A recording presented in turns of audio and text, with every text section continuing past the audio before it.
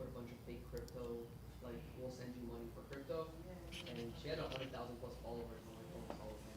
It was all of them. So Test. yeah, you don't want to risk that. Keep it separate. Test, test, test. But people are after that. Let's So see. it's like in business, and people hold your account hostage and ask you for money if you don't pay back. I would see like those, because I didn't realize that's what they do. I would see like those cryptos and when like most people hack things, but I didn't realize that that's So so, cool. dang. Don't fall for those. They'll never send you money. No one will send you money. No, Nobody I sends mean, you. my friends, they get hacked all the time, like, come on. So do you suggest putting another email, like for example, I have my YouTube channel and then I have like my email that's attached to the YouTube channel. Should I put like a different email to get Test, contacted? test. I recommend it. Because then there you be on the radar for that email. So the hackers will That's go. why I connect you. Sorry? No, don't be scared. Don't be scared. It's okay. Just have 2FA. And you should be okay. I'll get this connected to the TV now so we can. Let's do it.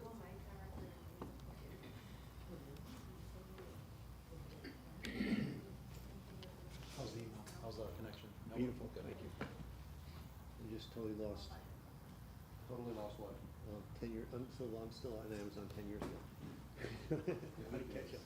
What? The good days. I don't know, trying to follow everybody, all the conversation.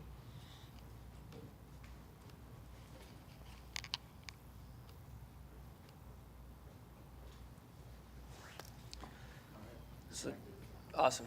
Just out of curiosity, did anybody watch yesterday's YouTube covering AI stuff? No? Okay, cool. Awesome. Perfect. Except for Carmen and T. But, and Ting. Thank you. Calls come up at 6:10. What do we? The video is connected at 6:10. We stopped around 6. Oh no, we stopped around 6:30. Supposed to be. Yeah, we stopped at 6:30. Yeah, I don't know. Yeah, it discontinued or disconnected at 6:10. Interesting. That camera just. Let's see if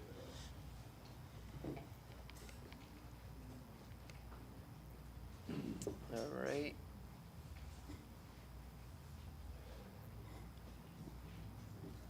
Just give me 1 second. Just want to share this real quick.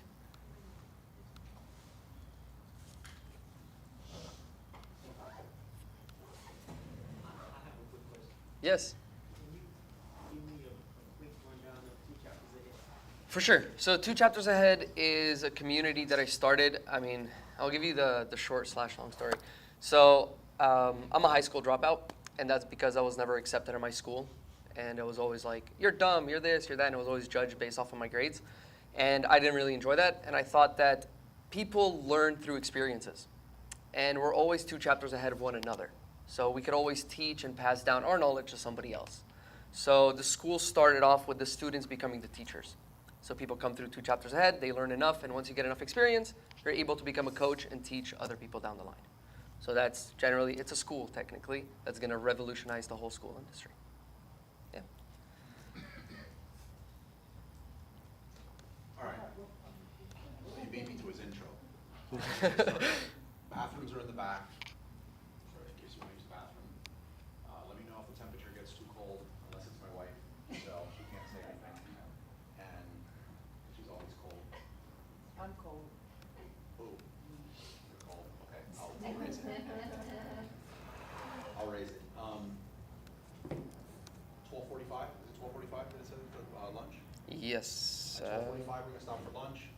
I'm gonna pass this paper around again for you to put what you want for lunch. Lunch is included. We're gonna be able to leave all of our stuff here. The door locks, and we walk down to the Mexican place right here at the end. We start back. Because of time's sake, we start immediately 1 hour later here. Okay? If you wanna come back earlier, just let me know and I'll unlock the door. The best network to join for internet is WOE free. If that's giving you issues, go to Wizards of Econ 5, and the password is Wizards1. So Wizards pluralized, all lowercase, and the number 1. Good? All right, so today's gonna be a Faceless YouTube channel workshop. It's a full day, hands-on workshop. This is something that Samer is extremely knowledgeable on. He walked all the way here from Canada to do this. It was a long walk. Enjoy. Thank you. Hello, everybody. You gotta fill this out, because I can't interrupt. I filled it out, it's right here. Yes, you're good. Thank you so much. All right, guys, let's go ahead and get started. You've already filled this out, just pass it to the next person. So keep in mind, today is a workshop, so anytime you have any questions, there's anything that you need to stop me on, and I'm going to come around and help you guys as well while you're doing it. So if you guys have laptops, computers, pull them out. It'll be easier to get started, and we will be using our phones. So if you guys have battery, I hope you guys have battery. If not, I got 2 chargers, Samsung and Apple, to make sure everybody's plugged in and has battery. So before we get started, just a few questions. So who doesn't know what Faceless YouTube or Faceless content is? Show of hands. Boom, boom, boom, boom. Cool, beautiful. Who's edited a video or not edited a video in the past? You guys ever edited a video? If you have edited, yes, raise your hand. For YouTube or any video? For any video. Okay, perfect. And is it on your phone, by show of hands, or on a computer? Phone. Okay, cool. Both? Okay, cool. And finally, who has ever created AI content? Okay, which apps have you used? The Midjourney. Typical ChatGPT, Midjourney? Cool, okay. For you, sir? Magicschool.io. Okay. Renew. Renew? Renew. Reloom. Okay, I haven't heard of that one. What does that do? It helps you build websites and apps. Cool, interesting. Just type it in and instructions will play. Cool, interesting. I'm going to look that up as well. I always like to learn more. All right. So again, we are all 2 chapters ahead of one another. So if there's anything that you guys want to share with us, so that way we can all learn, feel free to speak up. This is a safe space. Speak up, share. Yes? So, mine, I use ClipChamp. That's actually on my ClipChamp. website, yeah. Is that kind of like Opus, where it like takes clips of certain videos and it chops it up for you? Well, no, so it's actually just Microsoft editing. Okay. So it's just built in Microsoft. So what it does with AI is just incredible. Cool. I'll check that out. Yesterday I checked out an AI tool. It writes a song for you guys. So we could write a. Did you check it? Have you guys seen that? It is. You seen that? It is so I cool. wrote a song with, I mixed, it was, what's the guy's name? Juice WRLD. Okay. And The Weeknd. Okay. So I mixed that song. That's cool. Did you use Sono? No, I app. forgot the app that I used. I'll share that with you guys. We'll write like 3 sentences, press play, and we'll have a rap song, a country song, and it'll talk about us and the vibe and the food we're gonna order. It's crazy. It's super cool. I'm gonna find it. So we'll go through all that. Sorry? You'll see it's magic. AI, I Okay. did a tip that I just learned yesterday from T, actually, that I did last night. You can put, what's it called now? It's not It's Bard. a Google Bard. Or Gemini? Google Gemini is the new Bard. Connected to your Gmail or your G Suite. It's unbelievable. It can recognize everything. It's crazy. It could schedule your stuff, put everything in there. It's like having 2 full-time Assistants. around-the-clock assistants. Yeah. Yeah. It's wild. All right, perfect.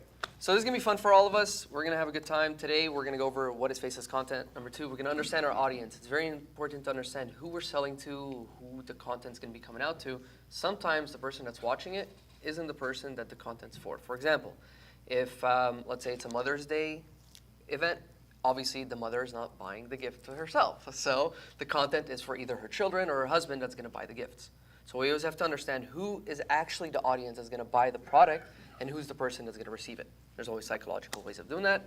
We're going to go into what apps to use. So again, we're going to go through like Midjourney, 11 Labs, and a few other apps. We're going to go through those. Some of them are going to be paid. Most of them you can do everything for free though. But if you do pay a few bucks, I think the one that we mostly want to pay for is InShot, which is an editing app on your phone, just because it has cool transitions and everything. I think it's like $3 for a month or $22 for an entire year. $49 for a lifetime. I'm not selling this. It's not affiliate marketing. But that's what it is. Number 4, creating the outline, the video, the script. So it's very important to be scripting our videos. Super important. So that way we understand what the pain point is of the client, what the punchline is, and what the big payoff is whenever they watch the video, how are they going to feel, and how we're going to trigger them emotionally. So this we're all going to do together. Of course, we're going to create our first video together. So we're all going to be creating a video together. And by the end of this, you guys are going to be AI pros. And then we're going to talk about the dark side of the AI, because, of course, it's a double-edged sword. AI it has its dark side, so we're going to talk about that and its downsides. And, of course, we're going to go through Q&A.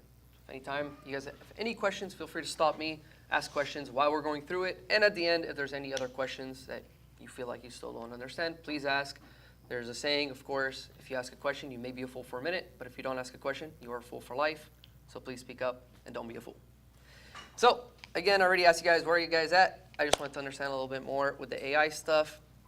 But today, before we start, I want to get something very clear. So best practices. What I'm teaching today is not a silver bullet. There's a bunch of different ways to do AI, to create content faceless. This is just the way that I've done it and the way that I teach it. So if there's something else, again, just speak up and be like, hey, I could echo in on here and add whatever you like. It's a lot of puzzle pieces. As much as we'd want to do this in just 4 to 5 hours, there's a lot to it. It took me a long time to learn social media and editing and everything. It took me almost a decade. So it would be really nice to do in 5 hours. But just understand that my day one is not your day one is not my day 100, right? So understand that everybody's going at their own pace. What platforms are we going to be able to post this on? Anything short.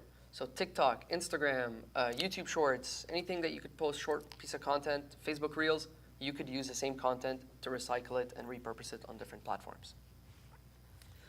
Short form versus long form, we are going to focus mostly on short form today. As much as we'd want to focus on long form, it's a whole different monster, and it takes hours to produce a video.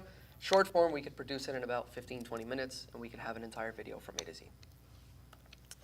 And then, again, questions anytime. Feel free to stop me and ask any questions you have. Good so far?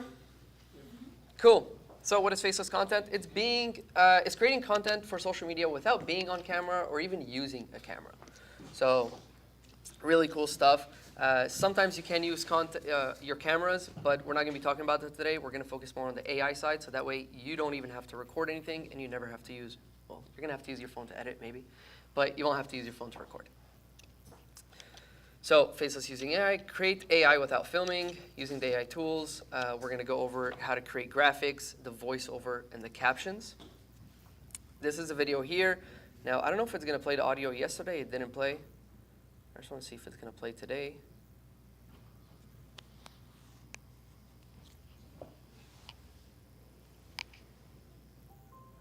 Stop taking sea moss. You probably think it contains 92 of 102 vital minerals.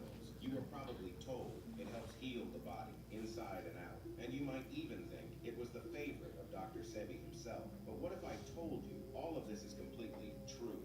Okay, I got you. But let's just be honest. That sea moss in a jar literally tastes like boogers. And the market has been flooded with fake pool-grown sea moss that can be poisonous to your body. This daily capsule contains the purest form of real Irish sea moss. It also has black seed oil to help grow longer and thicker hair, ashwagandha to reduce stress, and burdock root for a full-body detox and aiding weight loss.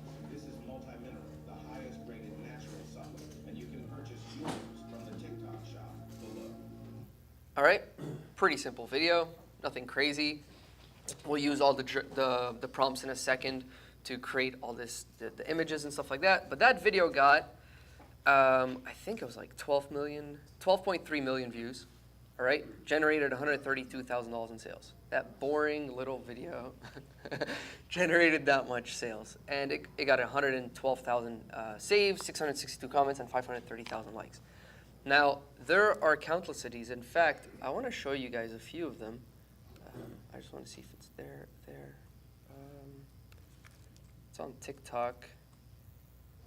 Samer, are you going to show us the one that you shared the link in the Melissa's group? Was that the one? What did I don't remember. What did I share with you? Created the AI video and it made tons of money. Do you remember? The bank, like the money bank. Do you remember? Yes, the one in the group. Yeah, that's the one. Yes, Okay. you seen that channel? I did. Okay. Sorry, give me 1 second. I think it's at the bottom here. Yes, healthy habits. So here's one channel. It's on TikTok. I'll just continue as a guest. I'll refresh this. So this channel here does 100% AI. The views are pretty decent, if you ask me. So, 80,000, 200,000, 26,000. It dips down a little bit. Then you have 500,000. And then as you go down, you have 1.6 million, 4.9 million, and so on and so forth. And let's say we click the video. The reason you feel so sick and tired every single day is the same reason you are so unproductive. It all comes down to one root cause. You are not... So again, AI all generated all the content. The script is something, if you guys notice, it's triggering. Okay, look at the first sentence, what happens. reason you feel so sick and tired every single day is the same reason you are so unproductive. It's a pain point. It all comes down to one root cause. You are not giving your body the love it deserves. So here are the top 3 natural supplements for your best health. First, sea moss, the favorite of Dr. Sebi himself. He taught us that It's very similar to the video we just watched, right? They just remade it in a different way, reposted it, and again, got a crazy amount of views, 4.9 million, a lot of saves, 2.7 million over here. And again, it just time and time over again. And when they were doing these types of videos, which is what most people do, as you could see, it was pretty boring, and it only got 1,000 views, 1,800, 3,000. As soon as they switched to AI, their first video is 869,000 views. And then 600,000, 600,000, 2.7 million. Because of the way that it triggers people's curiosity. And then nowadays, people, as they're swiping, you need people to stop right away and watch your content, right? So this is the type of AI content that we're going to be creating today.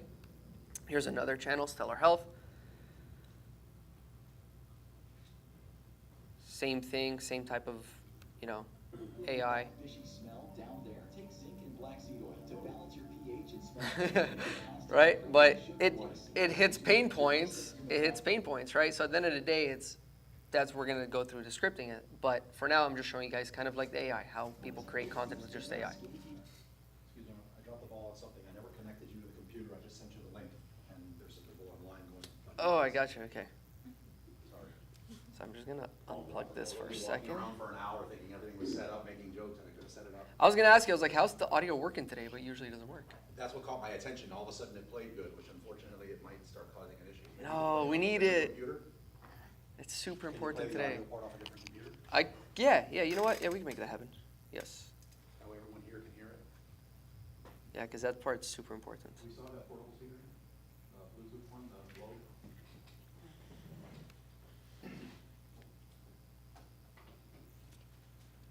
So let me open this. Did you pull the HDMI? I did, yeah, just for a second.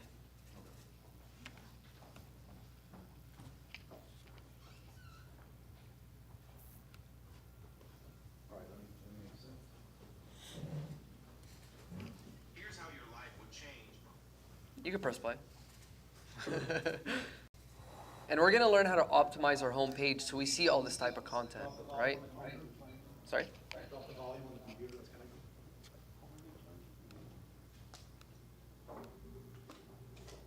That good? Yep. Share screen. And then entire. Yeah, I'm just going to do an entire... Is it Chrome that I'm on? Yes. Samer, I found a guy on TikTok that does the actual production for you. Yeah, 100%. That's where at one point, like I talk about scalability, because you could just hire somebody to do this and you don't have to do any of the videos. You could just be like, here's my product, and I just need you to create 30 scripts, 30 videos, and send them back to me. And you can charge them like, he'll charge like 15, 20 bucks. Yeah, are you going to show us how you would select that product? Like, for example, in TikTok shops, that's where that CMOS was selling. But there's a back end, I think, with Calidated that you can see Correct. which product is selling the most. Yes. I'm not going to go through the product selection today because that's like that's TikTok shop, product selection, and all this. I just want to show how to create, if you do have a product, how to create content for it. And that's why today what I want to do is I want to walk around, and if you're like, okay, Sam, I get what you're showing, but how can I do this with my product? That's what I want to help you with. So at any time there's something like that, you're like, this is my product, how would I do this for my client? And then we'll break down the idea, we'll break down who your audience is, who your client is, and based off of that, we'll then think of a product or the video, the script, we'll put that all together. Okay. Right? You're good. I'm Gucci. All right, let's do this.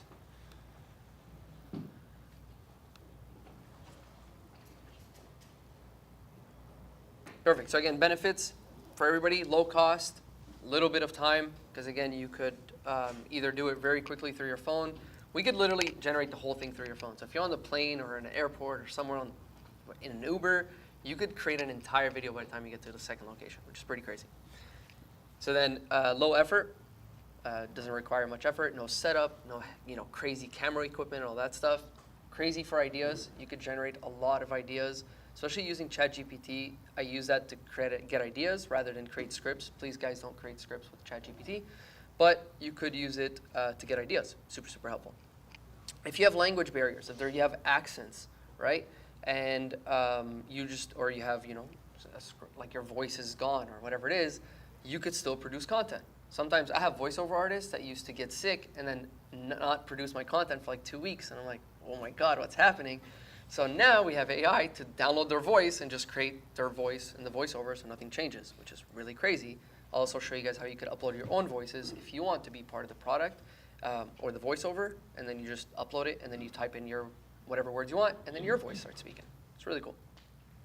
So no camera skills. You don't need any camera skills, lighting, you know, exposure and all that good stuff. ISO, you don't need to use that. No expensive equipment. I don't know if you guys have ever hired anybody for a photo shoot or a video shoot. It costs a lot of money. There's actors, actresses, lighting, setups, cameras, a bunch of things for like, you know, the extras on the scene. It costs a lot of money. Again, scalable, so you could use virtual assistants to scale this to the moon. And you could literally just have 10, 15, 20 people around you creating this content, or even 4 or 5 people and they're creating the content. You could really scale this and create multiple channels. And the channels that I showed you, they're pretty much the same owner. So Wellness, another one, they're the same owner. They're just posting the same content on multiple channels, so that way they could take over the market. Wherever you are, you're seeing different content. Make sense so far? All right. So we're going to start by everybody pull out their phones. Because what we're going to do is we're going to optimize our home page real quick. Okay? So does everybody have TikTok? We're going to start with TikTok. TikTok, TikTok, TikTok. No, no TikTok. Welcome to the world of TikToks. Today you're downloading TikTok, my man. Everybody else think they have TikTok? Cool. So I invite you guys to download this beautiful TikTok app, the Vortex. Yes, I love TikTok. So what are we gonna download? TikTok, TikTok. I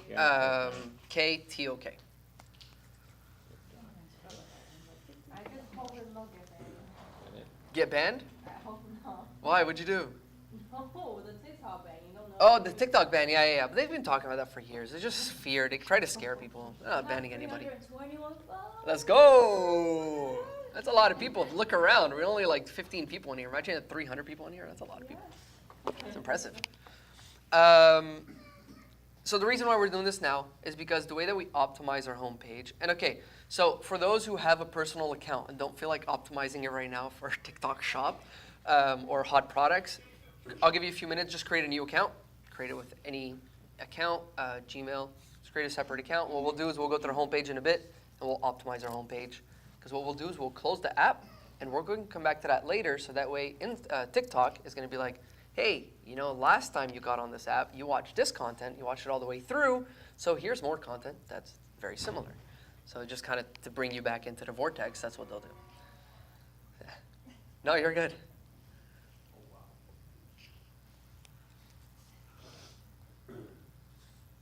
And just be careful. If you open TikTok and you get stuck in the vortex, try to put your phone down. I know it's a little bit hard.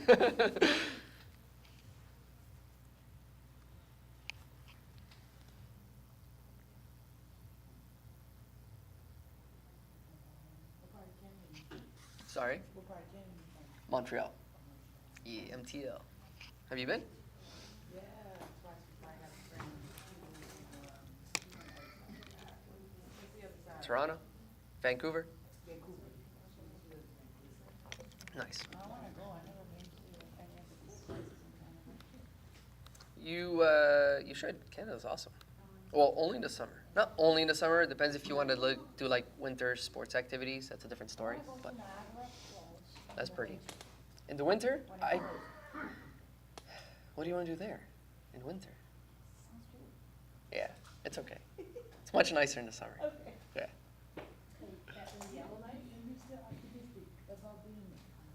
I haven't. Yeah. Optimism just means that you know everything's gonna go right. Okay. It doesn't mean that shit isn't gonna go wrong. Okay. It's guaranteed to go wrong, but you know that the outcome's gonna come out good. Okay. That's the definition of optimism, right? Yeah. No, I'd rather move. Don't get me wrong. I'd rather be in the sunny Florida than Montreal. Family. Yeah. Niece, nephew, mom, sister, all that. Yeah. Brother. And then your dad on the island, the Mexican. Yeah, my dad's now in Mexico. But he's coming back. He's coming back. He just left. Fucking cool. Yeah. Sorry. Everyone fell for that. They said, were you on the table when I told everyone that I haven't seen my father in like You love my me? whole life, and then. Oh, yeah. Yeah. You were Fernando, like, Yeah. story, yeah, I remember. Christina, did you end up getting into the influencer program? What happened? You got rejected? 3 times they said it. So I have to start. I was sorry. I was actually just telling Carlos that I have to start over. So now I have to figure out what I'm gonna do as far as the platform. Yeah, I'll contact you again. 'Cause Yeah, I gotta yeah. boost I mean, you the- still have the 5 posts that you haven't boosted, so. True. So I might just create Still another included. one and then contact you about that. I have to get another email account and do that all over again. But I'll get Submission. on it eventually.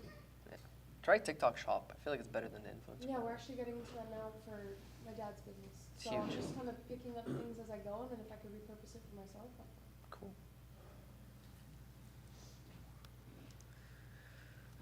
All right, let me know when you guys are done, and if anybody needs assistance, please let me know. I'll walk around. Setting up another Gmail account. Should I just use an existing one?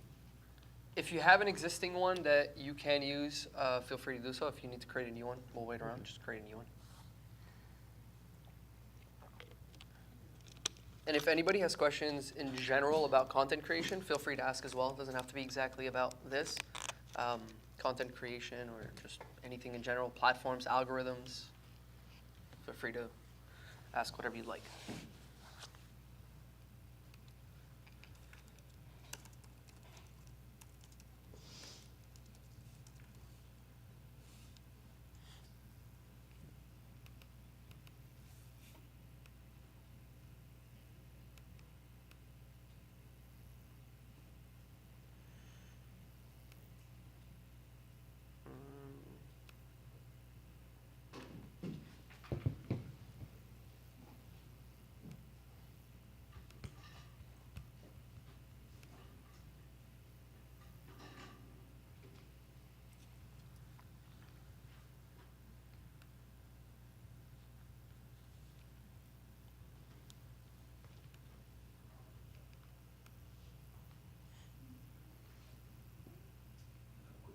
Shoot. Yes, sir. A couple of TikTok, YouTube videos that you showed earlier with all of the views. There's I don't want to say a mystery, but there is definitely, I think, a misunderstanding of how YouTube pays their creators.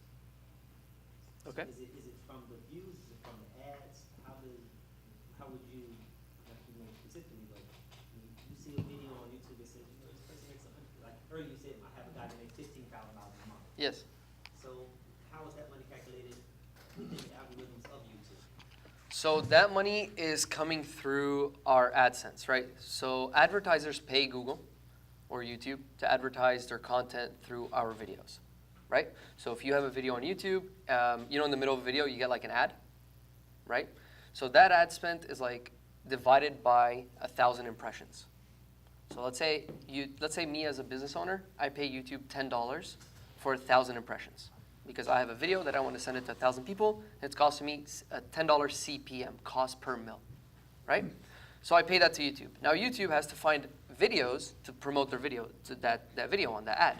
So then they go, all right, you're in the category, you're in the category, you're in the category. So I'm going to show that ad on your video. And I'm going to give you a percentage, exactly 55%, of the $10 per 1,000 views you get on this video, the ad impression, right?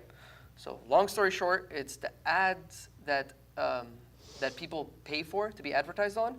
YouTube takes 45% of that and they keep it to run their business, and they give the creator 55% of that total ad spent that the user spent to get their ads on YouTube. That make sense? So you're getting paid per view. You're not getting paid per subscriber. You can have 1 billion subscribers and make $30 a month, right? But depending how much views you get that reflects your AdSense. So if I'm in, let's say, finance, now the revenue per mil is like $25. So for every 1,000 views, I get paid $25. That gets into my bank account, 1,000 views. Let's say I go into like Mr. Beast type of content. That's about $3 for 1,000 views because it's so general. So the more specific the ad is, the higher the RPM is, the revenue per mil. The more expensive the service is, the higher the revenue per mil is. So stocks, websites, things of that nature, crypto, you're paying $50 for 1,000 views. Versus if I'm selling like a water bottle that I know it's only going to cost me $2, well, I can't spend $1,000 or $50 to get 1,000 impressions. I'm going to pay you $1.50 or $2. So then the person only gets 45% of that or 55% of that, which is peanuts. So generally, depending on your content, you could always optimize for keywords that will pay more, because advertisers, the way it works is I will search based off of keywords and I'll target people. Based off of those keywords, I have to pay more or pay less, right? So one of my students' channels, we took all of his videos, he's in the tennis niche, and we put him through ChatGPT and we said, give us the most repetitive keywords that pop up in all of these scripts. And we found out that the scripts that have the highest RPM are the scripts that we talked about: tournaments, injuries, specific athletes. And the ones that had the lowest RPM, which is the revenue per mil, they were very general, like just a tennis game. It was in a specific tournament. We didn't mention any specific names. We didn't mention injuries or wins or cups, right? So whenever people were targeting, YouTube's AI is so smart that it'll know if this is in our video or not. And if it is, it'll put us in that category and it'll show the ad that the advertiser wants to target. If not, then they've just put us in a general ad and our RPM goes down to $4 and $5. Bless you. So that's generally how it works. Does that make sense? Yeah. If not, you could ask again. Don't be shy. Yeah. Does that make sense for everybody?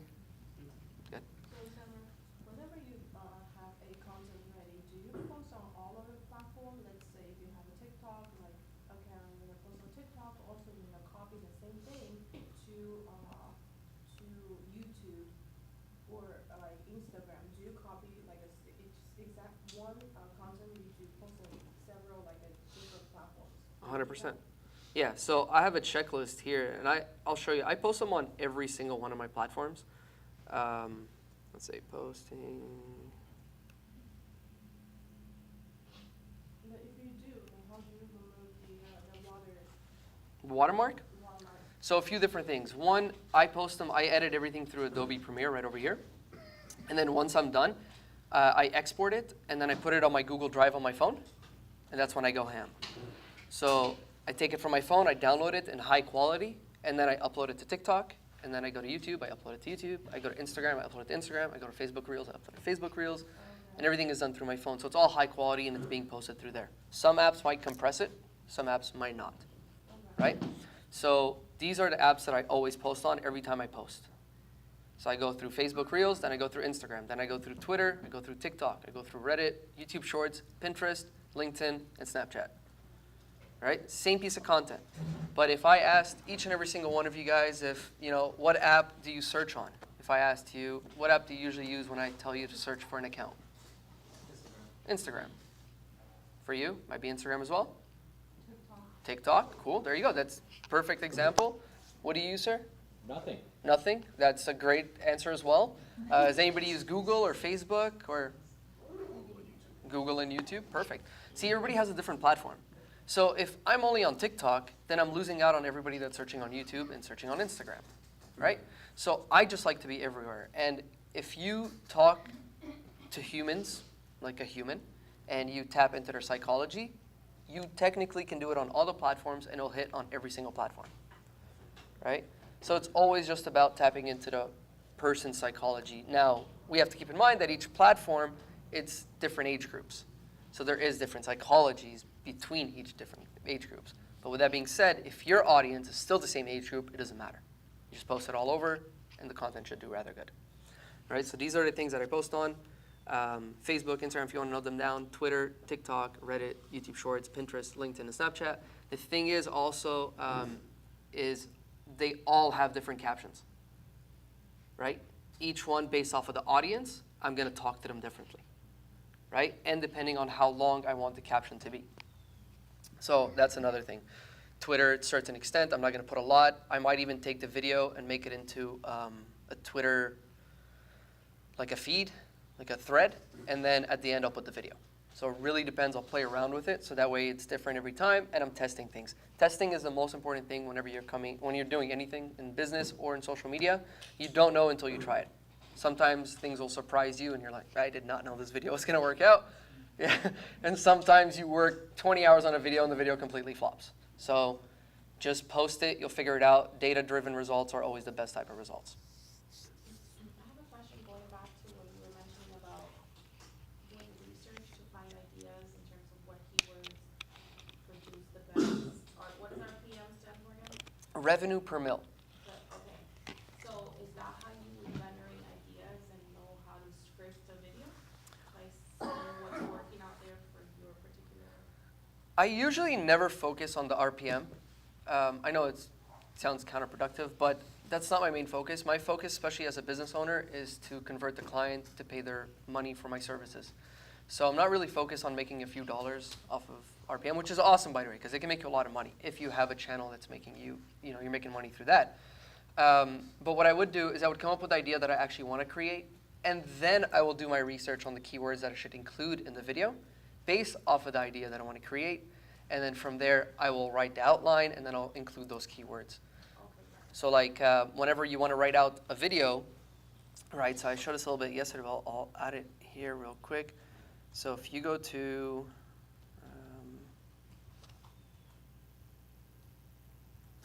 right here, video format.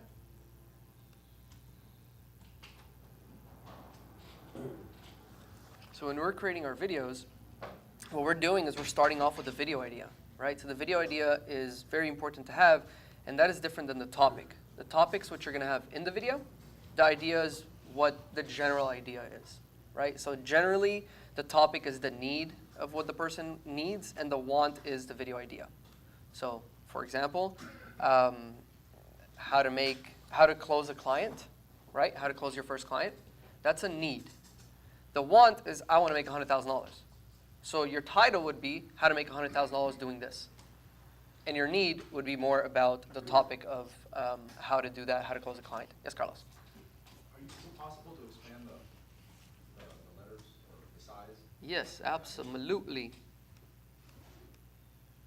Tom's too shy to ask, so I figured I'd Throwing it on Tom, huh? that is so much better. Okay, it's good? We'll ask Tom. Tom, is it good? I'm good on that. You wearing glasses? All right, cool. I don't need to. So yeah, you want to start off with the video idea in general, right? And then you want to ask yourself, by the time somebody's done watching this video, what problem have I solved, right? So what they would have learned something new. They would have had feel better. They would, I don't know, feel educated, whatever it is that you want to write. They want to learn about a new product, my service, so on and so forth. And then you create the title and the thumbnail, which we'll go through again. This may be a little bit different. I'm just sharing this with you guys, the formula, to create a long-form video. You go into title and thumbnail, and within the title and the thumbnail, you want to create 2 to 3 questions that the person will pose or ask themselves in their head. Most people make a huge mistake by uploading a video and telling the whole story in the title and the thumbnail. And it's like, why do I need to click on your video? You know what I mean? Like, for example, tell your client no, or that's a really bad example, but tell your client no to make more money, for example. And then in the thumbnail, it's like, no, you're not the right client, for example, right? So the person it could be a little conflicting. It could be like, what does that person mean? I want to understand what no means to get a client. It might be contradicting, right? But some people might be like, this is too clever, not clear enough for me, and I'm not attracted to this. Versus, let's say you're going to do something with the same story, which is, how to get a client to say no to you, and you're trying to become clever with it. I'd be like, the only objection that will make a client say yes, something along those lines. And then your question in your head is, what's the only objection? There's something that I made you question, that there's something that I didn't say. I didn't say no, it said the only objection. So those are like different questions that the person might pose in their head. Obviously, this is a pretty bad example because it was on top of my head. But in general, you want a person to go, what is this? Like, I want to find out more. And then you want to write down the questions. You want to be very clear with what the person's going to ask themselves, because you want to become a mind reader, because that's what your hook is going to be. The hook is literally answering the person's questions in the viewer's head, right? You might be wondering how we got a client in 6 months or in a month to pay us 6 figures. Well, you know, it's a bold statement, it's a question, whatever it may be. And then we talk about the audience aim. So again, their desire, what do they really want to do? They want to make money. They want to buy a product. They want to feel better, whatever it may be. And we talk about an opening statement, so shocking factor. Here's how I lost 60 pounds in 30 days. It's super unbelievable, right? Without lifting a finger or without working out. People are like, what is about to happen? Again, guys, this is super exaggerated, and I don't recommend you tell anybody you're losing 60 pounds in 30 days without working out. But just the idea here. Make it relatable and achievable, most importantly. If you guys want to note this down, it's cool. And then introduce the idea, the system, so how to achieve it. This is how we're going to figure it out together. And then you write the answers. How are you going to figure out together? 1, 2, 3. The body, we create the curiosity loops.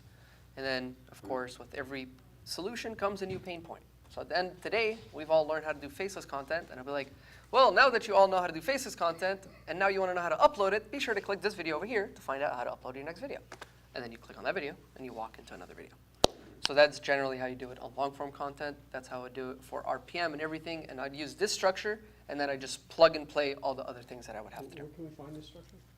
This is something I created, so if you'd like it, I could send it over to you. Just send me a message, and I'd be more than happy to send it over. Yes. Any questions about this? No? Okay. Cool beans. All right. Again, this isn't for every single situation. Please, this is a template, so this is just the idea of how it's done. All right. So everybody downloaded TikTok? Everybody's ready to go? Cool. For some reason, it won't let me log into TikTok here. So what we're going to do is we're going to open up our phones, and we are going to search, when we go to TikTok, we're going to go, TikTok made me buy this, or buy it. TikTok made me buy it.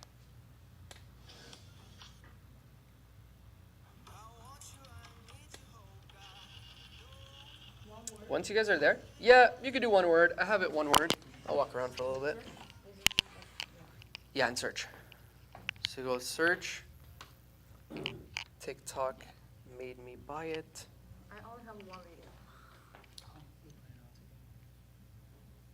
It's okay. Don't worry about it. So once you do this, we'll go through with it, and we'll do this stuff. Okay. So once you see that first video, I don't know. Yes, so we're optimizing a homepage. If you don't want to optimize for TikTok made me buy it, I wouldn't do it on your page. You could create a new one if you're like in Salsa Kings or something. Oh. But because we're about to optimize the homepage for this type of content. So it's up to you. If you want to create a quick one, go ahead. I would recommend it if it's your personal one. Yes, sir. So then if you'd like to start, just click on the video and watch it all the way through, and then like it once you're done. Yeah, whichever one you guys want. Just watch it all the way through. It's very important you watch it all the way through. Because we're telling the algorithm now, whichever one you'd like, whatever one catches your eye. Yeah. Just pick one of these? Pick one. Okay. Look at that one. That one is crazy. 15 million likes. Okay. That's crazy. So once you're done watching it all the way through, just double tap it and like it. So just pick any of these. Pick anything you'd like that says TikTok made me buy it. Christina's already on it. She's on fire. That's so cool. There's the Cars one. I've seen that one. Are we all seeing a different video? You could. It seems like a few of you guys are watching this one. So that's probably ranking right now on top. The Cars one. That one's really ranking. Okay. Possible. Cool. So once you're done watching this, what we're going to do it about 5-6 times, preferably up to 10. I know. You don't have to watch it. What you're doing now is you're optimizing different videos. So once you're done, just swipe up. Well, double tap, swipe up. So what we're doing is we're optimizing the home page, your home page, the For You page, for these types of content, right? So TikTok made me buy it. This is to get ideas of how videos are formatted, right? Because at the end of the day, we're trying to find viral videos that are formatted in a specific way. So if we find a trend, we start seeing through this, we start understanding what is happening here. What's the same script? So what we're optimizing for, just for the scripts. Later on, we're going to shut it off in a second, and we're going to come back later on whenever we actually want to create a video. You have to buy something now. I know that. Squeezes by, and he turns on the light. Yes. She's at the bunny lamp.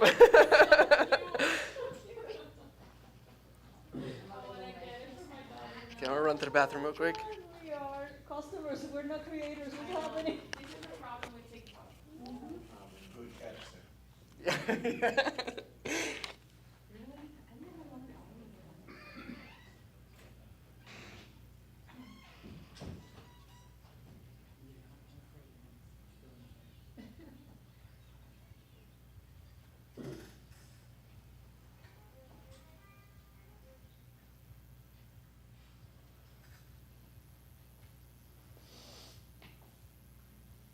Wait, what happened?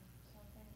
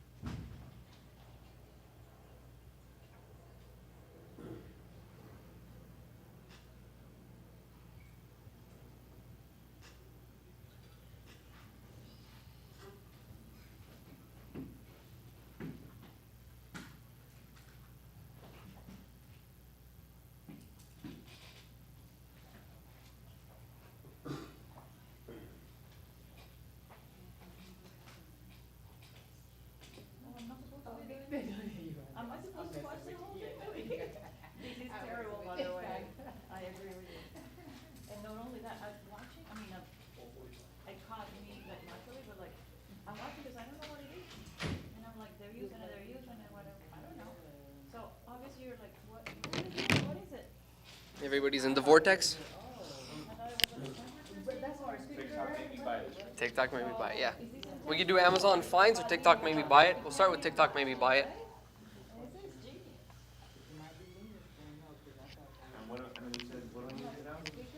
So watch a few, double tap like, watch it all the way through, and then just double tap like. If you want to comment, you could comment, you could save it, whatever you like. We're just priming the algorithm right now to just show us content, so that way we find out how the scripts are structured. And we're going to come back to that later on to get ideas. So whenever you're creating your own product, this might help you get some ideas. What else do you want to buy? This is dangerous, I mean. I know. I don't know I can do this. It's so dangerous. This one, the phone is on the side. Wow. She's like, at the cart, at the cart, at the cart, at the cart. I know. TikTok shop, TikTok shop. Yeah. How are you enjoying TikTok? Oh, just love it. But it Oh, makes wait. you differently looking at that versus going on Amazon, What do you mean? like the same feeling of wanting to buy. No, completely different. Yeah. Because it's humanized, right? In Amazon, you already have an intent. Like, Yeah. You kind of looking for something. Here is like, I don't need anything I've seen, but I could buy But I it. wanna buy it. You know? Yeah. I didn't realize how many things I didn't need that I now need. There you go. And there's People also don't watch random ads. stuff. People watch things that interest them, and sometimes those things are ads. And that's what you guys are watching now. You're watching ads, guys. These are all ads. But positioned in a way that messes with our mind and makes us want to buy everything. Okay, this is polluting my brain. Let's move on. This is part of the process.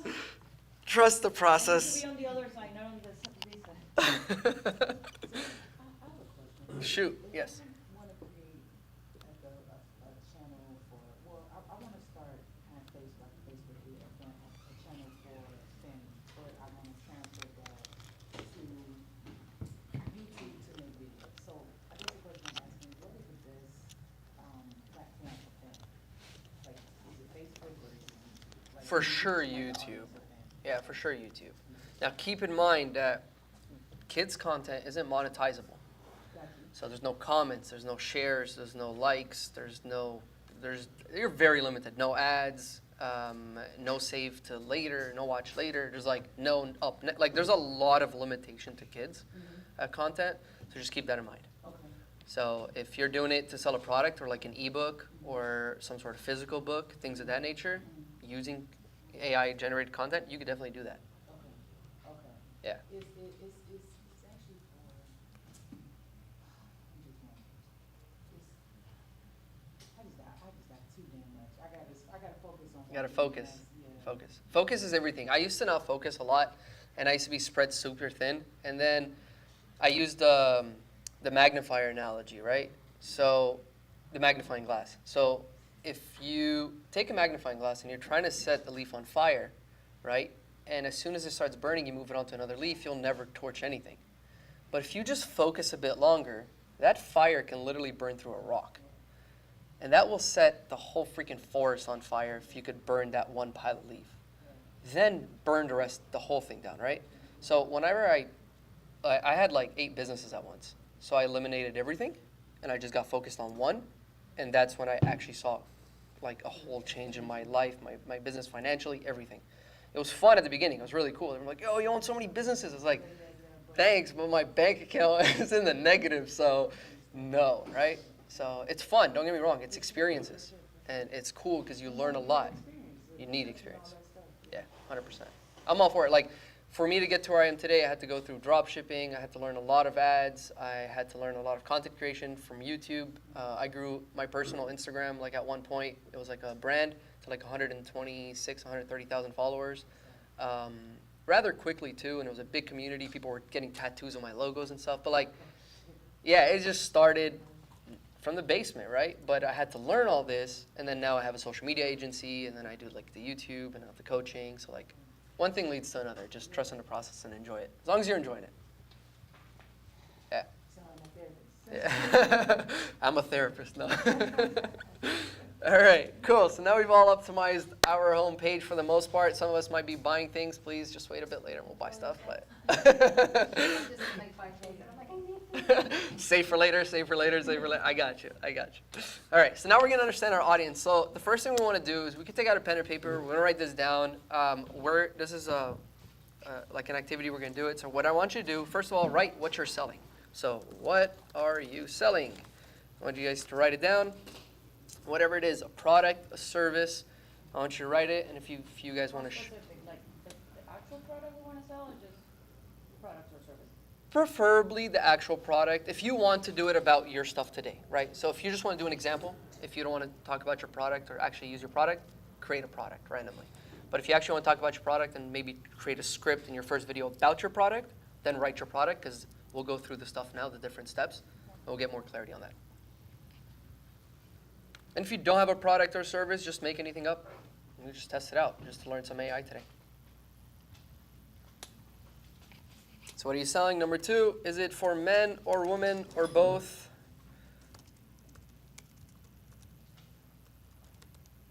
Or if you're selling it to another part of the community, that's up to you. I don't know. No judgment.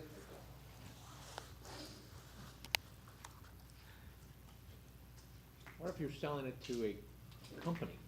Yeah, so B2B, that's going to be like question number 4, but we'll go enough now if you want to write B2B or B2C. I mean, regardless, who will they be selling it to? Right, so if you are selling it to a business, who's their audience? Because if you're creating content for them, generally it's to target their audience, right? Yeah, okay. So we might want to see if it's men or women or both. If it's business, like I have one of my clients is D-Dirt, and they do like the mills for like the wheat mills and all that, and it's like a huge company, but they deal with other businesses and people that are mostly engineers, and 90% of them are men. So we know who to really target more, but there is a 10% woman, which we could still speak to in the Happy Women's Day, International Day. 100%. I apologize. I'm sorry. No, and I know that you didn't say children, and I know it's just that because we ain't selling the kids, we're selling to their parents. Correct. Yeah. No matter what, they'll still pay for the child. The child might be like, I want this, but who's going to buy it? It's usually the parents.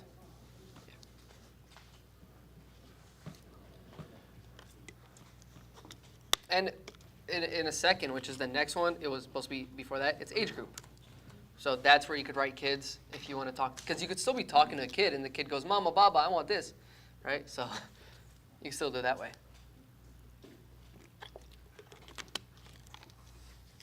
I want you guys to write all these down. And then the final one, which takes a little bit of thinking, you're going to write about their desires. So what is their end goal whenever they want to buy the service? What do they want to feel? Like, let's say, for example, somebody that goes and buys shoes, they might have trouble walking, they might have back pain, they might just want better shoes for running, they might, it could be so many different things. Bless you. Thank you. It could be so many different things. So what are their desires?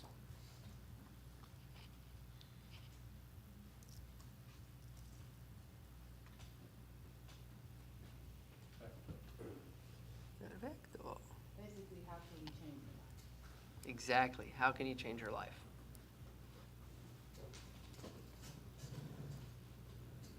Like Carmen, right now you're about to buy a million things. What was it that made you want to buy it?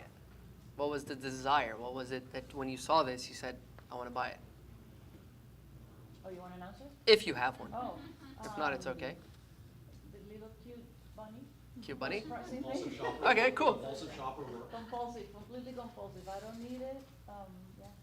Perfect. So if you notice that, So it's different though, because right now I'm thinking of everything related to the product that I want to launch on YouTube. Okay. Blah, blah, blah, and it's a little more like serious.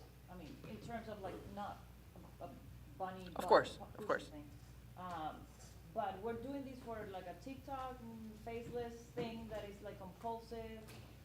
So I'm not like, I don't know. look, so for the app, the only thing that we're doing, we were just optimizing for scripting later. Okay. Right? So that content, we don't have to create any content like this. This is just to get an idea of what makes people stop. These are the most viral videos on TikTok that has to do with TikTok made me buy this.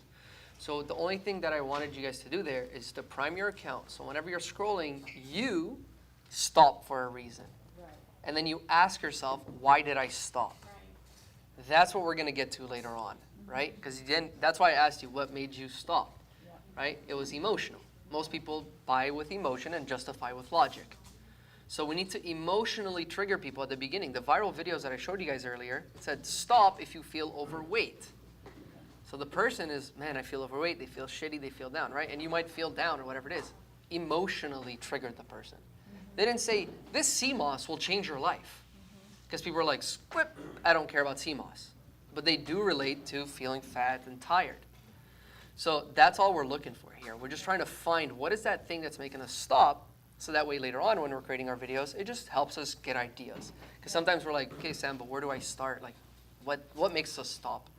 So we're going to open back our phones. We're going to just go to our For You page. So now we're not searching for it. Now it's just TikTok that's going to show us a video, and it's up to us to decide if we're stopping or not. And if we do, we're going to note down why we stopped. That's going to kind of help you. Would TikTok benefit from like a very niche audience, or is like, because that's like everybody stops. Like, who is the audience of like the cute bunny? Anybody, almost So anybody. is that how we need to see this? For You everybody, have to or- see it. You want to target. It's a funnel, right? So organic traffic is a massive funnel, and any ad is a massive funnel. So it starts on top, which is awareness. It's like everybody here could be aware of right now. There's a YouTube. Like you could talk about YouTube, right?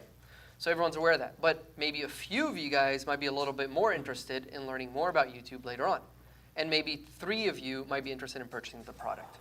But you are all aware of the service, right? So when it comes to social media, you get 3 million views. Are 3 million people going to buy? No, of course not. But a majority of those people, you might have convinced them because of the influence to buy your product. So sometimes the views, a lot of people want views to translate to money, which generally it's not always equivalent. But what it does is it creates authority, and it creates a bit of convincing the viewer to say, wow, this is a proven product. There's 200 million views on this video. This must be a good product, right? A lot of comments, a lot of saves. It lowers your resistance to buying much, much quicker, and you just add to cart and you buy it, especially when it's on TikTok Shop, right?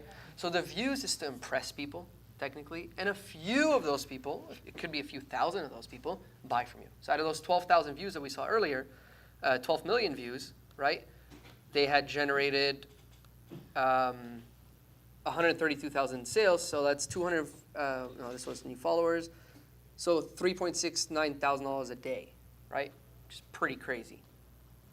And the way they did that, from obviously not everybody bought out of the 12 million, but if you divide it, maybe it's a $50 product. A few hundred people bought it, and they made that much money. So it's about social proof. That's what content is mostly about. right? And then it increases the purchasing decision. When the person is ready to buy, they go ahead and they buy the product because there's a lot less resistance. People are already convinced you that it's a good product. Yeah. So. Do you recommend buying ads to boost the viewership? You could put a few bucks, depending on which platform you're on. You could put a few bucks to push it a little bit. So TikTok, I know it has push. I've watched a lot of TikTok videos where the people that are trying to push the product, especially to TikTok Shop, they ran like a $10 ad just to initially throw it in the algorithm. I have never done that. I always go organic, but you definitely can. YouTube, I don't recommend boosting it. No, heck no.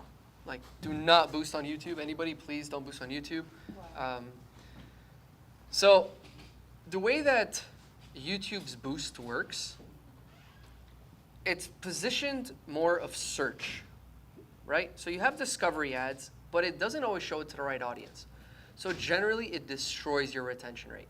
So it doesn't actually get you. No, it doesn't matter if your video is good or not. You're targeting a certain audience. When you boost it on TikTok, it boosts through the For You page sometimes. So you're just scrolling, and you're just like, it's there, and it pops up, right? So from my experience and from my students' experiences is whenever you run YouTube ads, you're kind of shooting yourself in the foot. Yes? Carlos? What? We did some promotions. Yes, for long form content for you, no? Yeah, it's not. Yes, different. Different, yeah, definitely different. For long form, especially for you, the kids, like for Carlos, I think he tried to do the same. And I stopped doing it online because it's educational. Yes, Versus exactly. entertainment and long form. Exactly. So again, depending on your content, like for him, I think it hurt your channel, right, Carlos, if I remember right? I don't know if it hurt, but what I looked at and I was like, well, one of the goals of the channel at some point is going to be to sell some, well, one of them is to just attract people to the meetup group, which is in the US. And another one was to sell some sort of digital product to offset the content creation cost. Again, the cost of that product would probably be somebody in the US that buys it. And no matter what I could do with the targeting, I was getting a lot of people from India. So great, I'm glad they're consuming the content, but growing has low CPMs.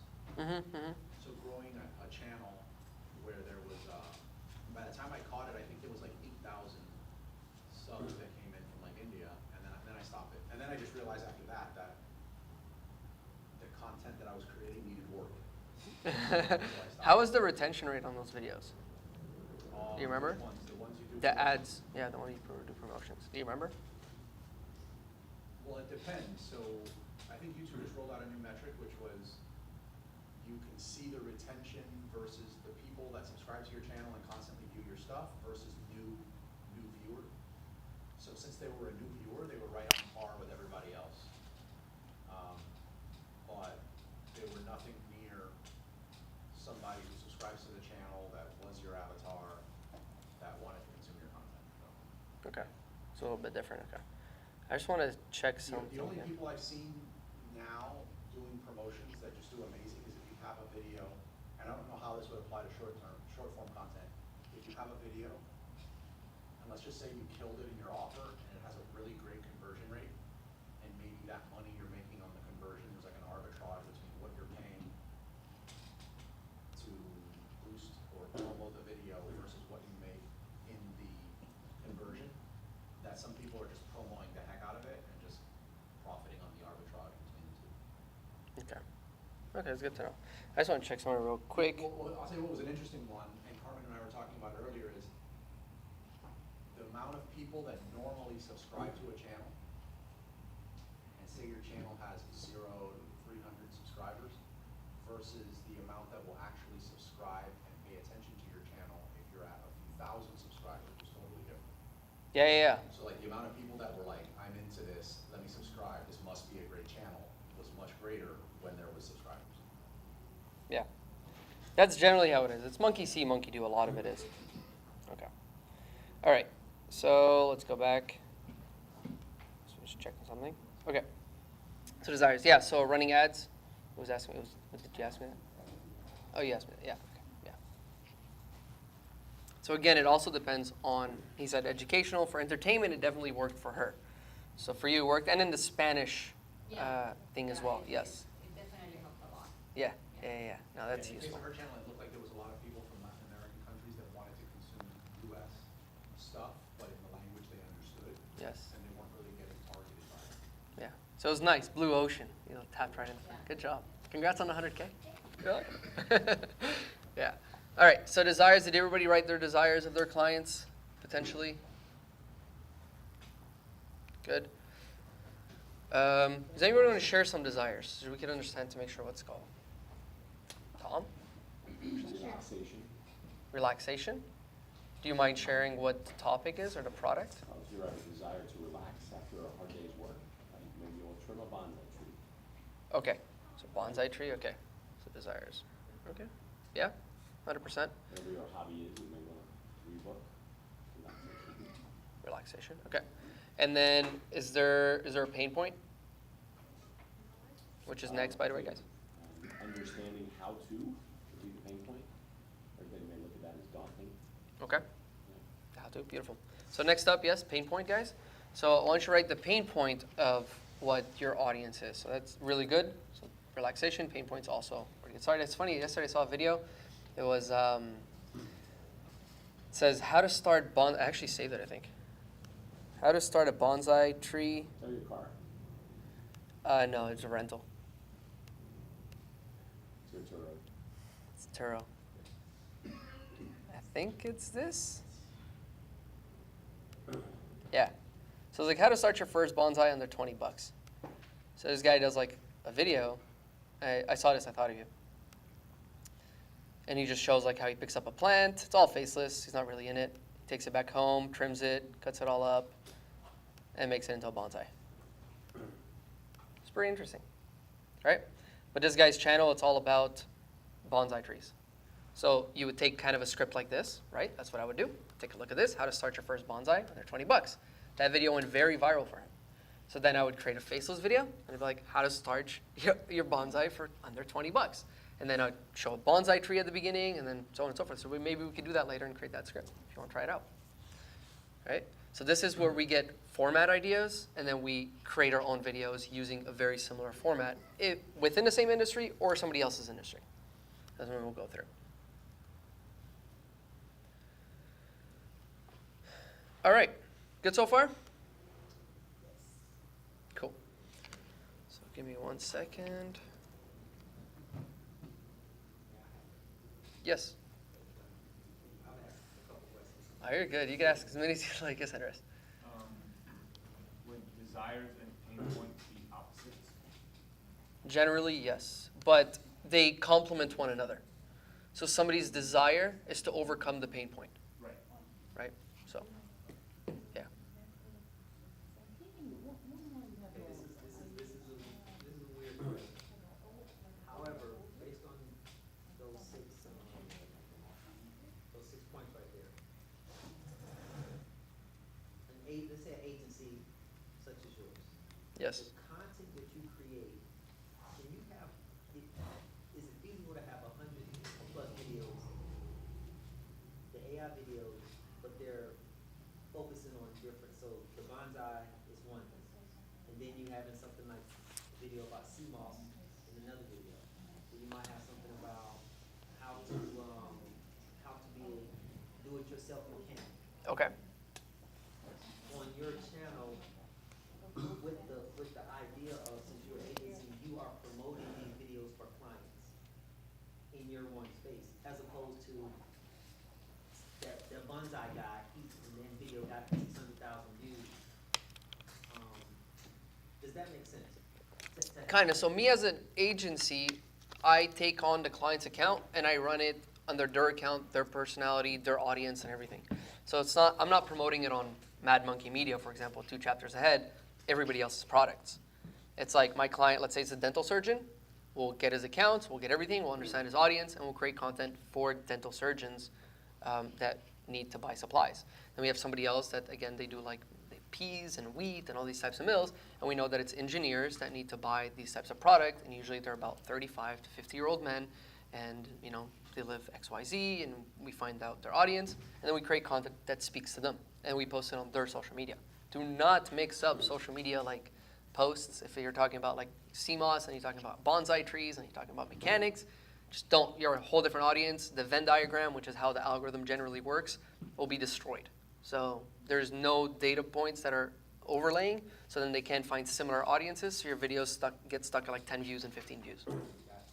Yeah, even though the video could be freaking awesome, but just because YouTube doesn't know who to show it to. And it might pick up 6 months later, a year later, but it takes so long because there's a lot of people on YouTube, billions of people, so in the audience, it's showing impressions to about 4 to 10 people a day if your video is dead.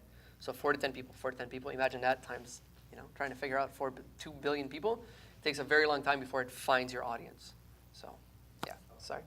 What are your thoughts about creating that contest for your brand or your product that you're selling to get that engagement, to kind of sift through who may want to have that product? So I think contests, there's the right thing to do and the right time to do it. A lot of people do it at the very beginning, and they just shoot themselves in the foot because they bring on the wrong people. They bring on cheap people that weren't going to buy anyways. There's people that just join contests, and as soon as you're done with the contest, they unfollow you, and they do all that stuff, right? So many people do that. We've ran contests for a lot of our clients because they're like, no, we want to do it. I'm like, just give away $500 for free? Sure, no problem.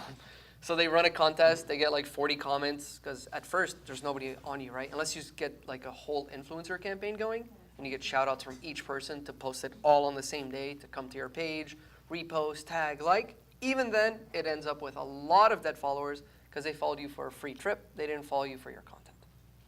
So the way that I do shout-outs, I don't ask for followers. I ask for saves and forwards. So the reason for that is because I don't want fake followers. It's okay if you want to come to my page and you want to forward it, you want to share it, you want to save it because that helps the crap. It shows the algorithm like this is so good, it's going to promote it to more people, but I don't want you to follow me if you're not for me. So that's generally how the rules are for the clients that we do. We do tag a friend, don't follow, like literally we're like, don't follow unless you want to actually enjoy the content. You don't need to follow, and then save and forward. Save and forward. Save means it's something that is meaningful to you, and it's something that is so important that you want to come back to it. So the algorithm sees that as a really good thing, right? Because it's like they brought so much value that the person wants to save it to come back to it. Sharing means it was very relatable to you. And maybe a friend or whatever, and you want to share it with other people to show them like, hey, this relates to us, like a funny meme or something that happened, you could share it with somebody. So those two, those are the new metrics the algorithm is mostly looking for, because everyone can fake likes, everyone can fake everything, and it's much easier to like stuff. It doesn't have as much impact as saving or forwarding something, right? Because it's like everybody double taps.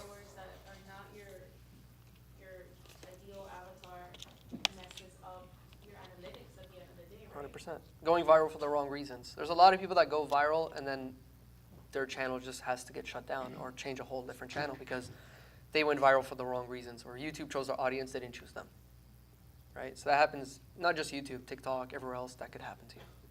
What I do with contests is I'll first do like an example I like to give is using Star Wars as an example, and so you have a Star Wars product. I'll first put something out there that says, take the quiz, what color lightsaber would you have if you were a Jedi? So the people that get it, like nobody that's not into Star Wars wants to know what color lightsaber they have, for example.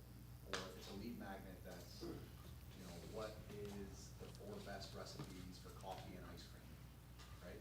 If you're not into that, you don't get into it. And then I'll target those people with the contest. Yes. So they've already said, like, I'm into that, not I'm into just a free icon. So it's an engaging piece of content first, and then it's the contest. To sort of vet them. Yeah, and you know what? That's a very good point that you brought up. And we did run a contest once using. Have you guys heard of ManyChat? Yeah. It's like a bot, Autobot, right? That rabbit hole.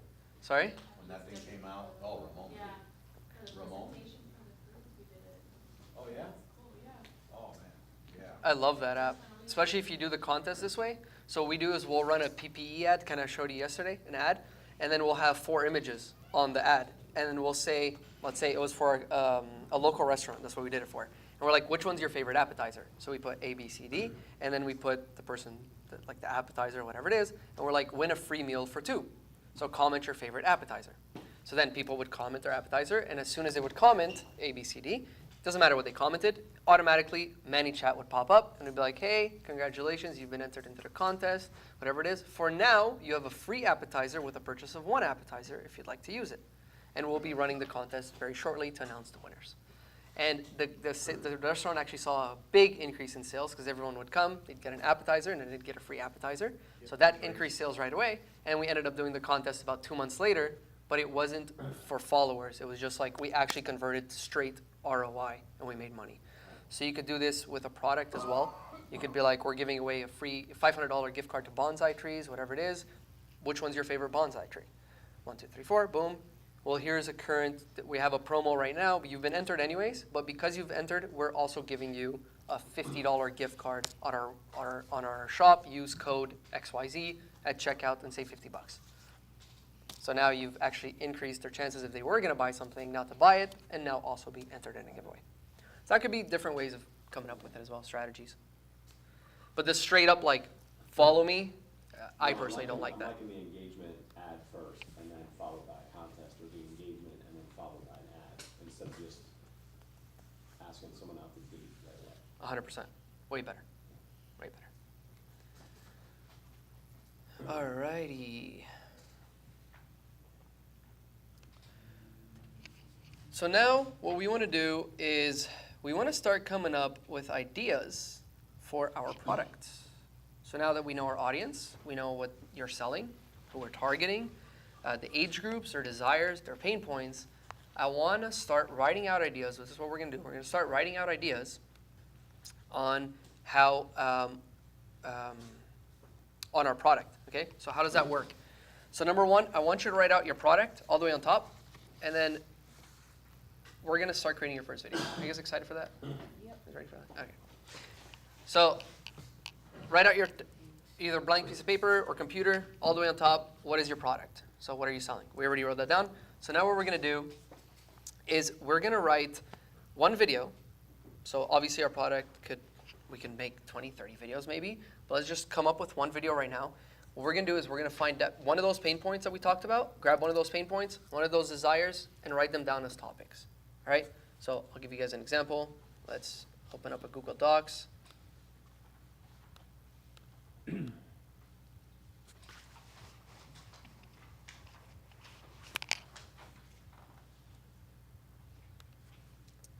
So we're going to use bonsai, all right? Cool with that? All right.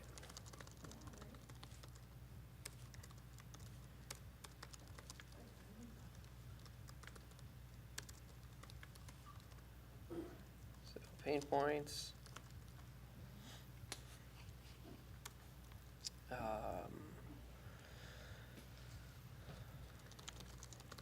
Start.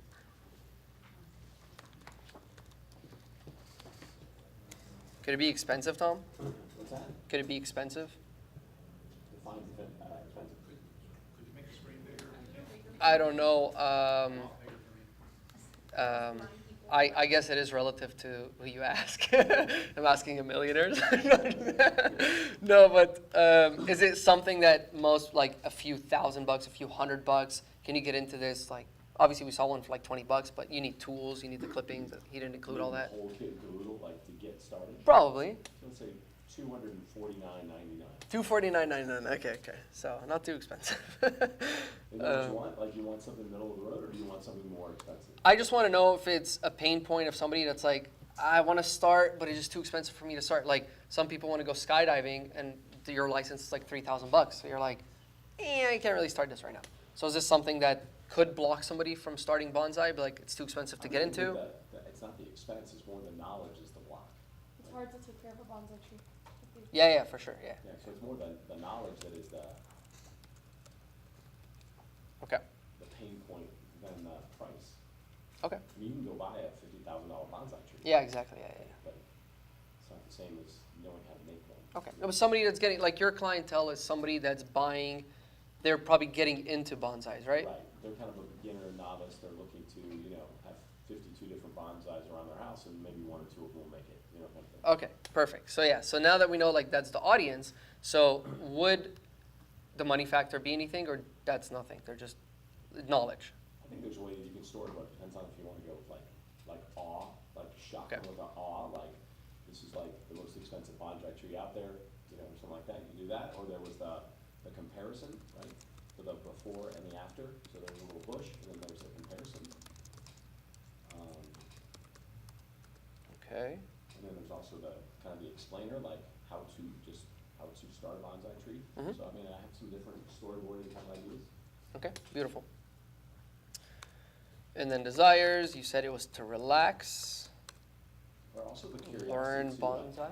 like how do you know, this is what it takes. It's not as complicated as it sounds. This is easier than it looks, you know, kind of curiosity. There was an exercise I got from Ali Outdoor that in his presentation, and we went to Texas, and it was I don't know if this, you tell me, list all of the reasons why somebody would want to do bonsai, and then list all of the reasons why somebody would not. No. Would be like, I would if, you know, the objections, Objection, yeah. and then marry them. So like, starting bonsai with no previous experience, right? Exactly. And like, so I want to do bonsai, but it's too difficult. Yes. Or how to start bonsai, you have no time, Yes. right?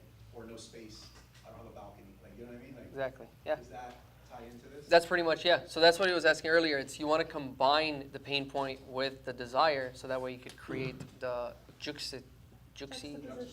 yes, that word.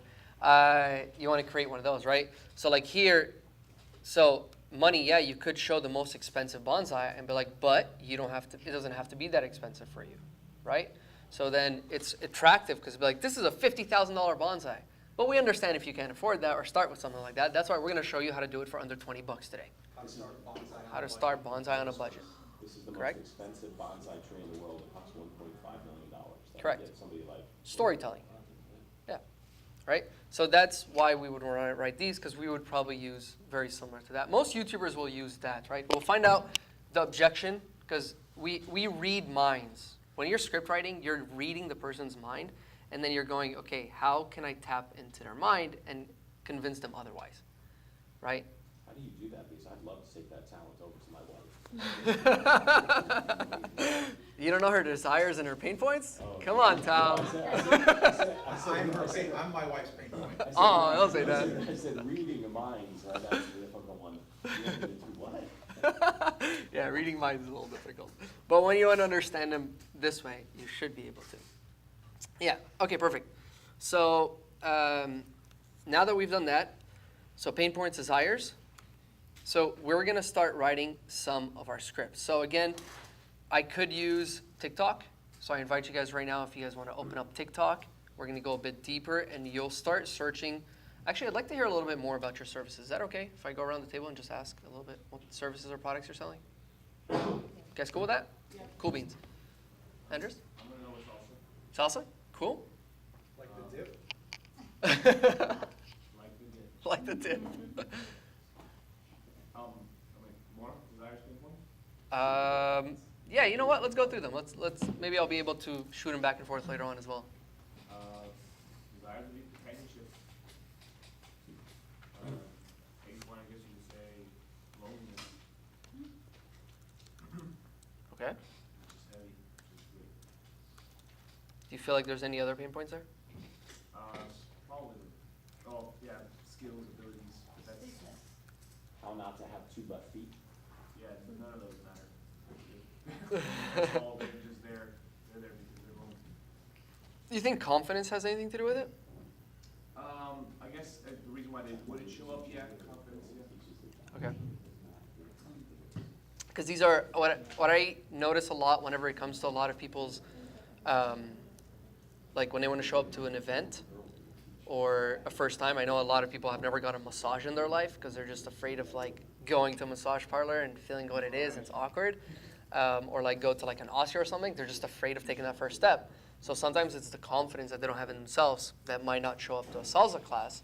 But when they get there, because they feel welcomed, then, you know, and praised, people go where they're celebrated, not where they're tolerated, right? So if I walked in the door and everyone just kind of stares at me, it's like, what's up? If I walk in, I'm like, hey, what's going on? So I actually Feel welcome. pain point wrong. Okay. Pain point would be what is their pain point? So like, it could be loneliness for sure. It could be lack of ability to learn how to dance. Well, I put the loneliness, that's why they would go. obviously not what the pain point is. It could be part of it. If some people are lonely and they're just trying to find a tribe or to be with somebody, that could be a pain point. Absolutely.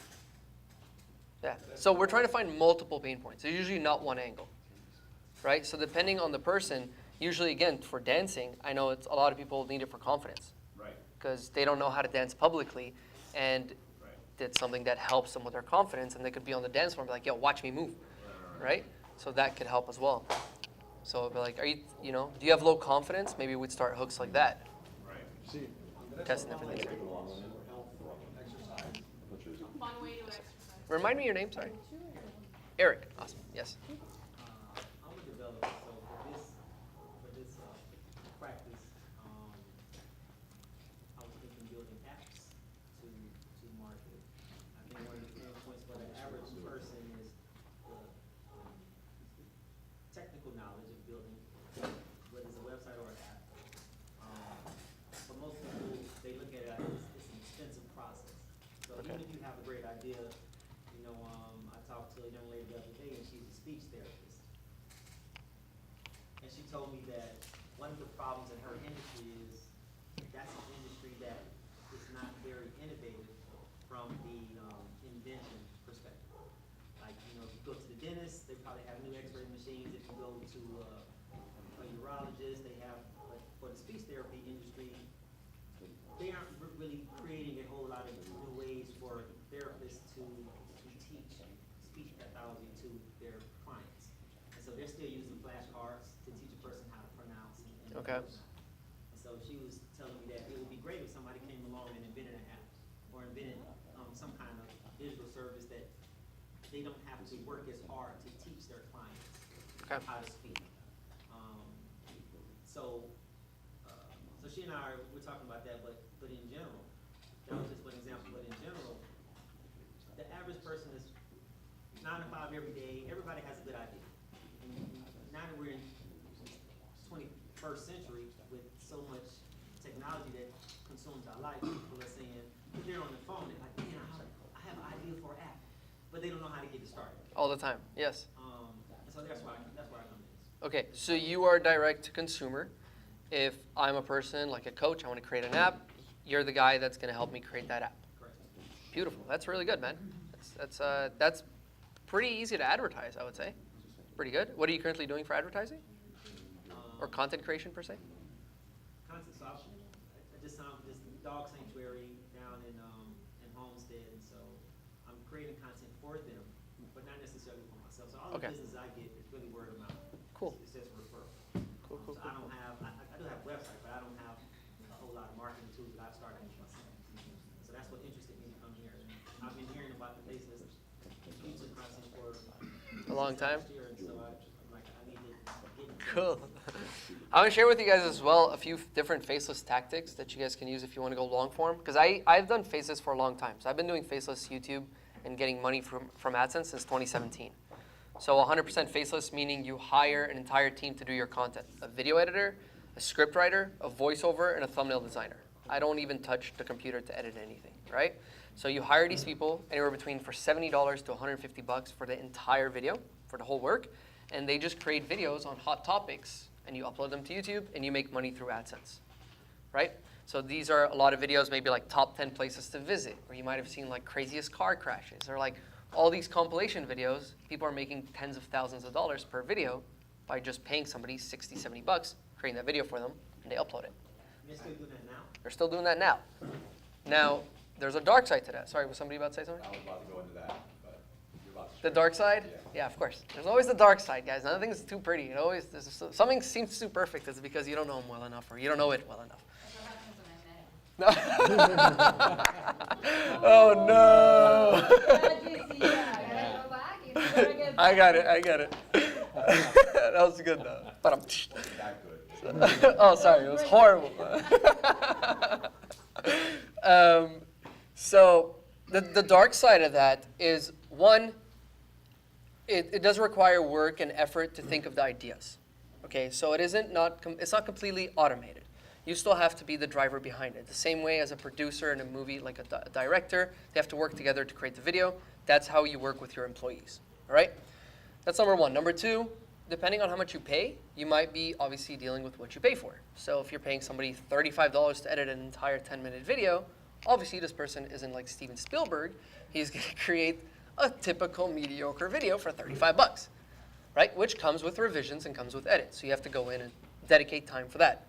Script writing. So again, depending how much you pay for a script writer, most $30, $40 script writers nowadays are going to use ChatGPT. Very obvious, so you tell them not to, but it's very, very obvious if it is, and there's checkers online to find out. But in order to get around that, what you would do is you would hire a script writer, like 70 bucks, and they would actually go and write a good script with research, well written out and everything.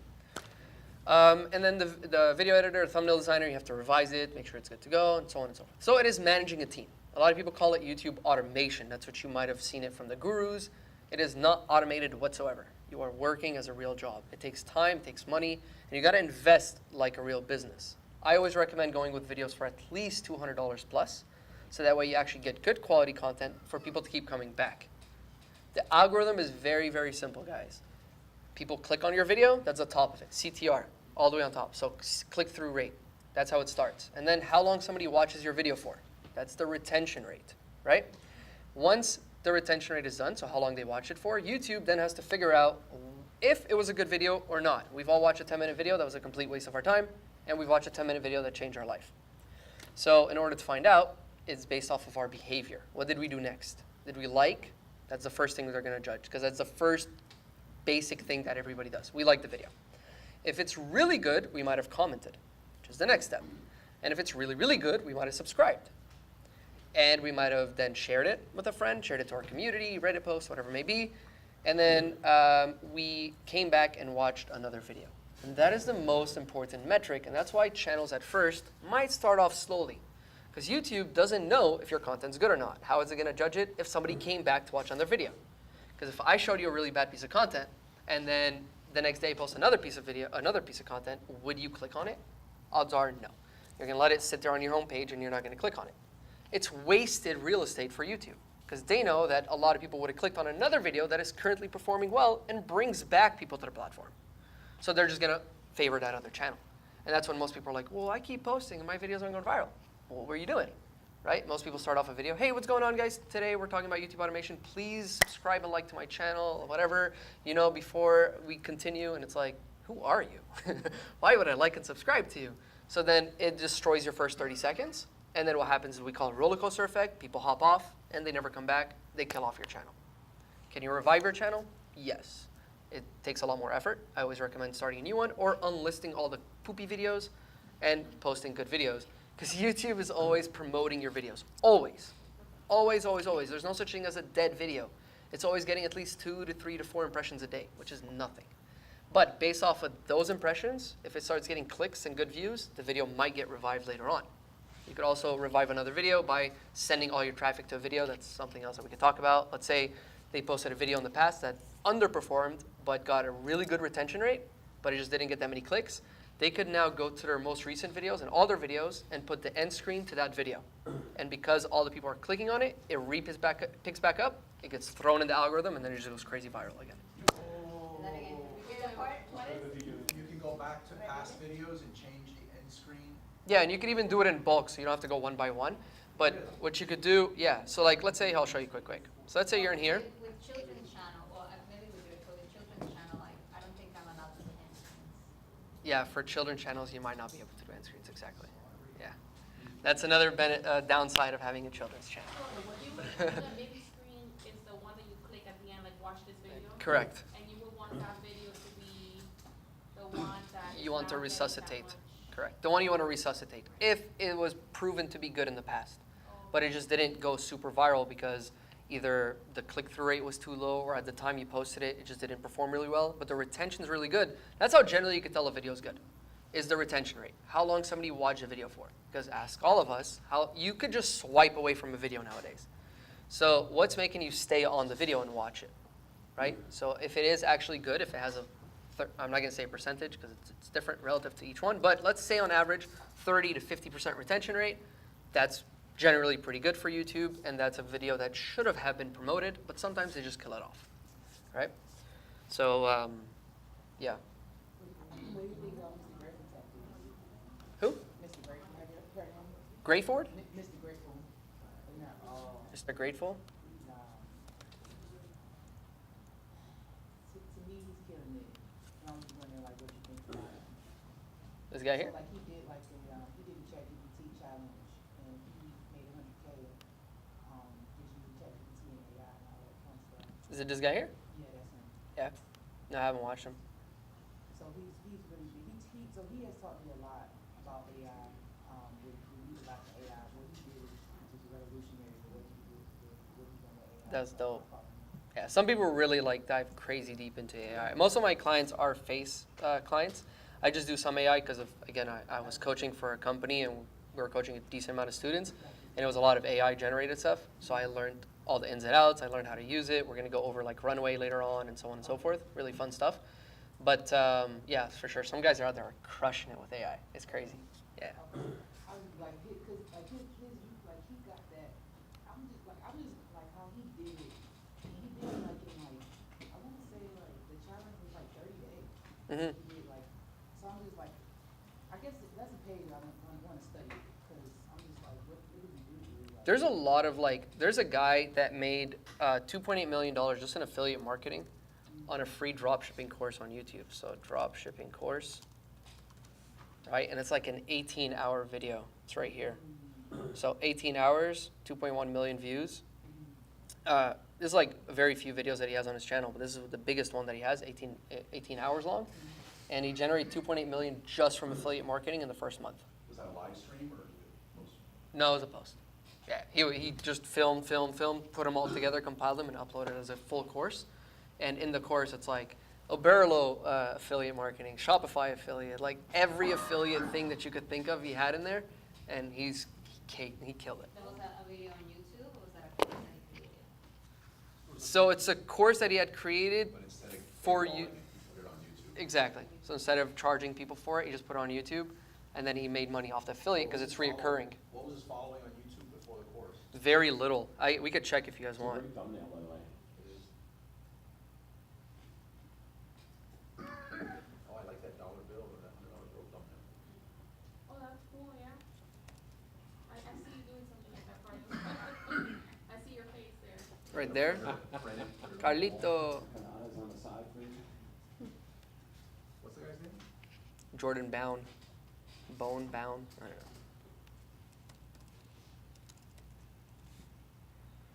So for those who do not know, there's Social Blade. If you guys ever want to check it out, it's an app where you get to see creators, you get to check out their average revenue per year, per month.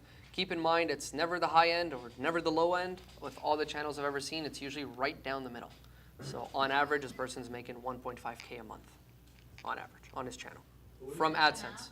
Sorry? Is it an app or is it an extension? It's all. It's an app on your phone. It's also a website and an extension.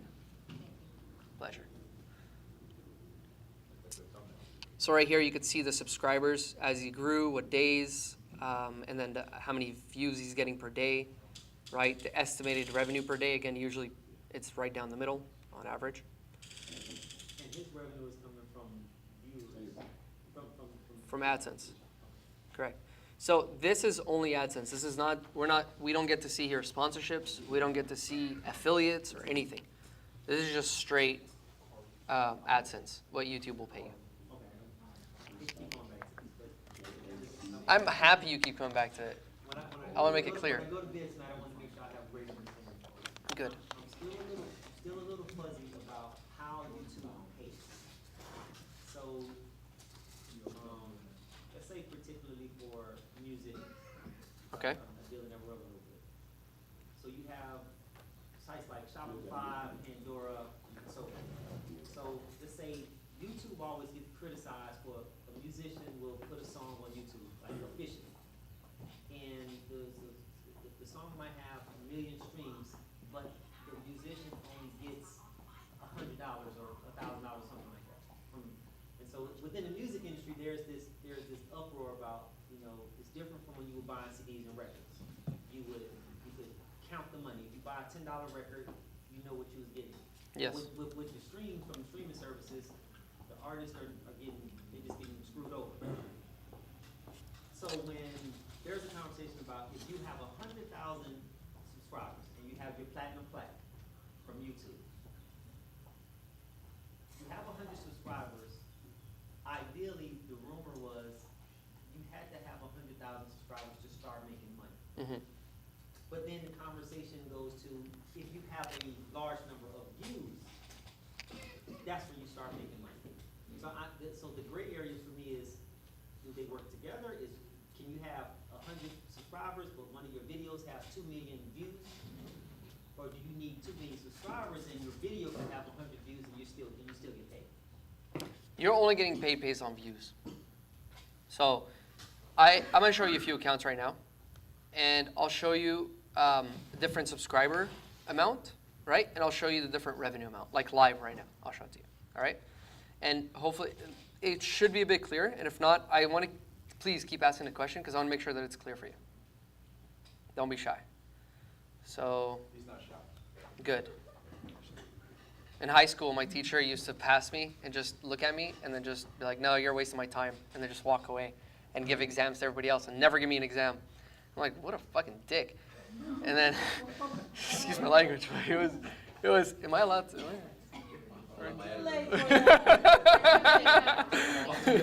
Is there a fine?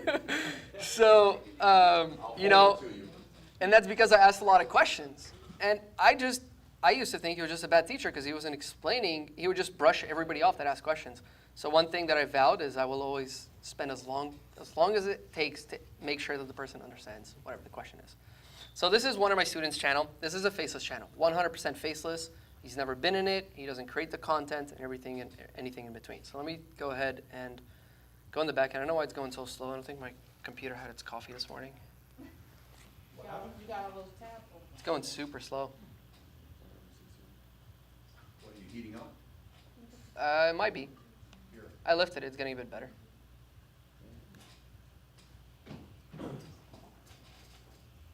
Oh, gracias. Hola.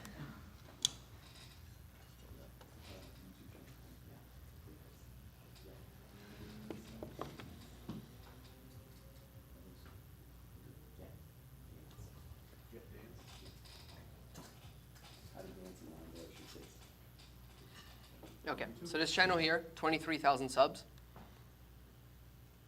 This last month, it's made about $2,100. Okay, it passed 28 days. I'll show you kind of the overall, how we get paid out and everything. I'm gonna get deep into it in this channel real quick, all right? So again, 23,000 subs, he's getting paid $2,000. Now, if we go into the revenue, we're going to look at a few different things. So number one, his revenue per mil is $10.48 per 1,000 views. Okay? So every time that his channel gets 1,000 views on his videos, he gets paid $10.48. Currently at this current average, right? Each month it might change, so on and so forth. Some month he was making 5K a month, some month 2,000, 3,000. If you notice here in November, he probably only had 10,000 subscribers or 15,000 subscribers. So he had less subscribers making way more money, right? So it's not necessarily the subscriber rate. Now, let's go look at the video. So this is the top racist towns that he's created. This is a video here. And if I'm not mistaken, this is one of his most viral videos that generated $25,000 for him, okay? In 1 month. No, this is since it's been published. Correct. So it starts off, right? So now it's per day, it's going to be making 16 and then 50, boom, and it just picks up and bam, it just got into the algorithm and it just started printing money for him. All right, so $25,000. Now this specific video, every video has a different RPM. This specific video has an $11.51 RPM because he might have said different words or different towns that targeted different people, right? So it paid him a little bit more. Now, because of the views, it got reflected off of the payroll. So if you do the overviews of the views, which would be 2.2 million views, and you multiply it by the $11, you get $25,685. Fair? Now let's say I go to another video.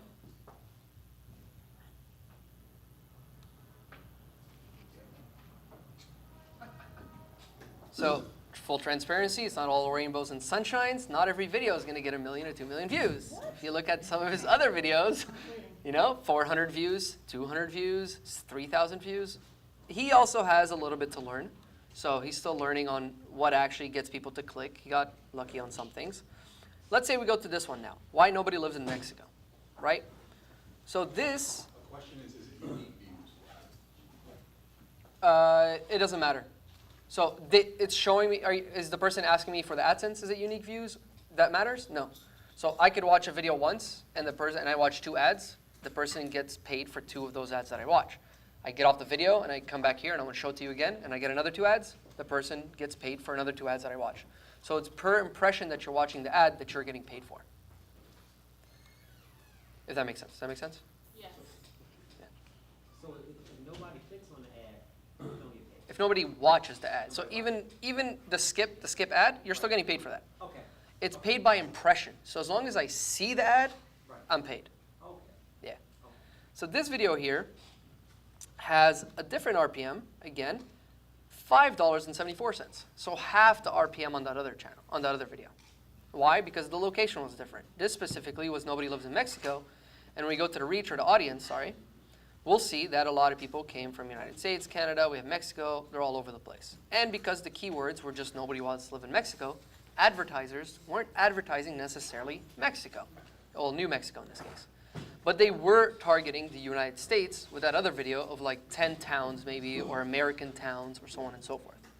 So they got paid a lot more in that other video.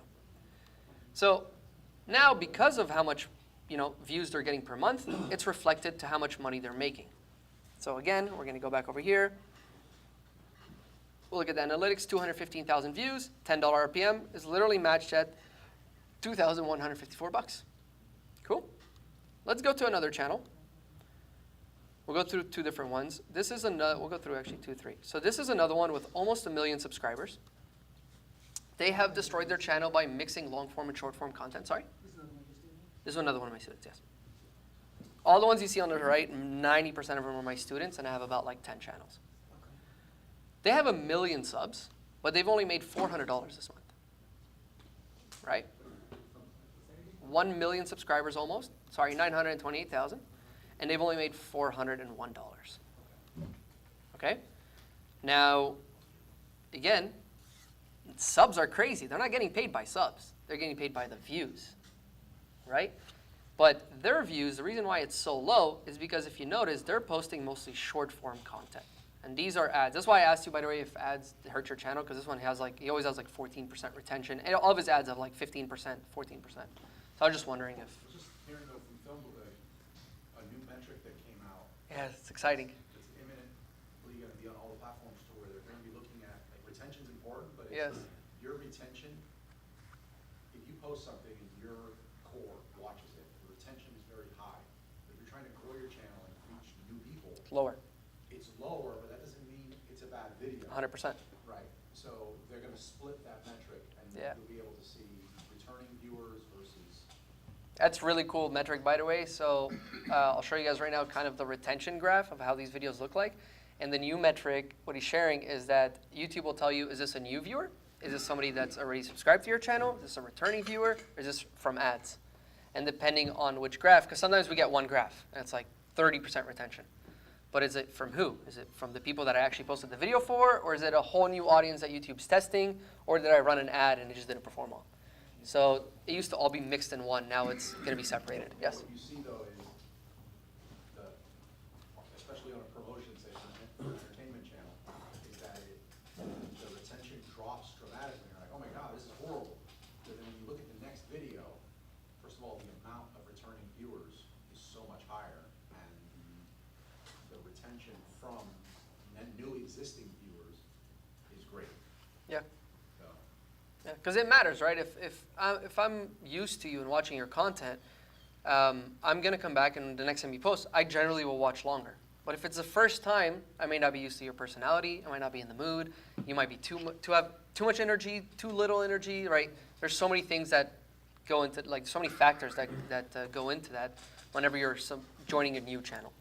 But whenever you like the person, you come back, it's a whole different graph. So this is the graph that we usually see, right? So metrics to really look out for is 60% of viewers still watching. You want to aim for 65 plus because 30 seconds is very important for your video.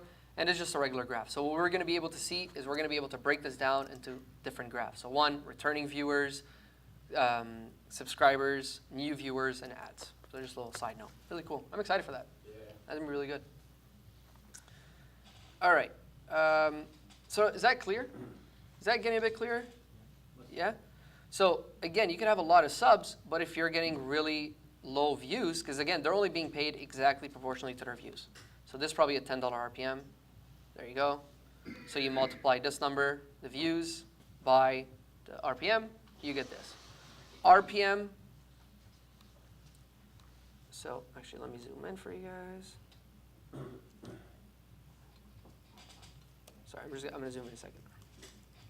A crazy metric, I guess if you look at subs, and I try not to look at subscribers anymore, but obviously I want plaques too, is I would have, like before doing YouTube, I would have thought that once you got a subscriber, they kind of locked in with you for life.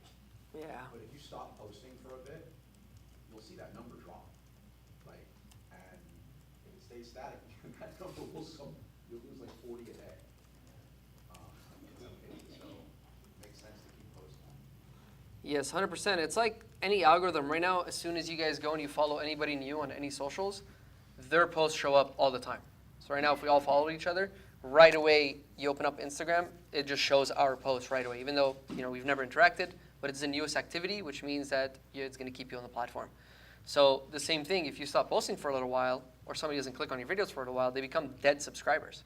So you could have 1 million subs, and they're just never being promoted your videos, because the average person is also subscribed to 42 channels.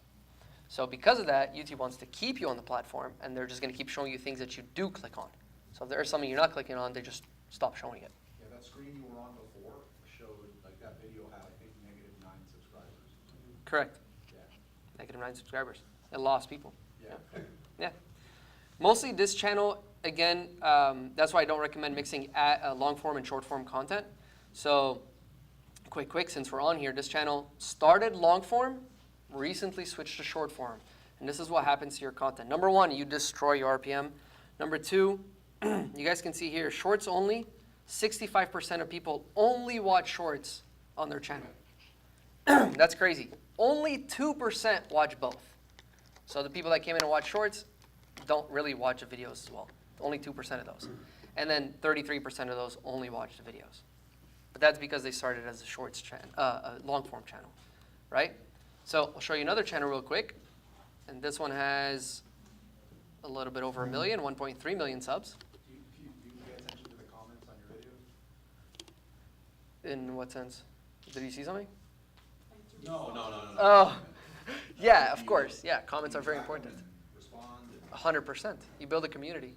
I'm talking to other people too, almost at a stage where I can't do it daily, or I need to do it at a certain time, because the replying is important, but there's some toxic people. Yeah. And you read too much of it, especially if your channel's getting. It gets in your head. And it would get in your head. Yeah, that's why you hire a VA. Yeah. So for my students that, like, I have a girl that speaks about personal life experiences. I'll put it that way.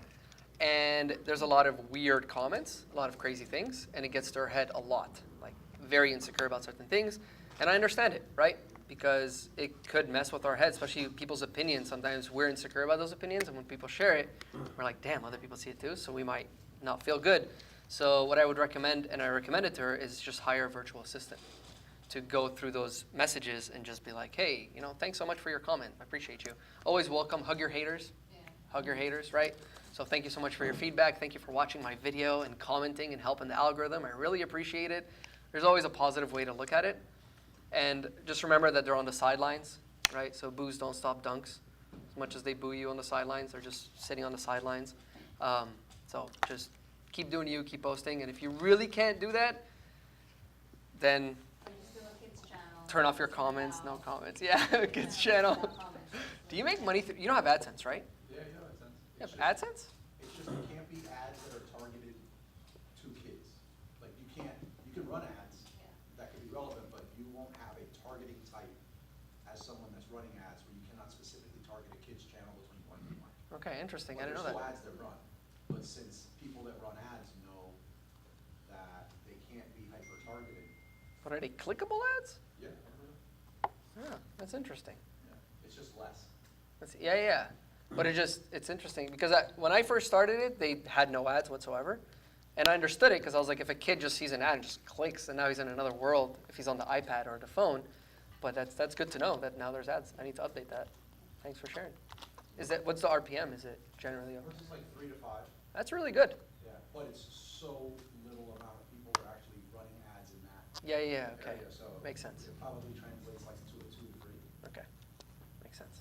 Cool, interesting. That's good to know. Shorts channel, right? They started as a shorts channel, decided to try to switch it to long form content. So again, if we go through here, we go through the content. Long form is anything over a minute. Anything over a minute that is so it's horizontal. That's the best type of long form content. It's horizontal. It's not vertical. Yeah, you could have some videos that are vertical, but it just doesn't sit well with the audience. If you're having some sort of B-roll in there, that could be okay, but you don't want to do an entire video that's vertical and horizontal content. What do you mean by that? I'm confused about the horizontal vertical. I mean, is how it's set up, like the short on the screen? Correct. So if I'm recording a long form video, which is over a minute, and I'm recording it like this, you have these black bars on the side, Oh. right? So it's not like visibly, like the eyes don't enjoy that too much. It's not visibly appealing, is the word. It was technically named horizontal. I didn't realize. Yeah. And then vertical would just be like this. So for shorts, 916. Yeah. So shorts only, 96%, watching both 3%, and only 1% only watch videos. So again, that's why we don't mix short to long form content. Somebody asked me earlier on this side, but that's generally why we don't want to do that. So your clients, if you're speaking on like a dentist that has a YouTube channel, you would recommend long form first? Yeah, we do long form for them. Yeah, we do long form. But it's very informational. So us, our long form, for them, it's pretty boring if you're just a random person watching it, because we are targeting dental surgeons. So we're not just trying to get people that are interested in like why your teeth hurt, right? We're like, these are the benefits of this product. What's better than the Italian versus the German? What's better than the Chinese products if you pick up the utensils from there, or German or the European style? We talk about different benefits to them and so on and so forth. And we made it a portfolio. So whenever you're an engineer or for D-Dirt, or whenever you're a dental surgeon for the other company and you want to come in and you want to make a purchasing decision, you might go through to see if they're credible enough to buy from. If they're actually doing I don't know if you guys ever heard the book, They Ask You Answer. Oh, yeah. Yeah, that's a really good book, and that just explains how The pool just guy, right? answer, the pool guy, exactly. Just answer the questions that your people are asking, and that's the best way to kind of convert the client that's already searching for you, right? So FAQs, very important, or ASQs, answer specific questions. So if somebody is like, what apps can I use, or how can I start an app for under $100, right? So you make a video, how to start an app for $100, right? And then you'll get a lot of people that are very interested in that. Again, this is B2B, kind of informative. For you, it might touch a lot of people. Are you a coach and you just want to create an app for yourself, but you don't want to spend tens of thousands of dollars? Well, you can do it for under $50, and then I'm going to show you how in this short video. That's a short, right? If it's a long form content, I'd also do something very similar. I do something like, hey, you want to create one under $100? By the end of this video, in the next 5 minutes, you're going to learn how to do it, and you're going to have your own app, right? Now it's super exciting. It's like, what? I don't have to spend hundreds of thousands of dollars? So things of that nature. Good so far? Any questions? Comments? Yes, sir. Where did you see, where it was, how many people are watching shorts versus Long form? long? So once you go into analytics, you click content, go up real quick, and you click on all, perfect. So scroll down, and you just go right here. So you have 90% watching shorts, 4%. I'm pushing a shortcut. That's probably why. Okay. And that's just 28 days, so you might also want to go 90 days to get a better idea. I've been pushing it for about that long. So yeah. Okay. All right. Cool. Pleasure. So that's pretty much it. The RPM is the revenue per mil after YouTube takes their 45% cut. And then their CPM is how much an advertiser would pay YouTube to advertise, and this is before YouTube takes their cut. Gotcha. Okay, I understand. And it's only the per mil is the impressions, is the amount of views that the ad receives. So there's no cost per click, there's none of that. It used to be a long time ago, if a person clicked on the ad, you would get paid more. Like a long time, in 2015. Those were good times. Travel channel, your student? Yes. That one, how long does it take to reach that level? You guys want to see that? Full transparency? Everybody's different, okay? So this channel I'm going to show you two channels. I'm going to show you this travel channel. I'm going to show you a golf channel in a second. It has 15,000 subs right under it, all right? So this is a very dedicated student. This is a student that understood that it takes time, takes effort, and you got to learn the system before you could scale, okay? So there's a lot of learning that you have to do when you first start these channels. So when he first started, I'm going to show it to you actually because it's actually shocking. So let's go 90 days. So 90 days, he made 8,000 bucks. 365 days, 49,000 bucks. Lifetime, not that much, 51,000. So he started in April of 2022, okay? For an entire year, all the way to 2023, right? And keep going, keep going, keep going, keep going, keep going. He still hasn't gotten anything. Let's go revenue so you guys can see. So he's still making like 33 cents, 11 bucks, 10 bucks, 5 cents. Just very peanut numbers, right? This is not paying for his videos. So at this point, he's invested, by the time he got here, he's invested about $7,000 in video cost with zero profit, okay? Obviously, you made a bit of dollars to maybe pay for a video or two, but you're not making anything. But what happens is if you notice the numbers don't go back to 30 cents. It's what we call set points. How frequently was he posting? Once a week, yeah. Actually, that's a lie. When he first started, he was doing 3 times a week to build up the channel, and then we went to 2, and then now he's down to 1. So what you're doing here is you're building it up. Now, there's a set point. In anything you do in life, usually, especially like bank accounts, a lot of people have a set point of 0. So they're like, I have 50 bucks on my bank account. Let's go back to 0. So always set a new set point, right? 1,000 bucks, you always want 1,000 bucks in your bank account. In this case, his set point at one point won't go down under $1. So at first, it was $1.30, and he kept seeing it. But at one point, because there's a decent amount of videos on his channel, and there's always viewers coming in, he creates a new set point of $1. So he can't go under $1, right? Figuratively speaking. Obviously, if he destroys his channel, he gets banned, yes, but generally he can. So now that's his minimum. Then at one point, he starts getting to here where he never goes under $5. So he's starting to pick up, and now he's starting to hit, $10 days. Slowly, slowly, whatever, and then he picks up here, and now he's no longer going to any $10 or $15 days. His new set point's about 50 bucks. So now every day he's making a few $100, some days 500 bucks, some days 300 bucks. I think this one we called it the $1,000 day, what's it called, $996. So a few days he was hitting 900 bucks a day, which was pretty crazy. And then back down, but we never went back under 100 bucks. So now his average, let's say, was 3,000 bucks. The thing is around here he got demonetized. YouTube was sending out a bunch of demonetizations, false demonetizations, and he got one. He got hit by one.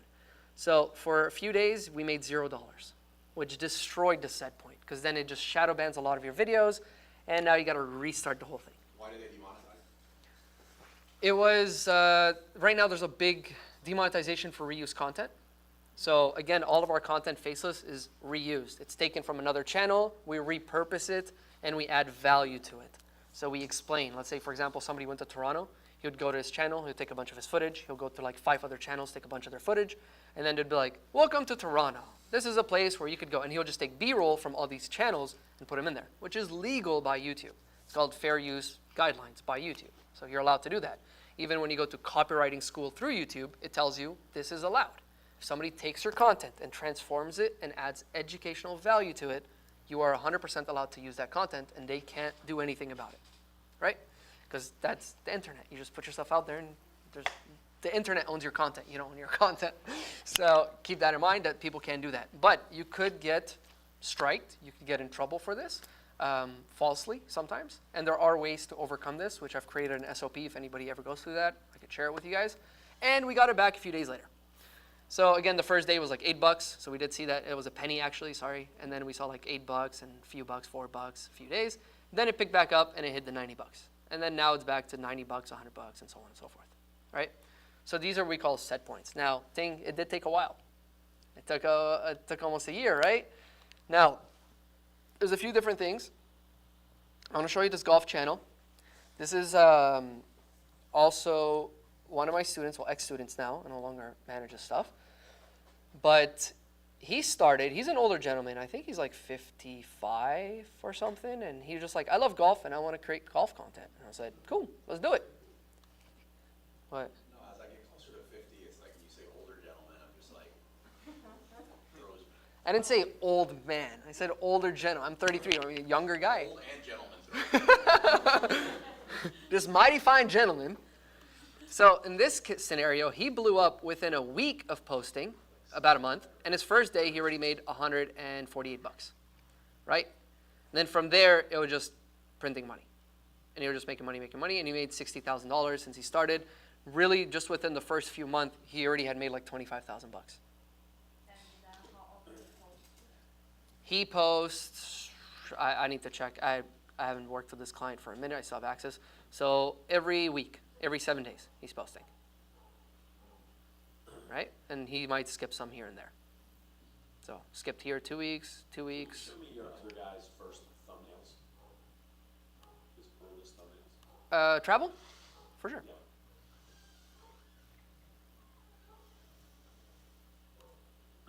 They didn't change too much. That's why I said he still has a bit of work that he's working on, which is what he's working on now. But you'll see them.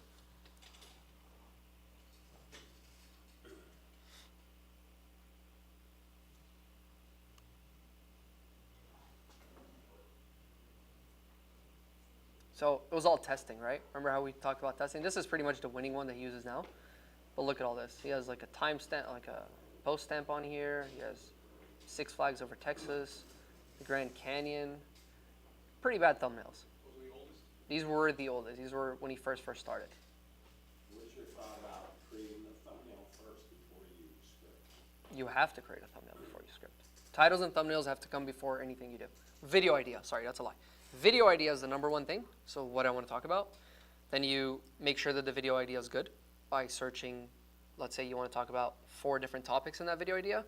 What is going to be the idea itself? You go and search it. So let's say it's weight loss, workout at home for weight loss, get a 6-pack, or eating healthy, diet, right? So you know your video, you could include all of those. How to exercise, how to lose weight, doing diet, and losing your belly fat and so on and so forth. So you go to YouTube and then you start searching. So then you go, how to lose belly fat. And then you see that most videos are getting 1 million, 2 million views. You're like, cool. Then you go, how to get a 6-pack. Well, let's say it's only 200,000 views or 300,000 views.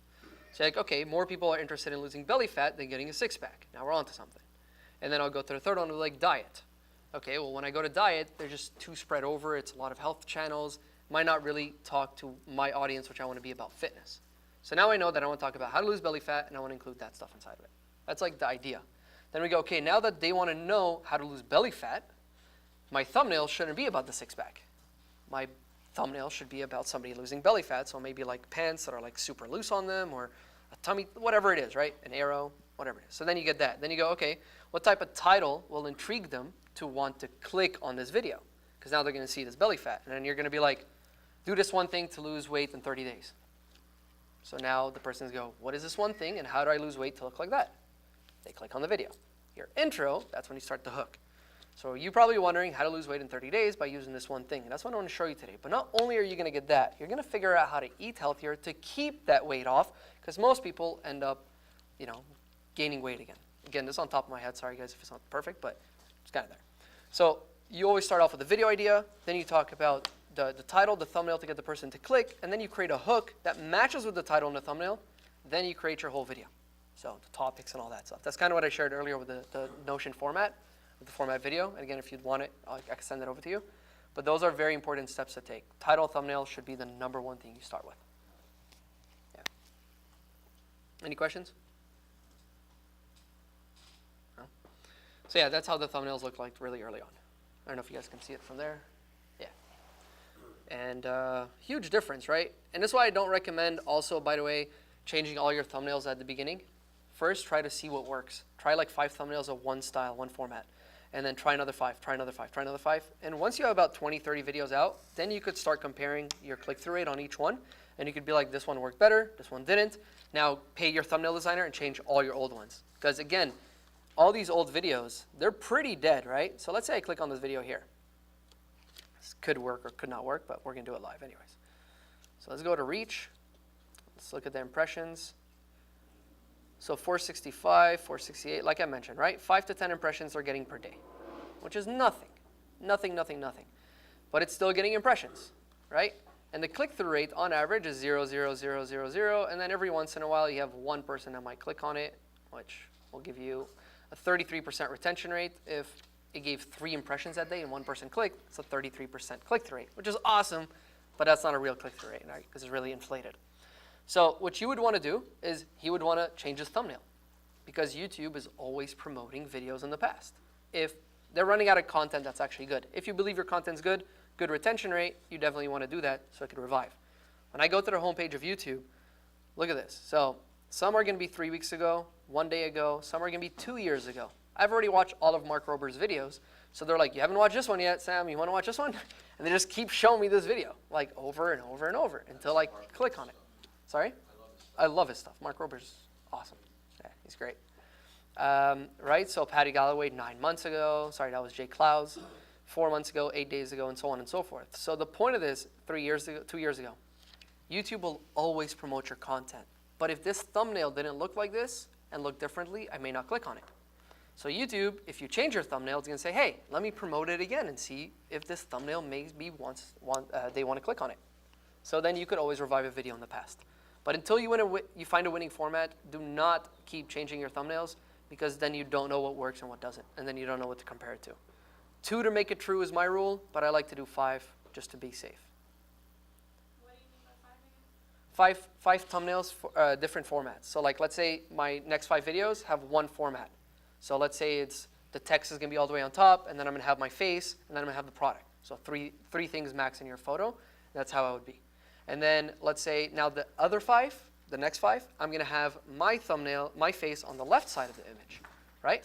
And instead of the right, and then I'm going to put text on the right. Generally, you want the focal point always to be on the top left of the image. Just because of the way our eyes work and the way we read in the English language, it does a Z. We read from top left to the top right, and then we go down to the page and go this way. So that's generally how our eyes pick up things when we're on YouTube. So focal points generally on the top left, and then we go to the right, and then bottom. So you would want to test 4, 5 thumbnails like that. And then another 5, maybe your face is not in it at all. And then maybe another 5 where you're smiling.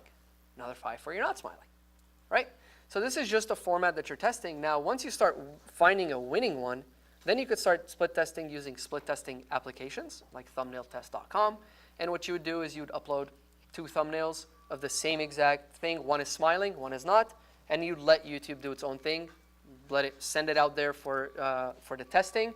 And it will tell you, people clicked on this video more, people clicked on this video less, and you'll get really crazy results. And believe it or not, your thumbnail, guys, bless you, your thumbnail actually affects your click-through rate, your retention rate. How long somebody watches your video for actually matters on your thumbnail. How so? Setting expectation. So I'm going to show you some results right now. What's the minimum time you have to watch to be counted as a view? 3 seconds. 3 seconds?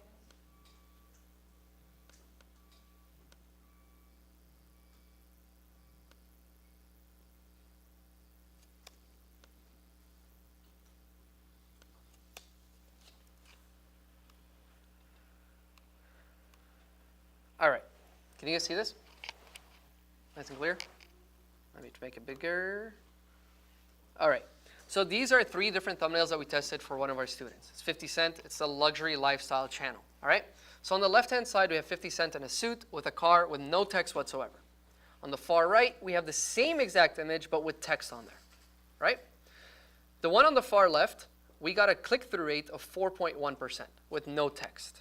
The one on the far right, we got a 2.7 click-through rate. So 2% less. I know it doesn't sound like a lot, but whenever you're playing with 1 million impressions, it adds up. All right? It's an extra 20,000 views. It's a lot of people. But what's interesting about this is, actually, sorry. So that's what we did.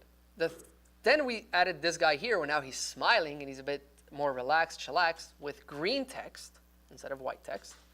And we got a lower click-through rate at 3.39%, I guess because it was visually less appealing. But what was interesting is the view duration was actually 4 minutes and 23 seconds instead of 2 minutes and 37 seconds, or 3 minutes and 24 seconds. So we increased an entire 2-minute watch time by simply changing the thumbnail. That's all we did. So you had the video was Nothing changed. all three, just had 3 different, and you ran all 3 at the same time, just as a test. Correct. And what this app does, you could either do by time or by date. So you could do an entire day, do thumbnail 1, entire day, do number 2, and entire day, do number 3. Sorry? That's within YouTube, or you still? No, so this is a different app. YouTube is actually releasing that very soon. I'm super excited for it. It is going to be a free add-on for YouTube. The only thing is, from my understanding, it only does thumbnails and it does 3. This you could do up to 10. So it's a little bit different. Thumbnailtest.com. Correct. It's not free. It's not free. It's $19 a month. Thumbnailtest.com. Yes. I can send you guys a link after if you want.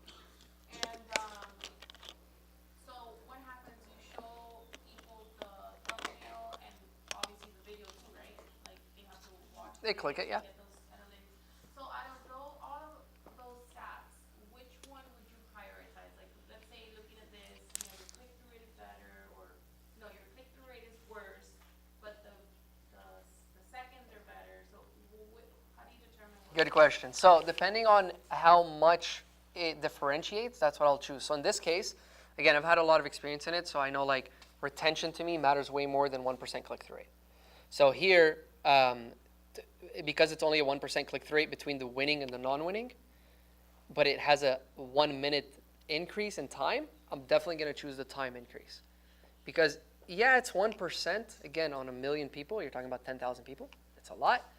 But if I do just increase a little bit on that click-through rate, which can be increased, the average view duration to have a minute extra on 20,000 people is huge for YouTube. That is a lot. So if you divide it by 60, multiply by 60, and you'll find out the watch hours on that. My math isn't going to do that right now. But my brain probably won't do that. But whenever you do that, you'll find out that watch time is way more important. It's keeping people on the platform, right? And it's only a 1% click-through rate. If this one had an 8% click-through rate, which got double the amount of people, I would definitely choose the one with 8% click-through rate.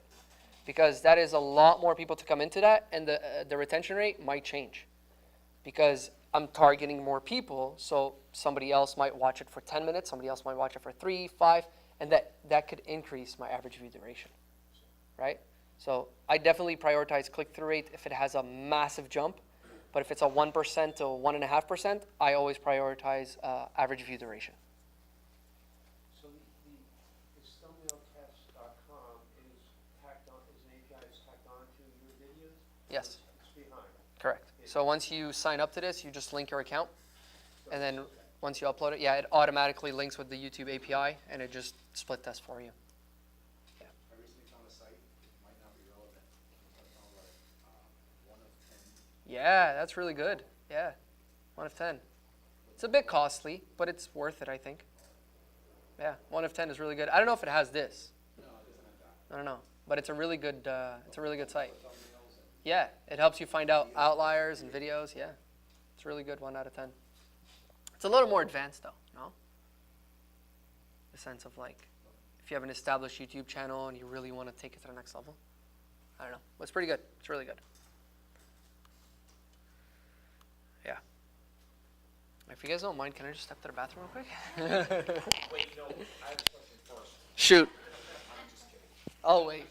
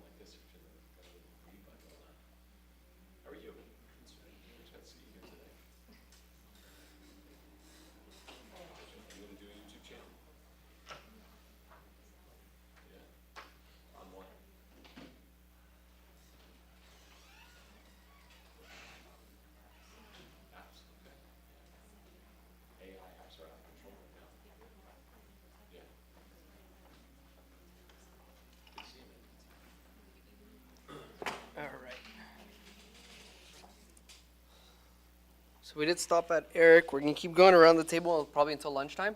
And when we get back, what we'll do is we'll start script writing, our first videos.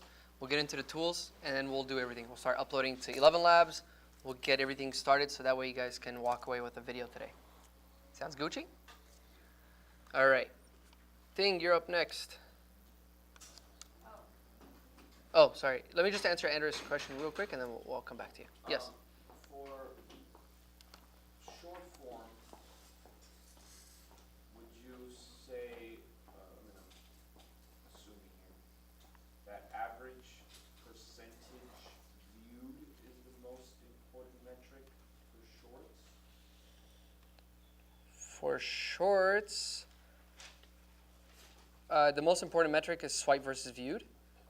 And then it is, so you have it right over here. So, boom, boom, boom. These are the most important metrics. Retention rate. And in a second, I'll share with you a little bit. Is there a way to see that on YouTube Shorts? Yes. So I'll go through that a bit later as well. And in a second, I'll go around and I'll go through this as well. And I'll give you this and I'll give you the important stats, which is right here. That's what you're looking for. And you're looking for this, for the retention. And that's for shorts? This is for shorts only, yeah. Okay, what would you say for long form? It's different on, there's so many factors to it. So it depends on how long your video is. So click-through rate for sure, number one. And then number two is the retention rate. So click-through rate can always be changed. Your title and thumbnail might just not be good. Your retention rate, that generally is either your title and thumbnail did not set up expectation, or your hook was too long, your intro was too long, something was boring, the video quality. Again, video quality really matters. Unless you're Taylor Swift punching a baby, people really want high quality content, right? So, yeah, keep that in mind as well. But we'll go through that if you want. Any idea what an average percentage view for long form would be considered good? Again, the percentage no longer matters. It matters about the quality of the view, but the average 30 to 40%, right? That's like if you have under 30, 40%, you have things to maybe look at. Also, your first 30 seconds, you want it at least above 50%. If it's under 50, yeah. If it's under 50%, then we definitely need to work on that. Those are the average metrics. Now, I've seen videos with 20% and still hit 1 million views because it satisfied the viewer so much, and that they skip the beginning, they just skip through the middle, and then they watch a video, and that video still satisfied the viewer. YouTube pushed it. It's always about viewer satisfaction.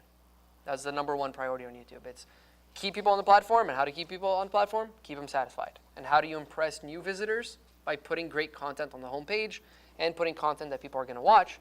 Because if a few of you guys downloaded TikTok today for your first time, if you open the app and it was just a bunch of really bad content that you can't relate to, you're automatically going to assume that the app is a bad app, and you're going to hop off. Same way for first-time users on YouTube. There's only 2.7 billion people using YouTube. There's still another 5 billion people that haven't touched YouTube. So those people, when they hop on YouTube, they want the best experience, or YouTube wants their best experience. I apologize. Is there a way to sort By retention rate? videos have the highest percentage of the first 30 seconds? I don't know if it's the first 30 seconds. I know by retention rate and click-through rate and everything through the advanced mode. So you go to analytics, top right, advanced, and then you could, there's a big metric thing that we could go over. And that will show you, there might be, I don't think there's the first 30 seconds, but there is in the reach tab, the audience, it'll tell you which videos have the highest first 30 seconds. It'll tell you that. Roger. So you go to analytics. And then you go to, if I'm not mistaken, it's either audience. So this is returning viewers. There it is. So you go to analytics and content. So not in advanced. Then, sorry? Not in the advanced. Not for the first 30 seconds, no. So analytics, content, then click on videos, because you have shorts and videos. So click on videos. Analytics, content, videos. And then scroll down, and right over here it'll tell you still watching within the first 30 seconds. So 79%, 78, these are insane numbers, and that's why they're crazy viral.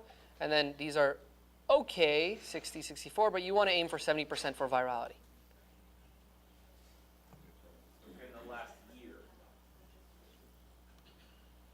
Yeah, you could do last year.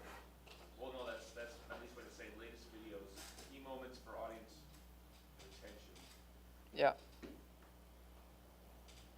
What we'll do, if you want in a bit on lunch break, I'll come over and I'll do that with you. Okay. Yeah, my pleasure. Ting.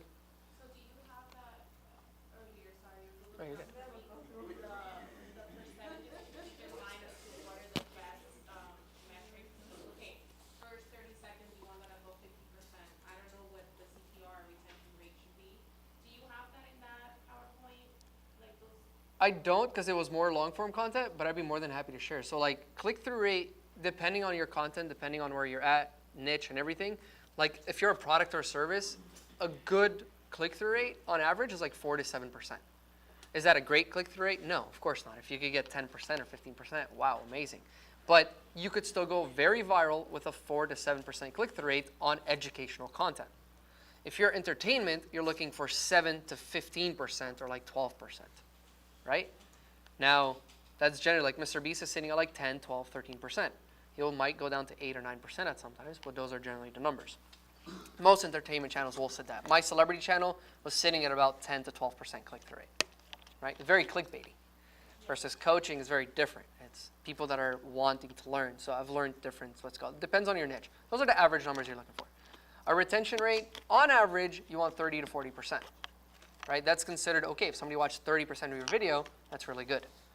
Keep in mind, if your video is a minute long or a minute and a half and somebody watched 45 seconds, that's 50, 60%. That's great, but it's also only 45 seconds versus if you have a 10-minute video and somebody watched 30%, that's a 3-minute watch time. That is triple that 50%. So that 3-minute at 30% has a better effect and more virality potential than that one that only had a minute, right? The longer the video, the more it counts. It matters. It's watch time. Watch time really matters, right? So I'll show you one of my students, Lockdown K Is there a time that slash somebody friend. sees and just says, oh, wait, that's just way too long, I don't have it in me to sit through 15 minutes, 10 minutes, what, is there a threshold when you're? It really depends on your content, your audience. Like some people just watch like Joe Rogan podcast, right? Like an hour, 2 hours long. People will sit down and watch the entire podcast. You have some people that will do that. Then some people won't, so they'll go to Joe Rogan clips, right? So there's Joe Rogan, so there's Joe Rogan clips, and then Joe Rogan shorts. So each one has a different audience because some people might want to watch an hour podcast, other people want to watch a 15-minute video, and some other people just want to watch a 30-second, 45-minute second clip, right? So again, it really depends on your audience. Yeah, there's a lot of people that do watch long videos, and like I breed reptiles, right? So a lot of times I'll be like in my snake room and I'd be cleaning a bunch of snake poop, and I just want a podcast. So I'll put on a 2-hour podcast because I don't have time, especially when I have poop on my hands, to keep touching my phone and changing things. I have to just press play and just work. So I will click on a 2-hour podcast and I'll just let it run in the background while I work. Versus other times when I'm sitting in front of the TV and I'm watching, there's no way I'm watching a 2-hour podcast. Very rare. When you're watching a 2-hour podcast, there's ads that are being dropped in as you're watching, and then whoever podcast you're watching, you get credit for those ads, even though you're probably a quarter at most paying attention to what's being said. They're still getting paid for it, yeah. Yeah. So that's why I see them, especially in children's channels, what I've noticed that they do is that they grab some of their long-form videos and then they just put them together in this really long, like stories of, whatever, Yes. whatever. So it's like 2 hours sometimes. Yeah. It's like continuous, like there are videos, like it'll come to an end, but like it'll continue on. Yeah. It's to get the views. 100%. And for a lot of parents, they don't want to keep picking something new for their kids. I get it. I get it 100%. I have a niece and nephew, and they would always, Sam. So then you just want to find something that's like 3 hours long. Be like, here, play. Just watch this. But I get it. You know what I mean? So you could do that. You could create a playlist or what's it called? A compilation is what they call it. Like the best of. That's what you should call it. The best of your channel. Don't call it compilation. Yeah, the best of. So this is another channel, by the way, quick. So Lockdown K, this is my buddy, Kai. Some of you guys may have met him. So we started this channel in May. First video, 700,000. Second video, we tested something else, 43,000. Again, we tested something else. So this is to answer your question, the length of the videos. On average, in the basketball niche, most videos are 10 to 15 minutes long. So when people watch those videos, and then YouTube goes, okay, the person that watches basketball videos generally stays on YouTube for 8 minutes long. My friend came out and started doing 25 to 30-minute videos. He blew almost every channel out of the water. Same topics almost. Why? Because people stayed 16 minutes, 15 minutes on his videos, which was double the amount that somebody would stay on another video. Even though these videos were 26 and 30 minutes long, they didn't watch it all the way through all of them, but it had way more watch time, even if they watched half of it. So YouTube was like, let's promote this. So this channel, so you guys can see from very early on, we got monetized in 8 days on this channel. So in 8 days we got monetized. First month he made about like $10,000, which was crazy. And that just picked up very quickly. And as you can see, we tested. We tested one person, which is John Morant. Didn't work. Happened to Memphis Grizzlies. Nobody cared. But what they did care about is what happened to people that got drafted. So we found a trend. So what did we do? We abused it. So 700,000 views, 285,000, 149, 155, 103, 254, 300. And again, keeps going hit after hit after hit after hit. And we knew we were onto something. And then we decided to do, let's see, maybe we could do one player again. We tried it, complete flop, 29,000 views, right? And then back to hitting every video and then going viral, boom, boom, boom, boom, boom, and so on and so forth. If you notice, he found a winning thumbnail. He didn't break his head. He didn't try to go recreate a million different thumbnails. We found a winning thumbnail. All of his thumbnails look identical because that's what the user's used to. If I watch a video that's very similar about cars, and then next time the thumbnail is completely different, then I might be like, well, I didn't enjoy these. Like, it's a whole new thing. But if I know that I enjoyed that last video, then I'll just create the same thumbnail and be like, here's another part 2. And I'm like, more of it. Click. Right? It becomes your brand, exactly. No, these are all thumbnail designers.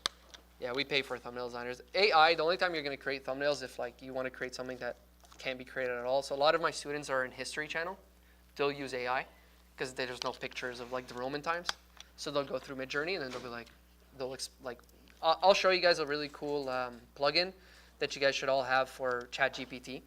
It's called AI RPM. And it pretty much gives you prompts, really cool detailed prompts. Of course, you could do it for ChatGPT 4 and pay for that, or you could just do it through ChatGPT through the app, and it'll give you specific prompts that you need for whatever you want to create, right? So yeah, we'll go through that in a bit, and I'll share that with you guys. That's right. I'm sorry, a question. This type of content is mostly like get a strike or copyright on this type of content, and it will be more like riskier. For AI-generated content or content like my buddies? Yeah. So they're tricky, right? So I would never recommend somebody to do this if it was their first channel, that's for sure, to go into basketball. It's a very, what's it called? How do I say this? Saturated. No, not saturated. It's an advanced channel to have because of all the copyright claims you're going to get. Whenever you're dealing with sports or people that have copyrighted their content, you're going to deal with a lot of copyright strikes. Or not strikes, actually, claims. There's a difference between strikes and claims. Strike is a person that will give it to you, an individual, generally. And a claim is by a company that is legally copyrighted their content. Now, in order to surpass that and to overcome that, what you want to do is you want to keep content under 5 seconds long. Okay? So that the content match ID allows for fair use content to keep it under 5 seconds. Number 2, generally we always flip the video. So if the guy's usually running left, in this video he's running right. So the match ID also messes it up, right? Sometimes we'll have filters to mess up a little bit as well, and color gradient. Zooming in, blurring out things. Our editor has figured it out where we no longer deal with any of that anymore.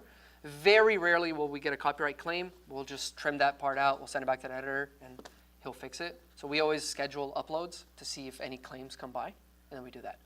When I first started TSM, which was called Top Sports Moments, all I did was get hit with copyright strikes back to back to back to claims. And I was like, somebody help me! And then I figured out that I had to do that. I did a lot of split testing. I even did a content movie recap channel.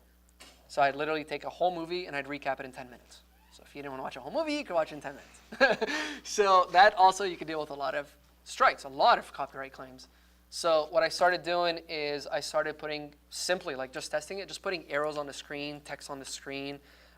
As I'm saying a story, if there's a specific part, I would pause it, and then I'd make it like pan a little bit, and then it would start again, and we just got over all the copyright claims. Delete as much as possible from the original. 100%, yeah. You want to flip things, reverse, all that. Yes, sir. Question from the screen.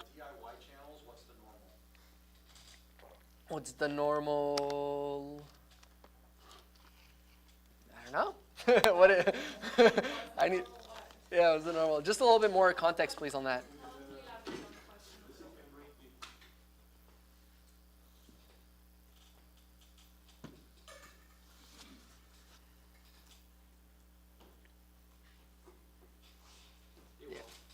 Yeah, they'll come back to that. Yeah, whenever they come back, just let me know. If they're talking about retention, it all depends on your video, what you're teaching, what your DIY is, right? If you're teaching me how to build a table, you might have to do a 30-minute video. If you're teaching me how to, I don't know, tie a shoe, might take you a 3-minute video. I don't know, right? So it really depends on what you're doing. The metrics? But again, it always depends based off of the length of the video. Because if it's an hour long and I tell you 50% retention, that's 30 minutes long. That's really good. That's more watch time than 100% videos of a 10-minute video, right? So it's like, it's really relative to the content and viewer satisfaction. The most important thing is viewer satisfaction, right? We even, there was a question that I was asked to the YouTube liaison guy, and it was, should we add those automatic chapters? You guys see those chapters sometimes in videos where you could skip through that, right? That hurts your retention. It creates this huge roller coaster wave effect whenever people have that in their videos. Because I could just skip to the next chapter, right? So it hurts your retention. But he said, because if you have that on your channel, it helps the viewer get satisfied, we will promote that video more. So he said, we won't care about your retention at that point, we'll care about viewer satisfaction. So there's so many factors to YouTube and content creation in general. These are just the basic metrics that you kind of want to go around, and then there's always outliers. Always outliers. Again, I've seen channels with 12% retention rate have 1 million views on their videos, which to me was shocking. I was like, there's no way. And he's like, look. And I was like, dude, how did you do that? He's like, I don't know. Like, it just keeps getting promoted, and it has 12% retention rate. But a lot of comments, a lot of the people that did stay, the 12% people that did stay, they enjoyed the content. So they just commented. I don't know. But yeah, so again, just later on, AirPRM, we'll go through it. Very simple. We'll literally go to like, oh, creative AI, and then we'll go to, get rid of this. And then we'll go to like Midjourney, and then we'll say Midjourney prompt generator, and we'll write any keyword, and it'll just give us a whole prompt, which is really cool, kind of what somebody had asked me about, like how to create things. We'll go through that in a second, and that's how we're going to create prompts later on for our images. So whatever you want. You could be like, water bottle. Keep using water bottle. Sorry, guys, it's in front of me. Right? It just gives you an entire prompt. So if you don't want to pay for it, you could pay for ChatGPT 4 and then use an app called like Perfect Prompt. I think Thalma showed me that yesterday, Prompt Perfect. So you could use that. That's a whole different thing. Or you could use this. It's a free plugin that everyone can use. You just download it, and then you have access to a bunch of perfect prompts that you just type in something, and it gives you crazy prompts for it. And they actually work. I've used it a lot. I thought he was raising his hand. Any questions? No? So the prompt perfect work along with ChatGPT 4? Yes. Yeah, those work together, yes. I haven't used it. I learned from Tom yesterday that, so this is what I use. So I'm going to teach you what I use, but I've also heard of Prompt Perfect from Tom yesterday. Full transparency. What are those prompts used for? Sorry? What are those prompts used for? You just put water bottle with no context. How did it? Yeah, isn't that cool? So What is it generating? you could generate different things, right? So let's say here, yeah, image, create, prompt, enter. Water bottle. It's giving you, read that prompt that it gave you, an elegant glass water bottle with intricate edge patterns illuminated. We would probably never come up, you wouldn't, but I wouldn't come up. Yeah, I definitely wouldn't have come up with that. So we'll see it live. If you guys want to wait a few seconds, this is how it actually happens. This is the full thing. This is how we create an image from nothing. So there you go. We now have an image that's done for us. If we want to do this one, we just press upscale 3. Sorry, this one. So it just makes that picture in full screen, high quality. If I want to change it up, I want to change up the version number 3. And I want to say, you know,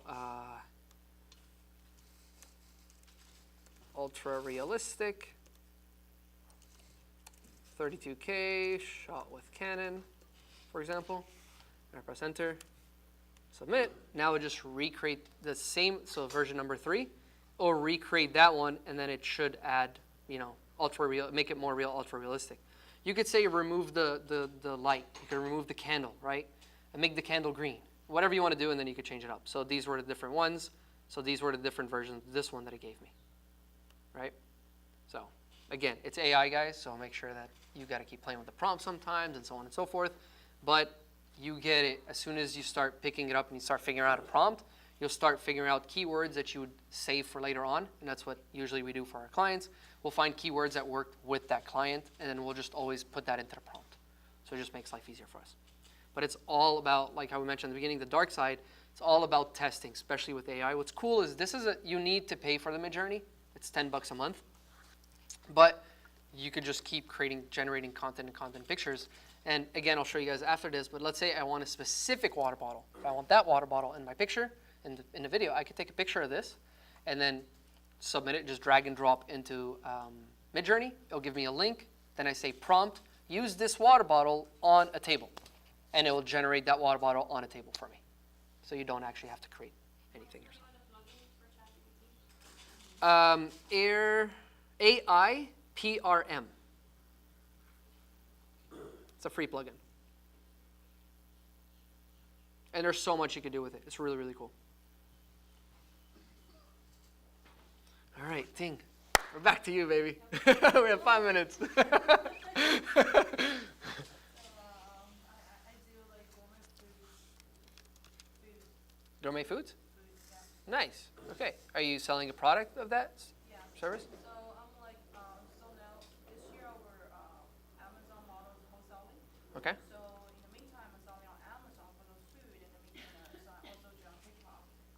And TikTok is I still kind of trying to figure out how to do with TikTok, but for some reason so far, I already made like 5, 6 sales today. Nice. Good job. I didn't do anything. I just didn't do anything, but just orders keep coming. That's how money works. You don't do anything, you just come. Yeah, So yeah.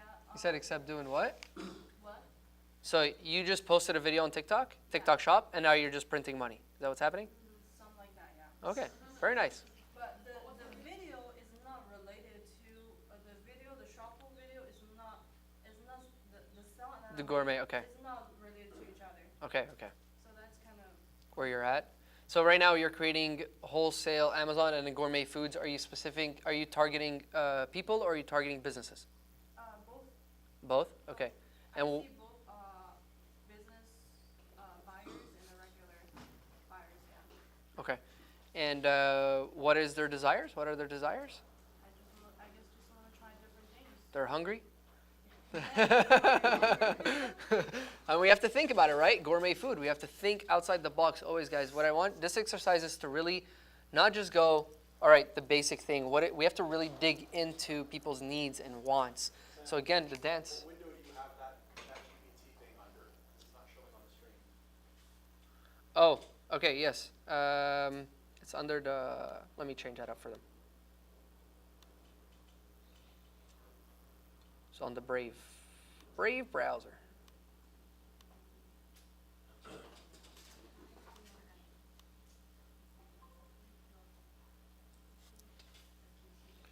So you have to think outside the box, right? Same thing with salsa. We didn't go straight for dancing. We tapped into the person's psychology. It was because of confidence. It's because of something that they wanted to learn, maybe improve their dance skills, show off to their friends and family. Maybe there's a girl that they like that they want to go and impress or dance with her because she dances salsa, right?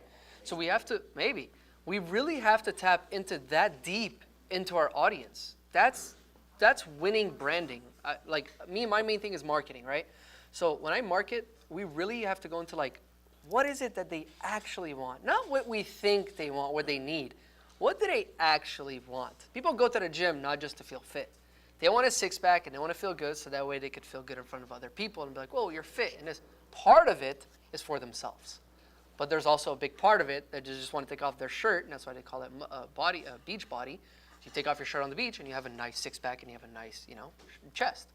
So maybe that could be a pain point. So when you're talking to an audience about gourmet foods, maybe they're eating the wrong foods that aren't keeping them healthy, right? So are you eating the bad foods that are destroying your gut or whatever it may be, right? Now we're actually tapping into the psychology of the audience that they don't even know that they had those problems, And that's what makes you the brand. You have to tap into them and tell them they have a problem. Most people don't know what they don't know, right? So you tell them they have a problem.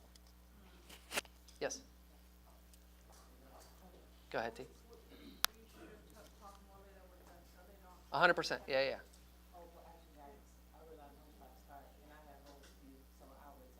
Yeah? Okay. Yeah, me is good, but I'm staying through lunch. I'm going to answer questions, whatever you guys have. Yeah. Yes, sir.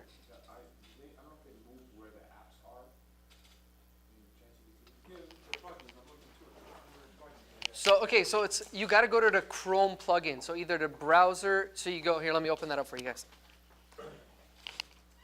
So you're going to go in here, manage extensions. So on the top right, you see this little puzzle piece if you're on Brave. If you are on Google Chrome, you're also going to click the puzzle piece on the top right. And you should be prompted this over here. And depending where you're at, if you're on Brave, you're going to scroll all the way down and click Find Extensions and Themes on the Web Store. If you're on Google Chrome, what you're going to do is once you click Manage Extension, on the left-hand side, it's going to say Discover More Extensions and Themes on the Chrome Web Store. So those are two different places you're going to find them. Once you're in there, then you're going to go in here and you're going to write AR, AI, PRM. And then you'll see AR, PRM for ChatGPT, and then you'd click on Add to the Chrome extension. Let me walk around and make sure you guys got that. Hear the user error? Error, PRM. Let's not touch it.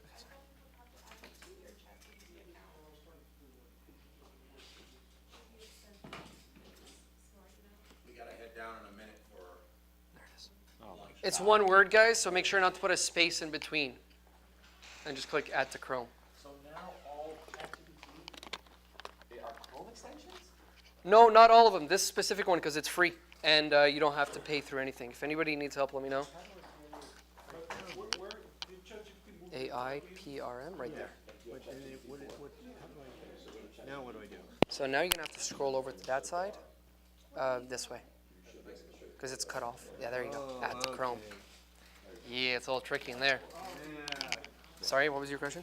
I was gonna let you know that I sent you a WhatsApp chat. And in the WhatsApp chat, I sent you this, that is, it's a list of different prompts, like artistic prompts. for Nice. people. So like futurism, gothic, cyberpunk, steampunk, so the stuff that you may not want. So when people are doing their art, they can add in the type of art that they want in there. There's lots of, who knew there were this many different There's artistic so many, styles? so many. Right, like pre-art brute, street art, pixel art, chalk art, so you could do all these different ones. And then I would tell them about that in Midjourney it's :CREF, which is the continuity. So if you found a character that it created that you really like, you went back and you did another prompt, you get a different character. But if you type in CREF, you'll get the same character. So if you had this, character that you would put on there. Storybook usually. Those work really well, children's But books. let's say you had an icon of some kind that went up there, and you really liked it, and now you wanted that icon to be riding a motorcycle or in a car or something like that. It would be the same exact icon. So it's CREF. SREF. All good?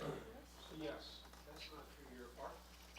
So you don't have to connect to Google, by the way. You could just keep it open. Just give it away. Yeah, you don't have to connect it. You go, Master.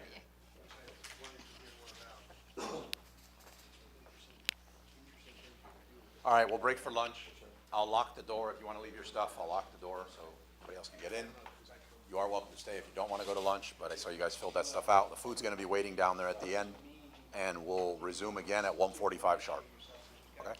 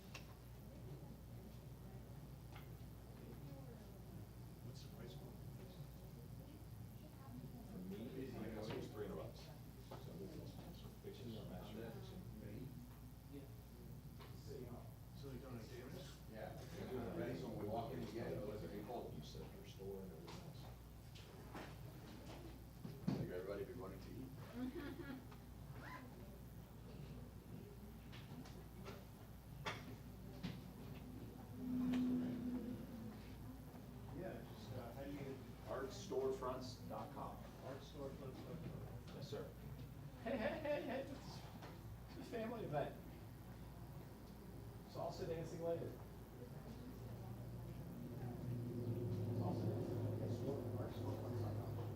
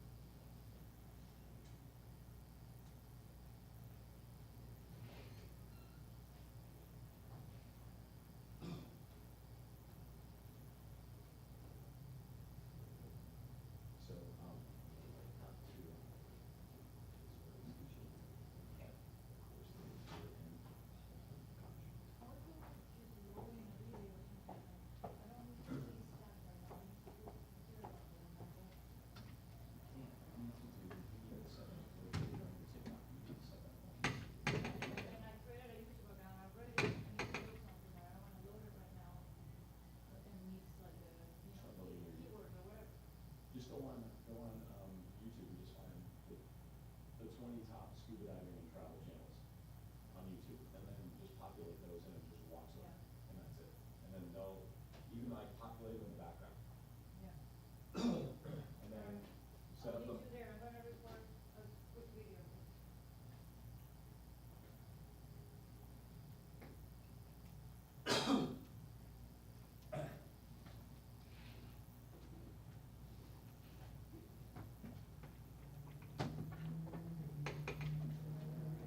Coming in?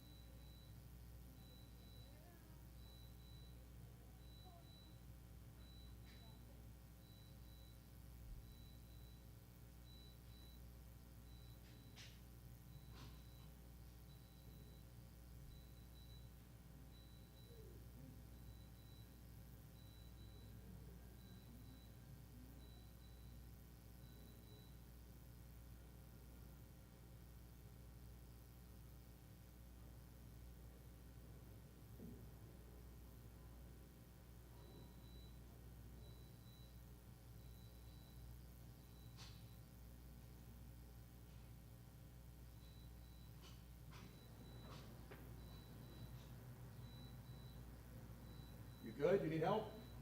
I don't know what to do with these things. Huh? I don't know what to do with it. There's nothing to do about it. I mean, I put it outside, but it's beeping. I don't know. This is above my pay grade.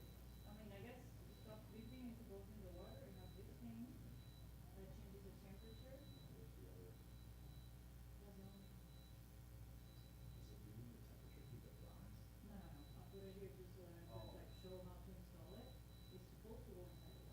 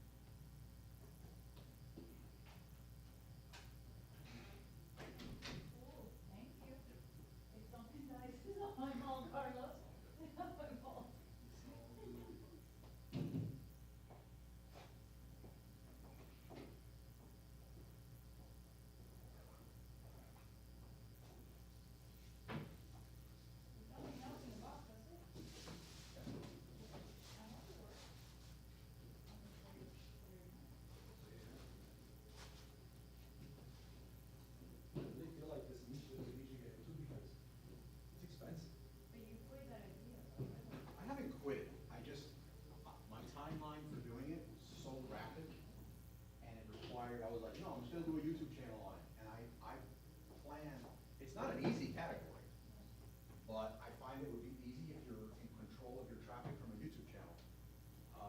And when I actually got into YouTube, I realized how complicated it was. And then there's a level of complication if you're just sitting in front of a camera talking. There's an extra level of complication if you're out scuba diving, or you're out in the wild, or you're dealing with a tank and moving things. And I'm just like, I wasn't ready for that. Yeah. So I'm definitely gonna circle back to it. It's a good niche, definitely a good niche. Yeah, And, the price range is, I mean, unless you're selling the decoration, the. yeah. No, I'm excited for it. You No, staying? I'm staying. Oh, okay.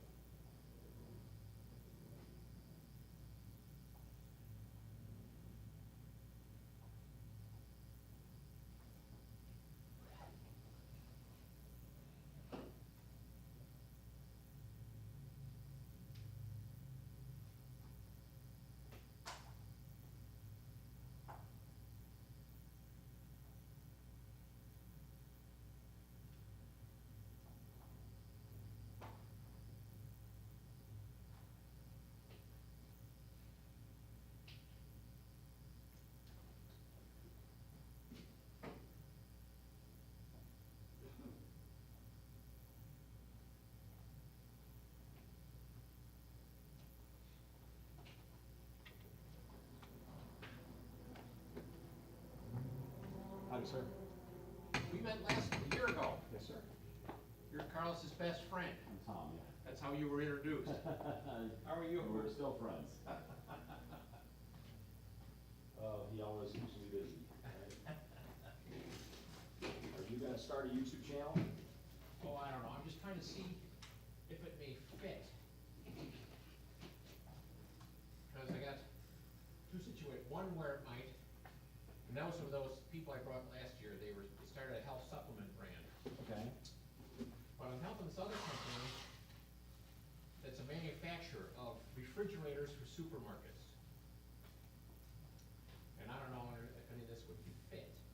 That's the only thing. I have seen some of the craziest YouTube channels from a roofer. Yeah. That just tells people how they're installing a roof. Like Yeah. everybody wants to see how the roofer is made. Yeah. You would be surprised how many, business owners probably have that refrigeration machine that need to know how to change out the XYZ motor. Yeah. We had a guy that's, part of the named Rob Stanley.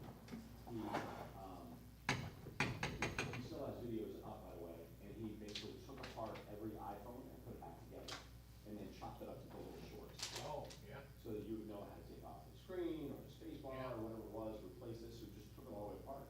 And then he had so many videos, and he was not even on it, it was just an aerial shot of doing that. Yeah. Like if you're on an iPhone 1 or an iPhone 2, and you're like, who's got an iPhone 4 right now?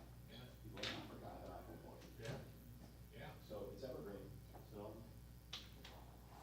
Yeah, well, the big thing with these big systems, I mean, like their customers are Publix, and they have every Dollar Tree and Family Dollar store in the country. But they, Walmart just hired up for 60 stores, so I mean, these are big Yeah, wow. deals. Yeah. And, Target, Costco, they got almost all at Costco.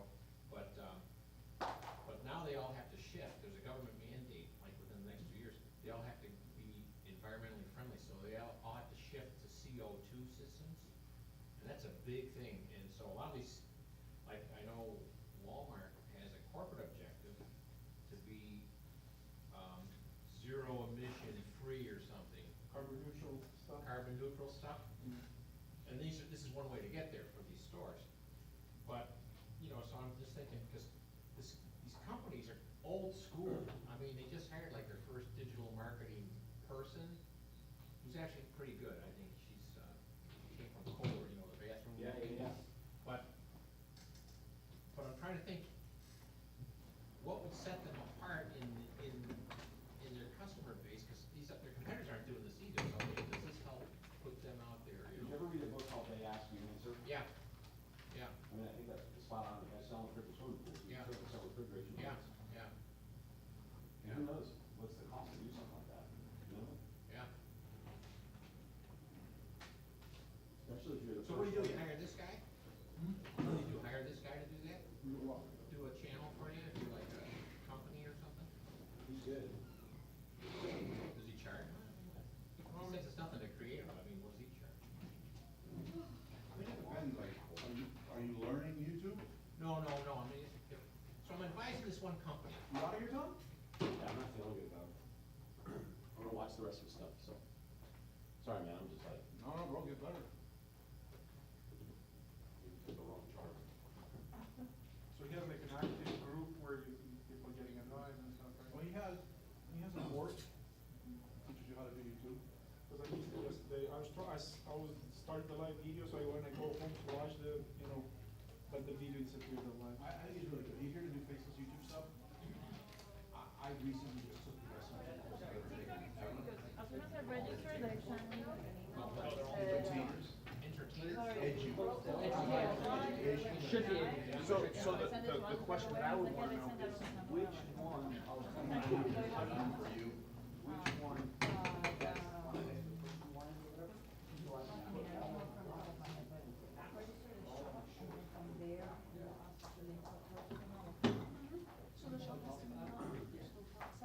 So Tom, your t-shirt, does that mean you're New England Patriot fan or no? Oh, that's okay. My dad was. Oh, okay, yeah, all right, Non-shop, let's call it non-shop account. all right. I saw a company called Breath Style, they just had a lot of like military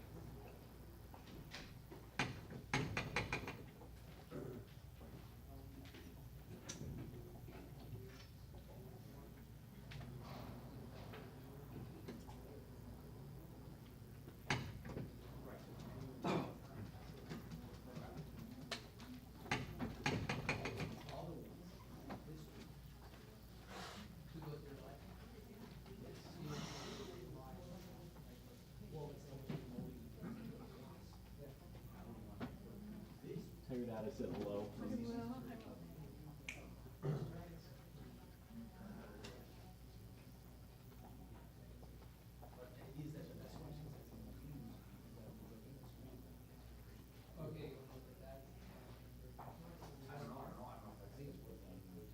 Honestly, I probably wouldn't send people through your line anyway. Okay. So most things in the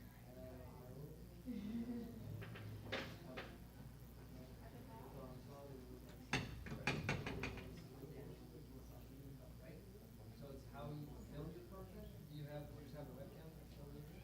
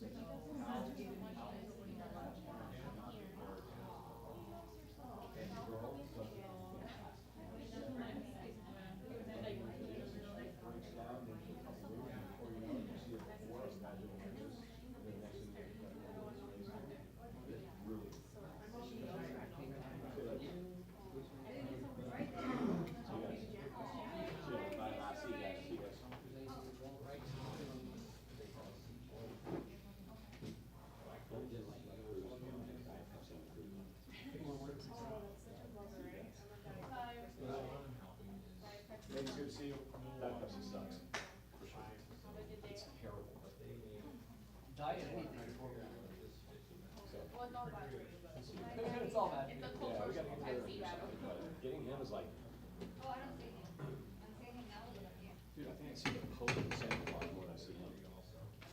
See ya. Well, hang on. Yes, sir. Feel better. Thank you, man. See you guys Friday. The spring break, so I won't be there on this Friday. I'll be the one after. Sounds good. You want it?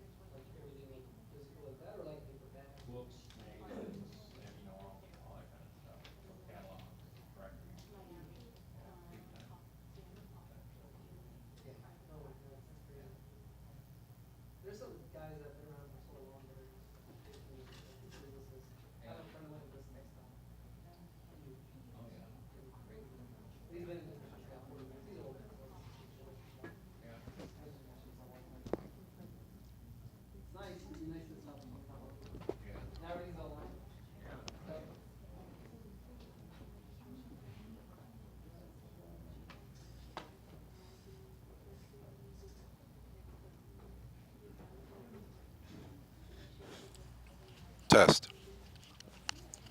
All right.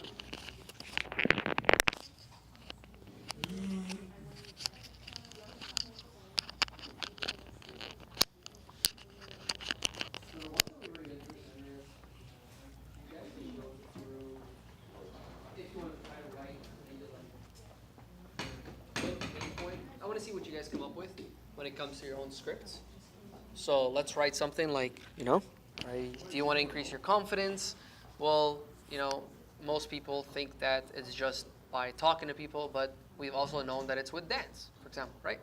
So if you feel comfortable, try to write just like an intro to that, so that way I can revise them and go over them after, based off of your pain points and your desires you've written.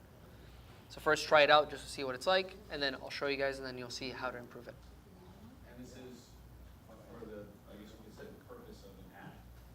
Purpose or a video ad, it doesn't necessarily have to be an ad, it could just be a video, right?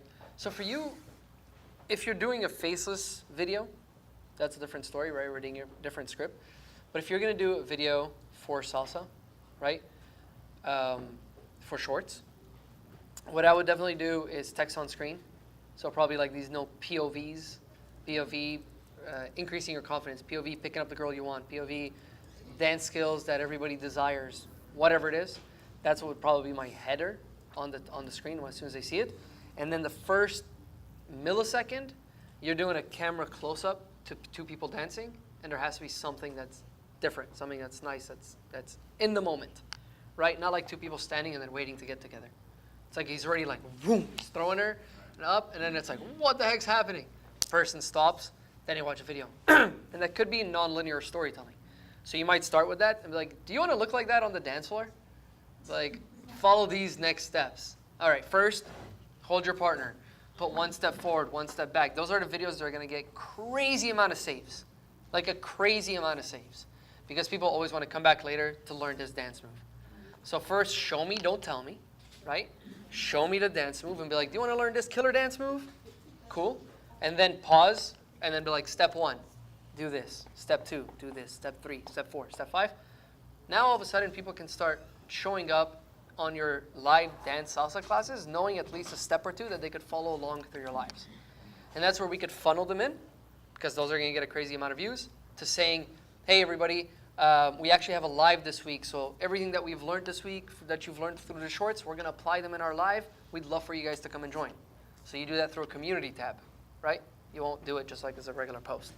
So you'd go to a community tab, you'd say, have you ever done salsa before? Or would you like salsa? Dance salsa? Yes, no, maybe so. Sure. And then you'd be like, check out the link in the comments. Click the comments. Hey guys, we're going live in 2 days. Be sure to, turn on your notifications so you know when we're going live. Let's all dance together. Building a community is going to be huge, especially for salsa kings. Yeah. And another idea I really like for the dance and this is what I've been like just using humor, like testing humor in some of them. Because I've been looking at a lot of videos and somehow the algorithm knows I like it. It's like the wife or the partner trying to get their partner to do a dance move, like a professional dance move. Have you seen those? Where it's like you see two people dancing and doing a flip in the air. And they're like, okay, let's try that. And then the husband's like all apprehensive, like, are you sure? Like, we got this? And she's like, yeah, let's do it. And then like, it's like hilarious, I'm trying to do a flip. So using humor like that could work for something for salsa. 100% humor and, believe it or not, bad words. So bad words has a much higher view rate than not bad words.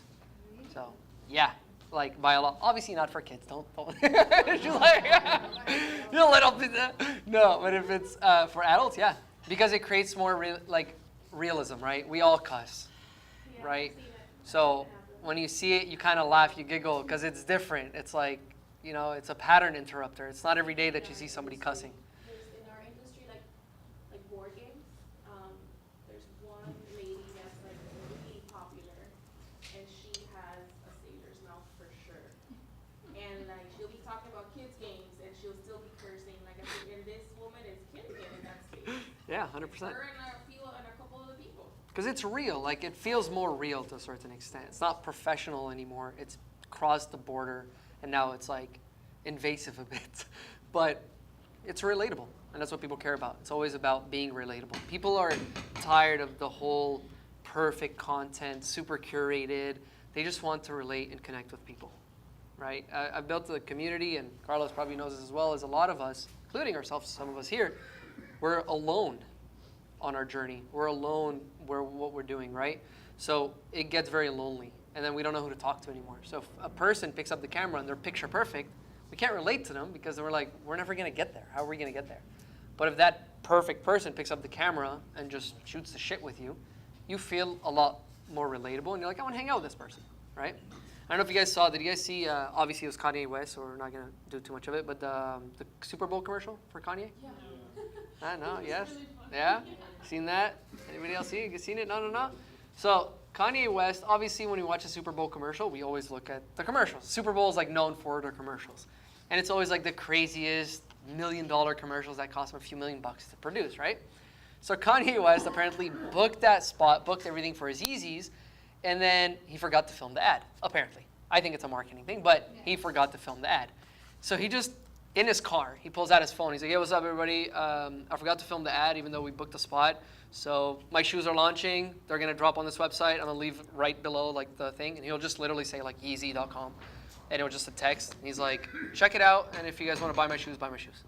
He sold like $2 million worth of shoes in a matter of a few seconds because it was such a pattern interrupter. And it was like, is this guy for real? Like this guy's on Super Bowl? Because he's like, we spent so much money on this spot that we ended up using all of our marketing budget just to pay for the spot. Yeah. So we have no more money for the ad, so I'm going to go Yeah. buy the shoes. But again, that works because he's a billionaire. And if if I did that, everyone would be like, who's this broke guy doing this video, right? Like, we don't know who you are. But because it's Kanye, it worked. So always pattern interrupting generally helps make things more real. And again, all these ads nowadays are super buy me, buy me, buy me, buy me. And the ones that worked really well on Carmen earlier are videos of just showing the product and not telling you to buy it per se. And it worked on all of us. I think he's an audience too. I think he's talking to an audience that the intellect level is not very high. Sorry, I said it. Sorry, I said it. No, seriously, I saw the commercial and I'm like, who is he targeting? 'Cause Well, it's generally yes. I feel bad now because after I saw it, I was like, I don't even know what they look like, but I want to buy his shoes.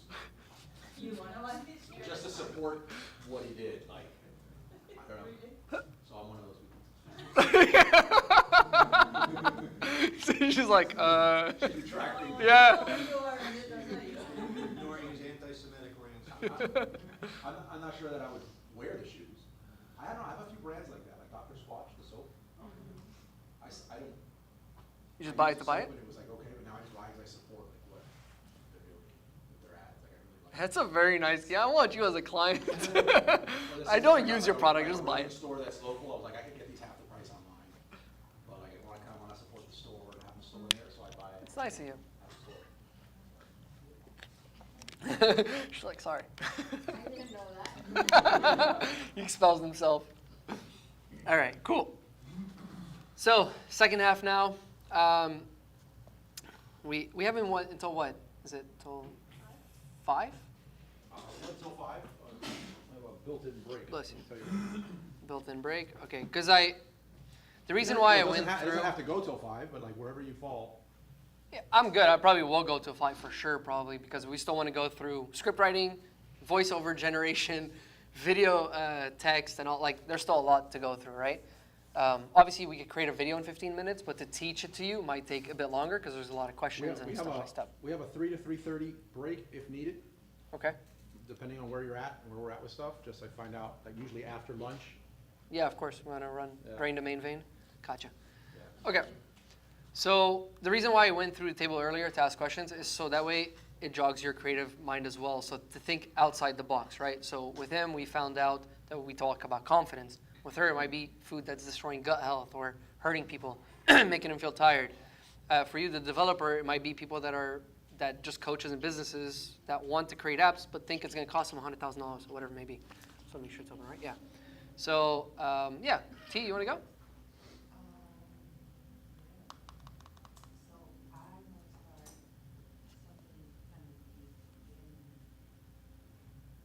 that'll be, so my store I want to start, it's going to be called All things copper, cool. Yeah, and so I want to start with the copper bottles, and then so my selling point will be the benefits of copper and the health benefits of copper.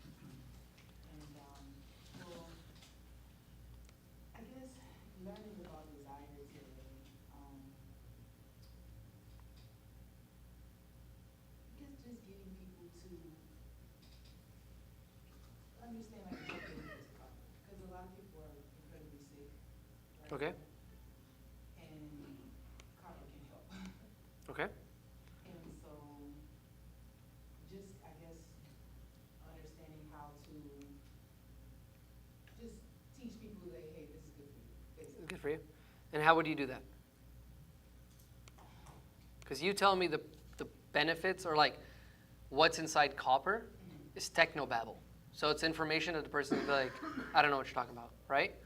So you have to talk to me as if I have no idea what copper is, but there's pain points that it's going to solve. So if it, let's say it alkalizes your blood, or it's, you know, it's no longer low acidity, your pH is higher. What does that translate to? Why does somebody even care about their acidity up or down? So you might be like, I don't know, do you feel very sick often? Right? So there's actually a metal that you could buy for super, super cheap that you could put on your wrist, and it'll actually level out your blood levels so that way you could feel better throughout your day and get the work done that you need to get done, right? Do you have brain fog? Do you have XYZ? You really have to go into the next why. Always ask an additional why. And go, why would they buy it? And then go, okay, based off of that, what is it that they are trying to solve? It's usually not the first thing. It's usually there's a lot of underlying things. That's why, as a mindset coach, when I talk to my students, I'll ask them like 10 whys. Sometimes it might be like 5, 6, but I try to go up to like 10. So I'll be like, why do you want to start a business? Oh, it's because I want to make money. Why do you want to start money? Why do you want to have money? So I can live a life of freedom. Why do you want to live a life of freedom? Right? There's always a real reason that's underlying with the surface reason that we all tell ourselves. So once you tap into the real why, that's whenever you could create content for it. And that's whenever you could script write to really get that stop scroll. Cool? So I'll come back around in a bit. I just want to go through everybody so we have enough time. Come on. What is it for the product that we're creating the video? Correct. What we're talking about? Yes. Mine is,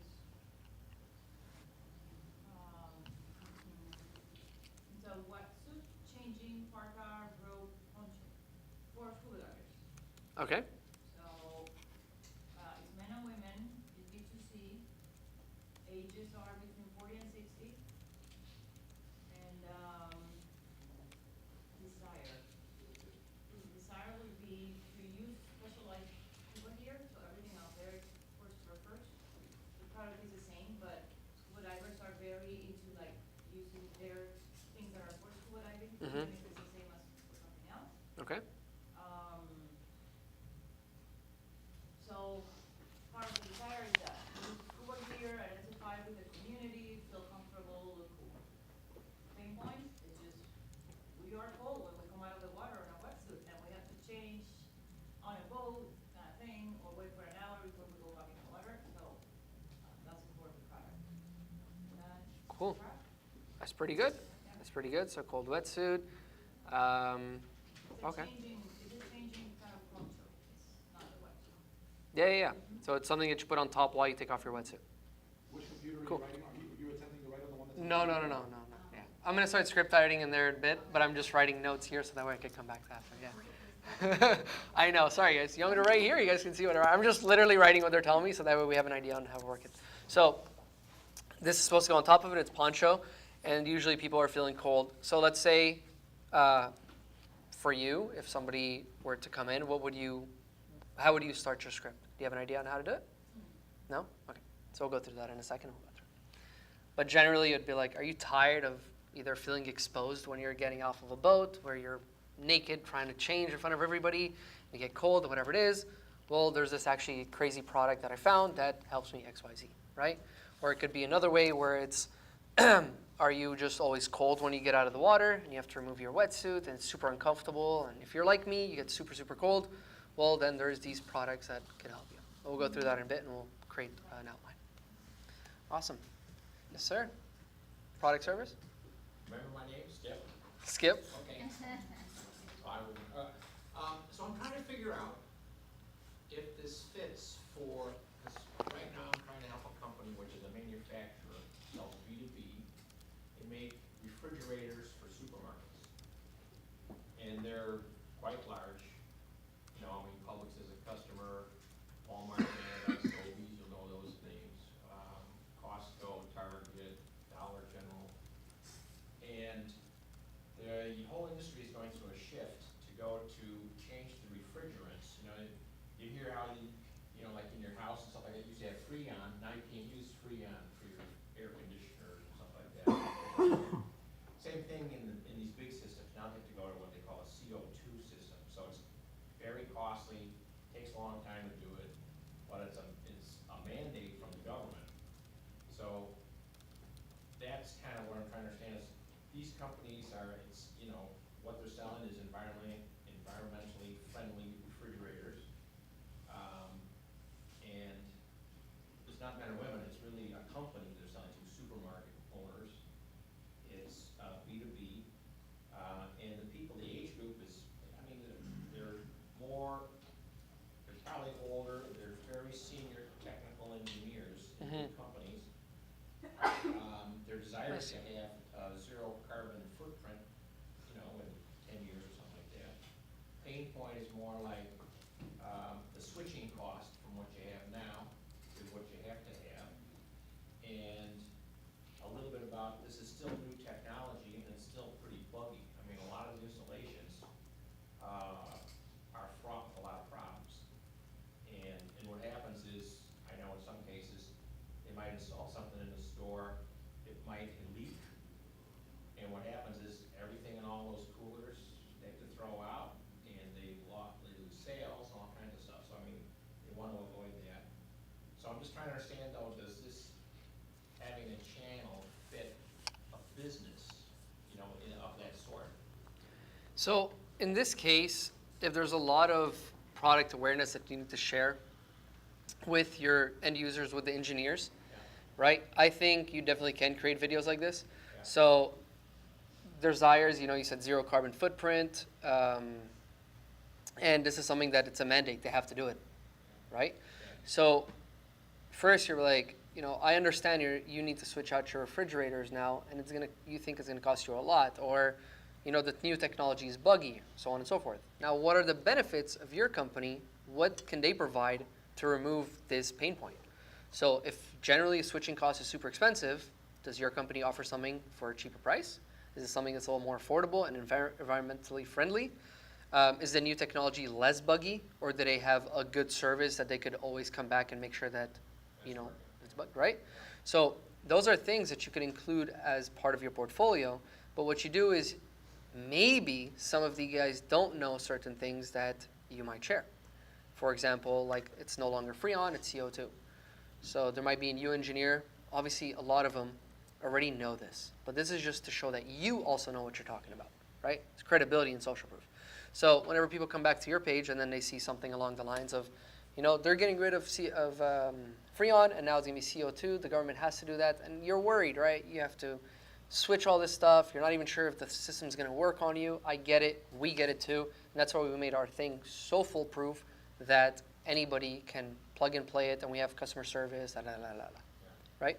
So what you would do for that company is just create a portfolio of ASQ, answer specific questions on what your audience is asking, what the engineers might ask, or pain points that they don't even feel like one of my companies, the big company that went from 80 million to 100 million, they have people that have been with them for at least 20, 30 years. So they're still living in dinosaur, like, I'm not, you know, we have our people. But slowly people started switching to new providers. As soon as we started creating FAQs and blogs and ASQ posts, what happened is those people that were searching for new providers would search online, they would search somewhere, we would get brought up, and then we'd be everywhere searching and ranking. Automatically the authorities hire, people go, it seems like they know what they're talking about because I have this pain point, it seems like they could solve it, and so on and so forth. So I still think it's very doable. It's just the way that you approach it. And it's gonna be about informational, different topics, different hooks, different titles. Obviously, like, I wouldn't be posting once a day for this type of content because you might run out of ideas. There's always repurposing. But I would probably do it once every 3 days on this type of content. So once every 2 days. Yeah, and you can post every day if you have enough ideas for that. Go for it, right? But sometimes you might run out with this type of content, which you could still be very talk about different things. So environments, right? The reason why they switched over from Freon to CO2. What's the benefits of CO2? So it could be just an entire video about that, without even talking about the fridges. So now you're talking about different information, right? Are you worried right now about the switching cost? It's going to cost crazy. I understand it. On average, it costs this much, but you could use these methods, and it'll cost you this much. That's it. That's your video, and it's done. So informative, helpful, give value. Cool beans. Pleasure. Sir, we spoke a little bit. Yeah, I guess we'll run with that idea. Doing content around business consulting. Okay. Doing content about business consulting. Carlos has been calling you for years, I should say. So is this business consulting, what's the niche? What's the sub-niche? So how to start an online business, how to start a brick and mortar, brand. It's going to be more like strategy, so with a financial focus. Okay, financial. I think the pain points are lack of, for new businesses, small businesses. So the pain point's often confidence. Okay. The other one is lack of knowledge. So I'd say the desires are affirmation and learning. Okay.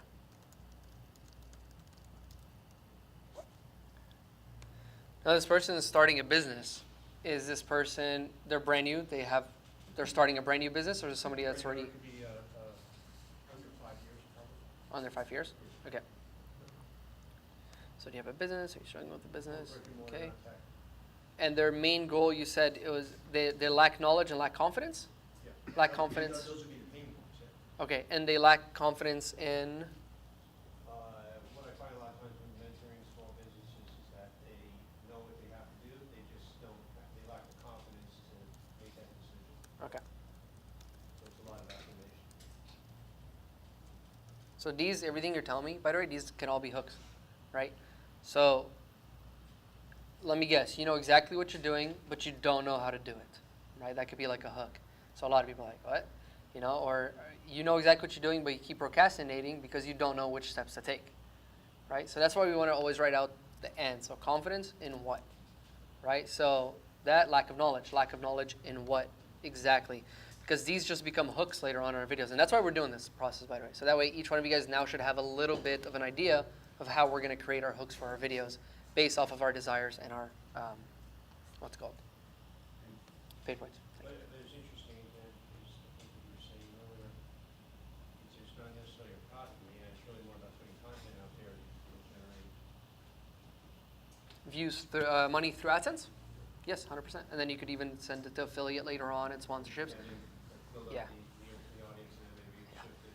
AdSense is like this. It's a roller coaster for the most part. All right. So if you stop putting out content, it comes back down a lot. The more content you put out, you make more money. So it's always better to go with affiliate marketing that pays you time and time over again, reoccurring subscriptions and things of that nature, or preferably, not preferably, but and or sponsorships. So if, let's say, you're not selling a product or you have nothing to sell, but you still want to talk about financial advice, and there's a course that's really good, and then you could promote that course and get paid 50% of it. It's $500-600 bucks. It's pretty good. You can make a decent amount of money, and that balances and counterbalances the AdSense. That's something you could do.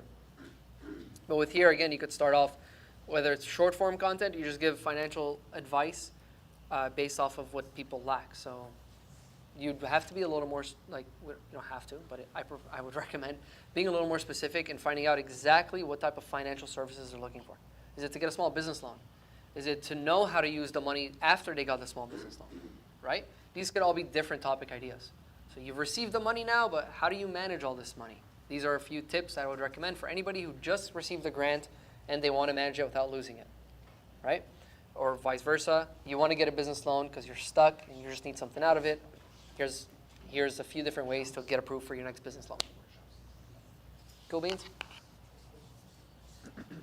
Christina. Okay, so what are we selling? Jewelry?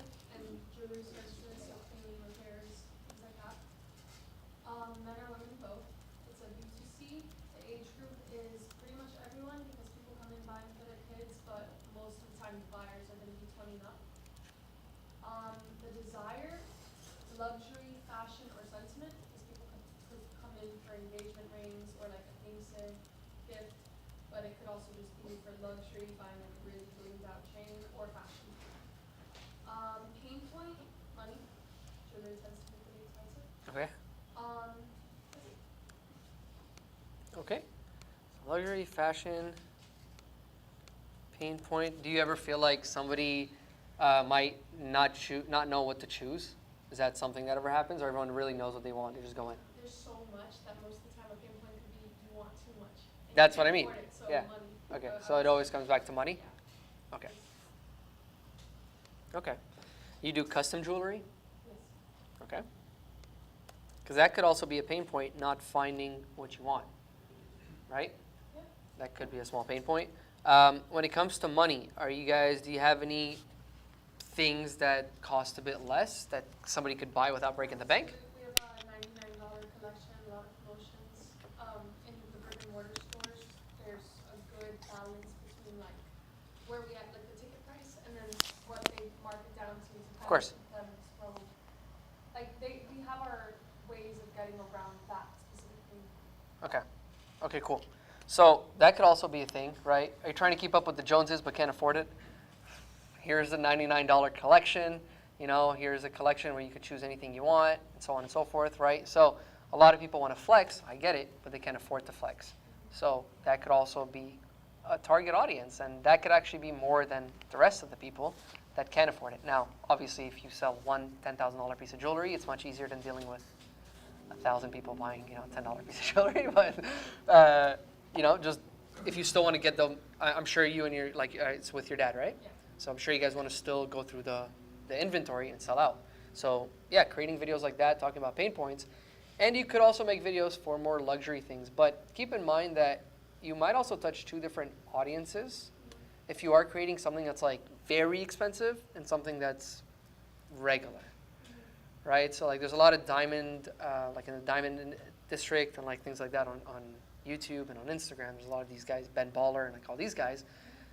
They'll never post something for under like $50,000 because that's who they cater to. They cater to people that are making hundreds of thousands, not millions of dollars, and they're spending $500,000 on jewelry when they come and see them.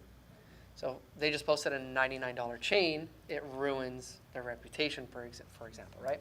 So it depends. If you are going to do something and you do have such big differences in that, I would recommend creating two channels. So one that's like the luxury side and one that's just the jewelry side of things. Right? So that way when people see you and it's always high-end jewelry and they're scrolling, they're like, yo, these guys can hit it. They're heavy hitters. People buy mostly when they're paying a lot of money. It's also who you're buying from, and it's like the credibility of the brand, right? So like I bought from Ben Baller. Yeah. So The difference between buying a Gucci bag and from TJ Maxx. exactly. So it's who you're buying from. So it's always, that's a status that people have. So keep that in mind and make them live up to that status. So people want to feel rich, people want to feel important. That's that video. And the other one, it's like the bro keys, which is completely fine, but can't afford or don't want to afford. Some people just don't want to spend $5,000 on a necklace, right? So you could target those people on a whole separate page. Yeah. Welcome. Yes, sir. Just an example for today's slide. So what I sell is health supplements. Desire is, so it's basically, I have two examples. So it's brain focus and mental energy. And I'll go back, it's for both men and women, age group, adults in general, pain point, probably the brain fog and the knowledge and learning curve to that. Okay. So here, what's interesting is, thank you for sharing that. So what's interesting about that is you have to know, like, for example, they want to focus, right? You said brain focus and mental energy. Why? Why would they want to have mental focus? So they can become more productive to make more money? Is it so that way they can be more aware with their kids? Like, who are you really targeting for that content, that health supplement? Who's it really for? It could be for anybody, right? Men, women, age groups, everybody. But it's something, if you're talking about brain fog and mental energy, you might want to target people that are in business. Because in any industry, what's cool is like, let's say I create a course today about time blocking. I could sell it for like 49 bucks and it'd be cool. Everyone can buy it. Then I could just call it the same course. I don't have to change it. I'll call it time blocking for entrepreneurs. Now I charge $249 because it's more specific. Then it could be like time blocking for doctors. I charge $1,000 bucks, right? Nothing changes about the program, but it's who I'm targeting. I could change the prices because they feel like it's more valuable to them. So here, when you're talking about supplements, yeah, you could probably sell it to everybody. But who's the one that's willing to pay you 3 or 4 times more for it because it actually has an ROI in their own life? So as a coach, I probably need that. And because I have brain clarity, I can make 10,000, 6 figures, a lot more because I'm a lot clearer. Somebody that just wants to be not tired anymore may not want to invest 30, 40 bucks into that because it's not a big of a pain point. See what I'm saying here? So try to get into a bit deeper into your audience and more specific to find out what's the reason why they even want to have focus and why they want more mental energy and their pain points. Of course, they don't have knowledge about it, so why do they even want to learn? Right? Some people just want to learn to have knowledge, to share with friends. Some people want to learn to better themselves, their friends, their family. Some people just want to learn a lot of things. I know a lot of people like that. They just like to learn a lot of things. So you might want to go a little bit deeper into that, and I could help you out as well. Cool beans? Yep. Cool, man. Up next. Hi, so Hello. ours is a board game for kids. It's specifically the scavenger hunt game that is not just a scavenger hunt game, it's unique in the way that it adds some STEM learning into it. So it's a learning through play kind of game. So it teaches kids as well as it being fun. Okay. Both indoor and outdoor. The target age range is kids 4 to 8, but I'm not selling to kids, I'm selling to women, parents. Specifically women ages 30 to 45 is what I think is going to be the age range of mothers that have kids 4 to 8. Yeah, makes sense. B2C desires and pain points, I'm still iffy about it, but this is what I think. You want to entertain kids off screen, getting kids off screens, getting them active play, not just sitting down. Educational learning through play is important. Pain points is, you're worried about your kids' health, not knowing how to keep them entertained without screens, not having time or money to keep them busy without screens, not knowing what game works for both kids in the family. So if you have multiple kids in your family, something that will work for both ages. Okay. If it lands within this age range. Okay. Cool. Really good stuff.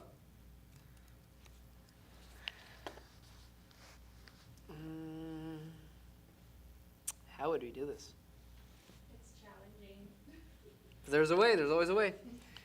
So in this, what I would do for targeting mothers that have iPad kids, right? We want to talk about the health challenges that their iPad kids might get, okay? So if there's, right now there's a lot of tantrums that are being thrown, like crazy tantrums whenever you take away their iPad or whatever it is, right?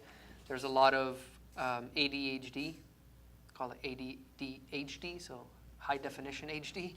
So that's happens very often as well with children nowadays that are using phones and tablets, short attention span, that also adds to it.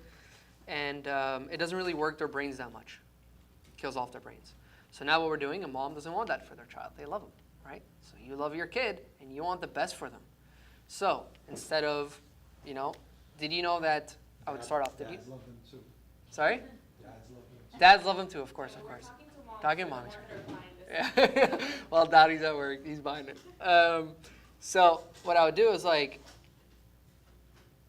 if you love your kid as much as, I would start with different hooks, right? So let's say one of them would be I'm going to assume you don't hate your kids. Something along those lines, right? So now the person's like, what? I'm going to assume you don't hate your kids, right? And then I'd go something along the lines with, and you want the best for them. And right now, you want the best for you too. And that's why sometimes you give your kid an iPad or a phone. And that could be good to a certain extent, but what is that doing to your kid? It's messing with their brain, their attention span, ta-ta-ta. And that's why a lot of people have realized that switching to certain board games that help the creative mind and help this and help that, they've seen an improve with their children, a relationship with their parents, they're closer to them, they listen to them more, they do this, they do that, right? So that's a pain point that most parents might deal with, and then you're now overcoming them based off of their desires, right?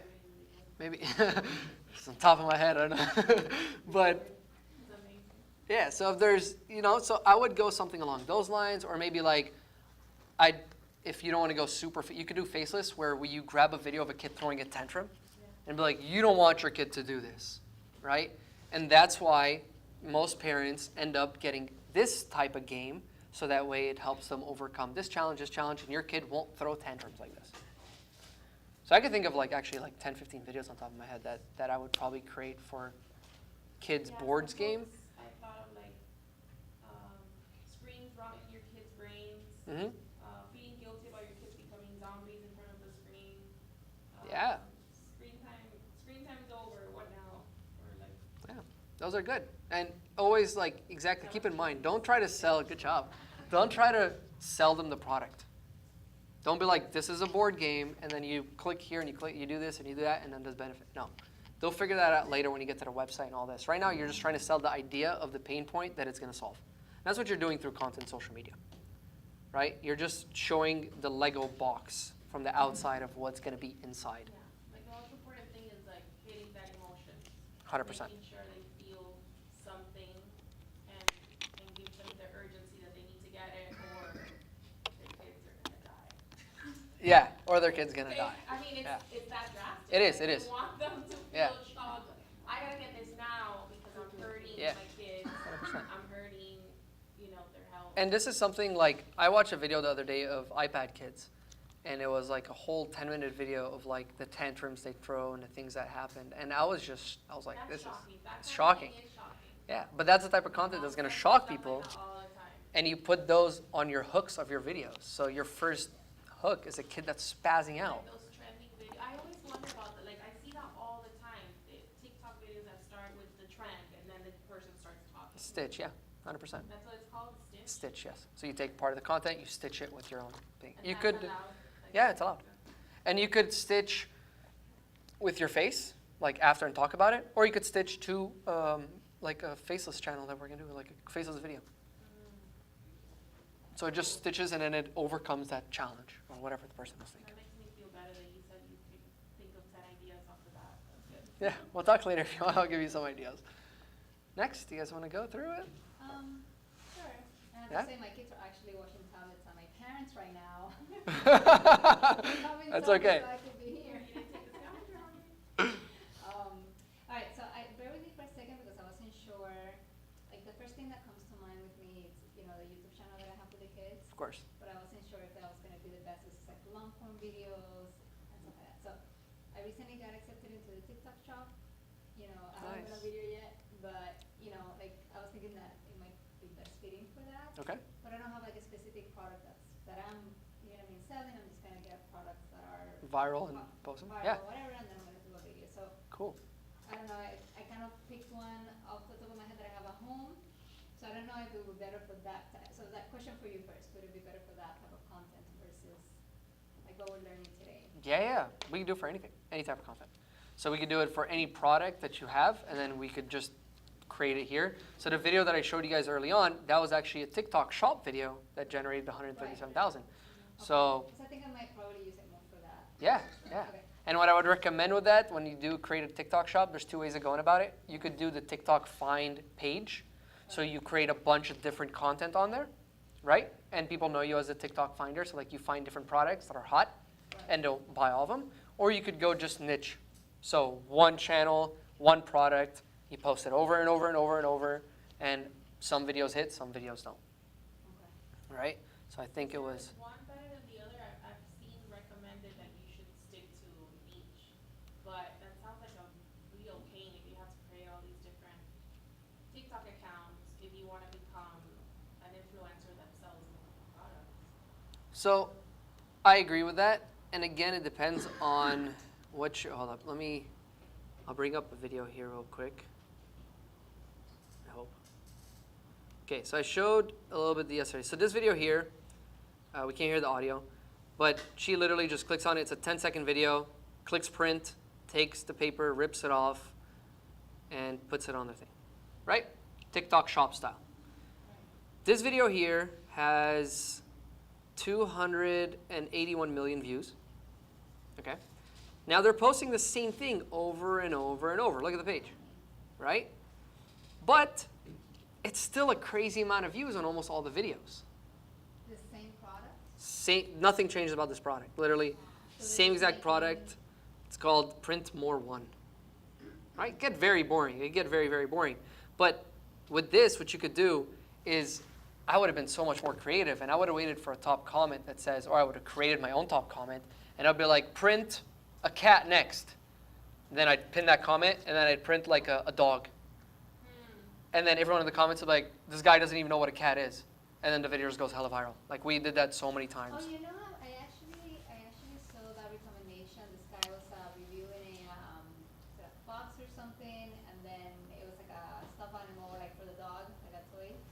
And then he called it something else, like one of the a squirrel. Thank you. He called it a squirrel, and everybody's like in the comments going, Yeah. "It's not a squirrel, it's a fox." or Exactly. whatever it is. But that creates virality. So yes, a few of those people are going to comment that, but what your goal is to go viral. And comments really add a fuel to that fire like crazy. So doing things like this, we did this on one of my students' channel, so he like crushes things. And people were like, crush Mentos next. So we got Skittles. When we put Skittles in there, we crushed the Skittles. That video blew up. That was our first like super mega viral, like 20 million views. And everybody in the comments were like, dude doesn't know what Mentos is. Dude doesn't know what Mentos is. So we're like, we're onto something. So then we did the same thing with Oreos. We put Chips Ahoy, and we just started doing the whole thing, and it would all go crazy viral. People started catching on, and then became like funny with it. So like they would tell us to do something, knowing we're gonna do something else.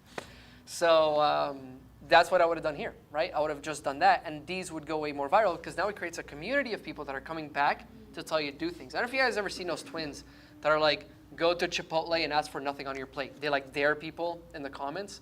And the guys, what they do is they just open it, and they're like, all right, today's dare. Go to Chipotle and say nothing on the plate. So they're like, cheese? They're like, no. Meat? No. Lettuce? No. And then they just get a bowl. And they're like, here you go, you know? But it's just a funny video. And people come back, and they keep commenting and commenting and commenting, so that way they create content like this. So that's a different way of doing it if you are doing TikTok Shop on one product. You would try to be witty. You would do something different. I know a guy that was selling like a weed roller and like a grinder. He started like putting cinnamon inside of it and like going outside. Broccoli as well, yeah, and he would like grind it. So there's so many like different ways and ideas of becoming a bit witty and doing a pattern interrupt instead of just doing a typical video like this that could kind of be boring, right? Informative videos. Pleasure.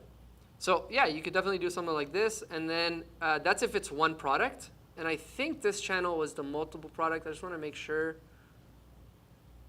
Yes, the product pirate. So this guy here, huge, all different. So it says best kitchen products, but literally it's not just kitchen products. He has like chessboard and all this stuff. So like this is one video of one product. So testing shark, boom. If you notice, he didn't start with just the box. He started with showing you the really cool part, which is a light up chess box, right? So show me, don't tell me. That's a really good hook. Shows that, then shows the unboxing of it. Is it talking? He probably is talking. It's just muted because of the. Oh, I see. I can't unmute, right? I'll just. You can try for a second. No. Okay. Oh, yeah. I can imagine. I can imagine.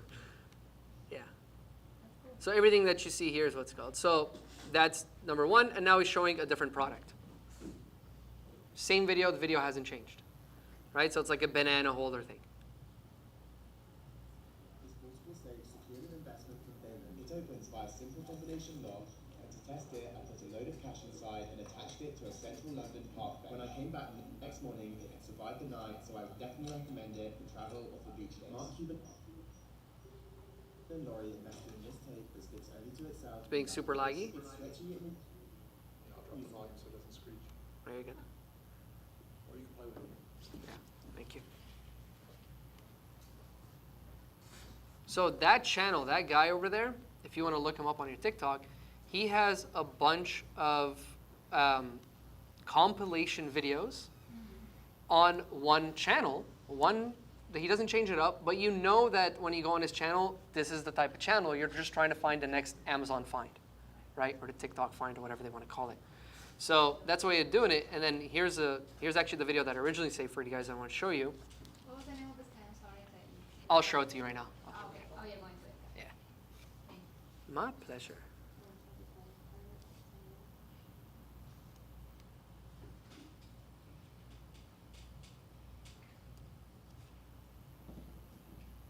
Come on. Oh, it's called The Product Pirate. I'm just seeing it at the tab here. The Product Pirate.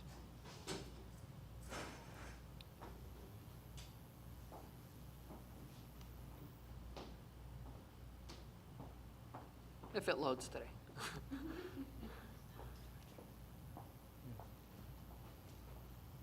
Okay, so it starts like this. So 10 things I bought this year, right? And it starts off with something that he's not even selling. It's just because it looks really cool. Those do so well. That's a type of. Is it better to do, Sorry, go ahead. right, is it better to do like one video, like one product from one video, or to do something like this, that is like boom, boom, boom, boom, boom, several products? I would test it. I like doing several products. Because then you have to link the, can you link, literally, I just started with the TikTok. Oh, you're good. I don't know much about it. Can you link several products to one video? As far as I know, like, I mean, as a Canadian, unfortunately, I'm working on Fernando's account, so I don't have my own TikTok shop yet, unfortunately. But when I go through and I'm adding a product, it does show me that I could tag multiple products. So it might just be. Right, so it says add product, add product, add product. So you might be able to. I haven't actually tested it, so I don't want to make anything up. 3 ways to tell if your dog's paws. Let's test it real quick. So right here. 3 ways to tell if your dog's paws are crawling with yeast, and 1 brilliant chew that helps. Number 1. This is actually a screen recording that I did this morning when I saw the ad.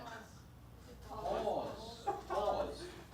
Okay, pause. A, pause. B, moles.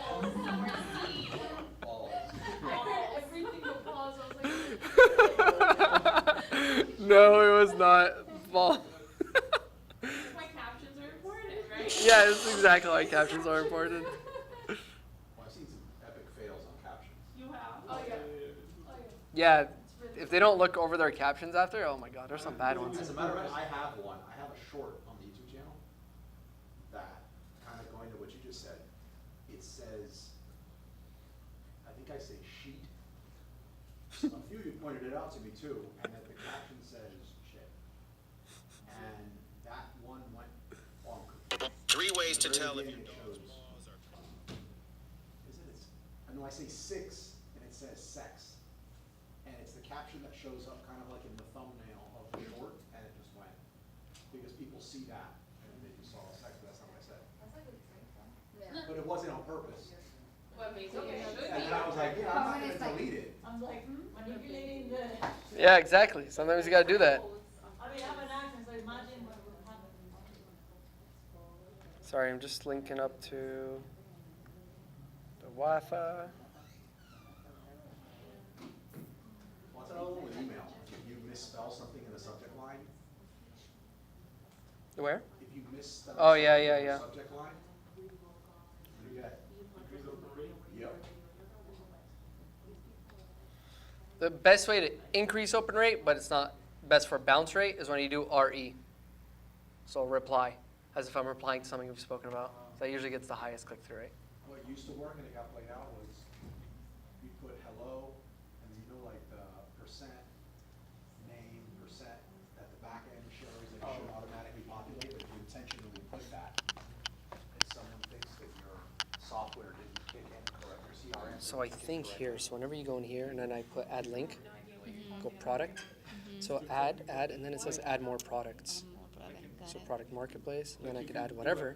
Now I'm not sure if I could add a multiple, you know what I mean? So that's where I'm not sure. Yeah, try it out. Yeah, let me know. That'd be good to know, please. We can put the sign on purpose, so the receiver thinks that they mistake. So people like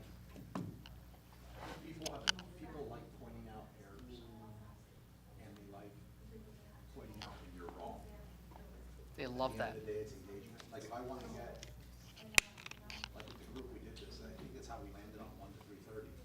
Was I wanted feedback from everyone in the group as to like when was a good time for us to meet.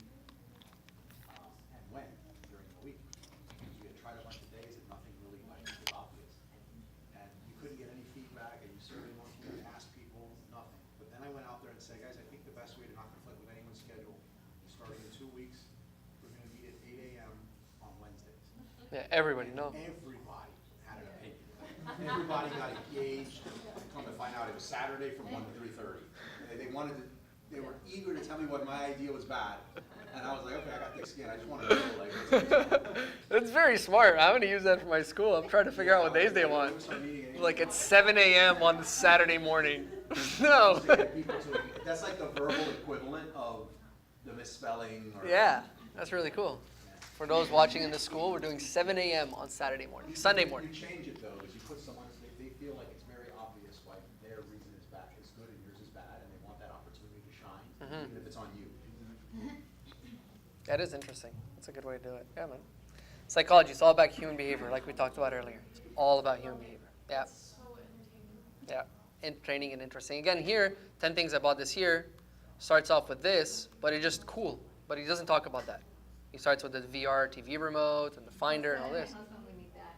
I literally, it popped up on mine. I was like, we need that. the remote finder? It finds your remote. We use it all the time. Yeah, but We is a very, it's the same thing as a key, the key little I tab. don't feel like it's a we thing. It's like an what's it called? The what is it called? AirTag? Tic Tac? Hey Siri, what's the one you do? Oh, that has to find out. It moves so Yeah, fast. I'm trying to like understand what I'm looking at. Yeah. That's my pet peeve with some of those videos is that they move so fast that you can't even appreciate what product they're showing you. So Yeah. I don't get it. So the reason why these videos do so well, and this video has a few million views with 10,000 comments, is because it moves so fast. You have to watch it again. Or you have to go back and you have to watch. Or look in the comments. Oh yeah, I found it here. You can go see it here. That's there was someone that spoke on the cruise, Gracie, that she did TikTok and she's very like influencer in space. And she one of the things she said was a lot of people will put their videos in 2 times speed because if you talk too slow, like it happens to me all the time. If someone's talking too slow on TikTok, I'm gonna and I'll skip or I'll skip the video just all the way to the end just to see what the end result is. But that's why things are so like because then you'll get more comments of people explaining what was in the video, more people asking what was that, it moved too quick, and you get more engagement.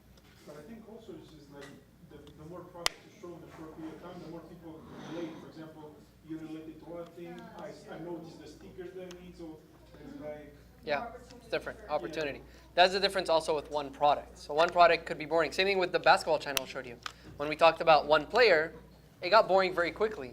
But when we talked about 30 players, people were very interested because they wanted to see who was their favorite player and where he made it to that list.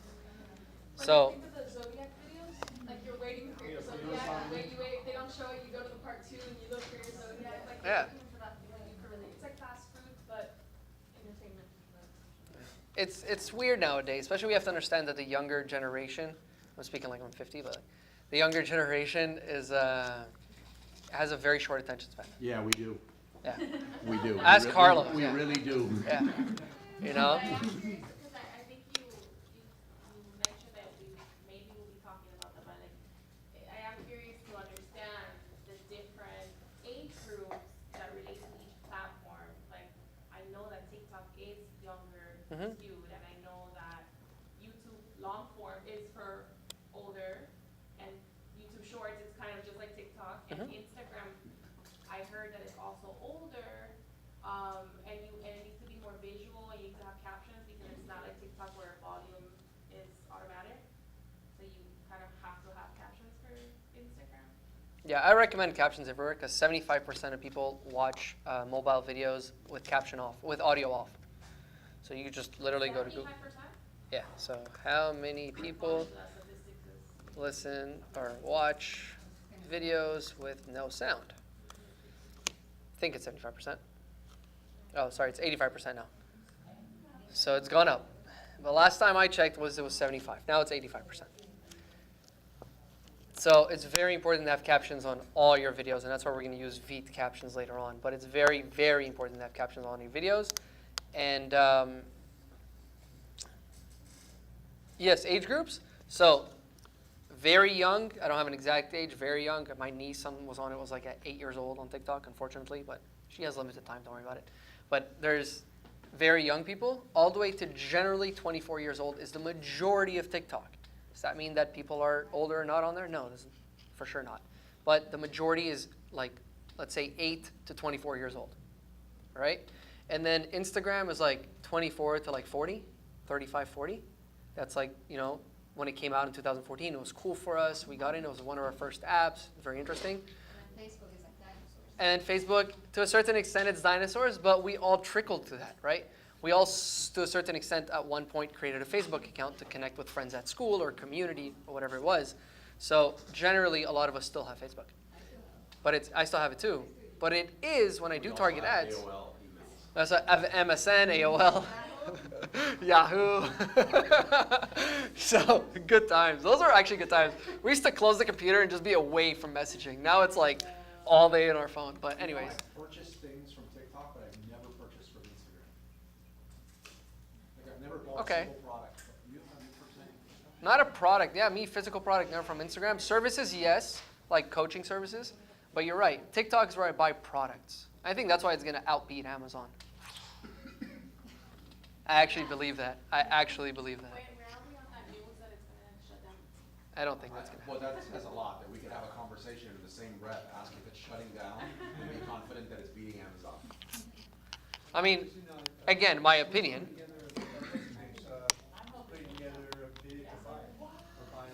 I don't even care, but it's a good opportunity for a lot of people.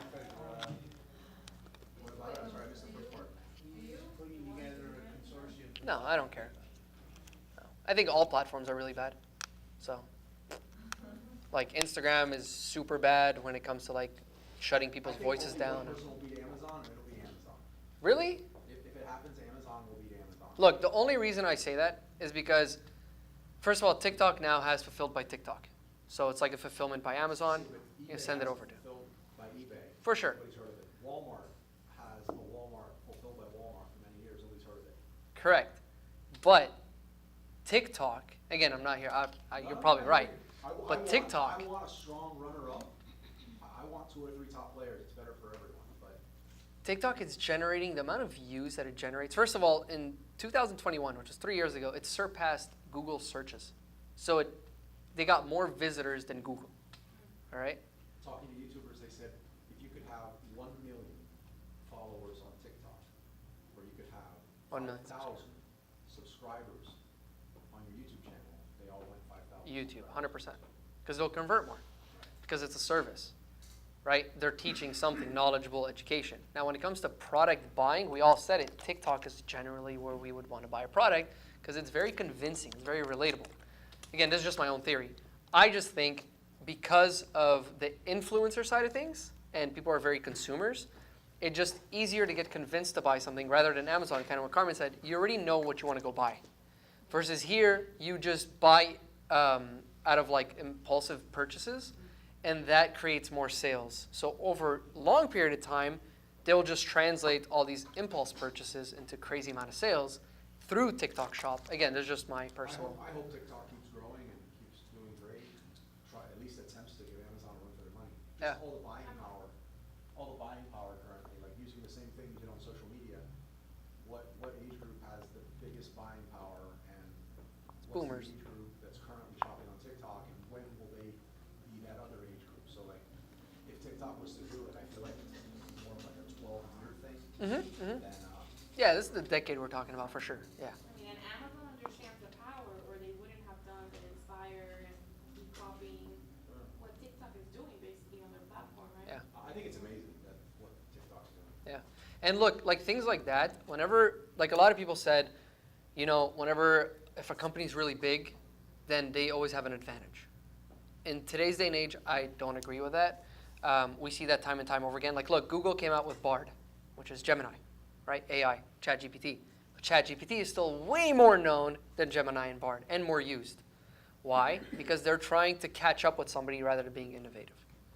So, to me, again, TikTok is, and all businesses that I've seen for a long period of time, like, look, Sears, we never thought was going to go out of business. They used to sell homes, right?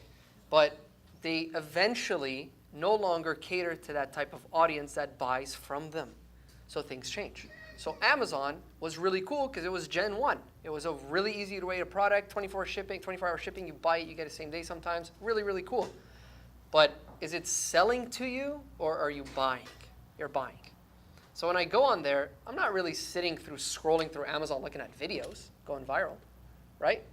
I'm more on TikTok going viral. Once I make a decision, I go on Amazon, I buy it, and I leave the app. That just does buyer psychology through Amazon. So unless the psychology of the buyer changes, then they could do whatever they want to their app, and the person will do it. Same thing with YouTube competing with Shorts, with TikTok. They still can't keep up with TikTok, with the Shorts, because people are just used to TikTok Shorts. That's where it started, right? So it's on Instagram Reels, it's on Facebook Reels, it's everywhere. Everyone has Shorts, but the one that's outperforming everybody is TikTok, because that's the generation. So I think like in 10 years from now, all these kids are buying from TikTok right away. They're not buying from Amazon. They will lose that habit of buying through Amazon, and they'll start buying through TikTok. Again, this is just my own What they don't know experience. is that the TikTok shops are integrated with the Amazon shops. So Right. if you For buy sure, from Amazon- for sure, yeah. Yeah, That's a I huge feel thing like too. TikTok's trying to like, their big thing is we have fulfillment centers now. That's their flex.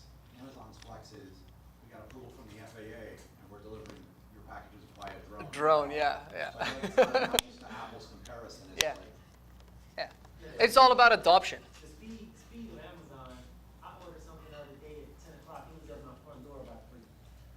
Yeah, you Americans have it good. Yeah, the speed of Amazon It's unbeatable. is unbeatable. 100%. That's why it's the largest retailer, and I can't see TikTok. TikTok is going to do very, very well, but I look at Amazon the way I look at Apple. Mhm. Steve Jobs was able to grow Apple because he got kids in high school in the late 80s, and those high school kids that had the Max? the color, Yeah, yeah. those Macs. Yeah, the desktop with the color dome ones. Yeah, transparent. 11th and 12th graders and, took that psychology to college. And they used Apple in college. Then when they became an adult, iPhones came out, so they was already invested in the computer. Then iPhones came out, they say, hey, then when I think Android came out, I think like 2000, 2002, somewhere around that time. It's almost 20 years old now. That was the only competition. But when the iPhone came out, you had this audience that was already loyal to Apple. 100%. And as they grew, now then they had kids. That generation had kids, and those kids, they give iPhones away when you get a new account. But people still think the psychology of it is, I have something, this mega piece of machinery that they're getting for free that they paid $1 billion for. It's like, Yeah, yeah. Apple's gonna be number one, and I'm not an Apple user. I don't like Apple. sorry to hear that. However, they make superior products. Wow, Carmen. Yeah. And as good as Android is, they'll never catch up. Yeah. They'll never catch up. Yeah. No, I completely agree with you when it comes to certain things like that. I completely agree with you. I just look at Amazon as a choice, right? So Apple provides something that Samsung doesn't have. There's a lot of things that I can't get on my Samsung that I can do on my Apple phone, right? And they lock me in. They like me. So they lock you in, whether it's the product that you use, the laptop that you need, the AirPods that you need, they lock you in, and your information's on here, the clouds and everything. So hectic for people to move. It is. Versus if I told you right now, go on TikTok shop and buy something, you could buy right now. You don't have to start a new Amazon account. You don't got to change anything. You got to break your head. You just go somewhere else, you buy a product. It's the only small difference that I see within these type of differentiations.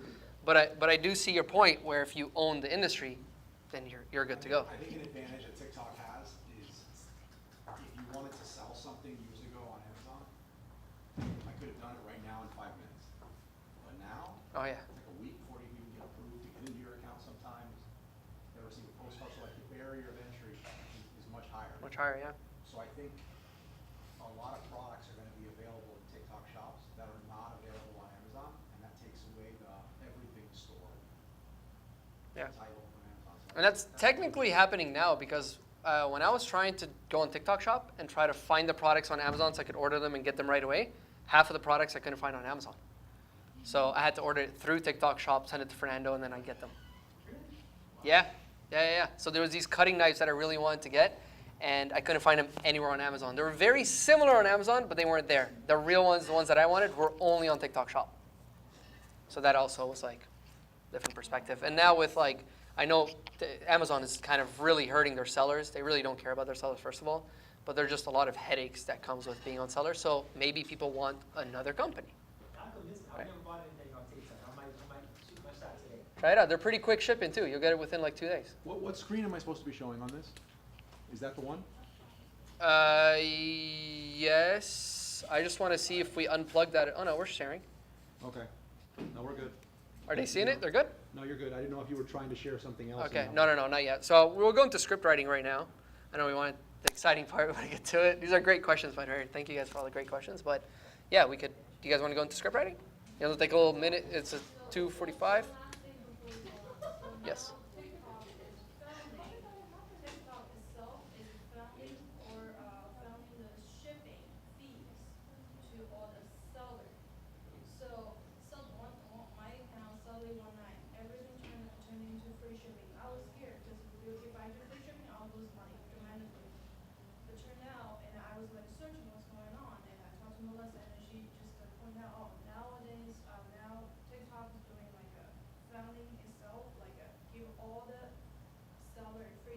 Yeah. Yeah.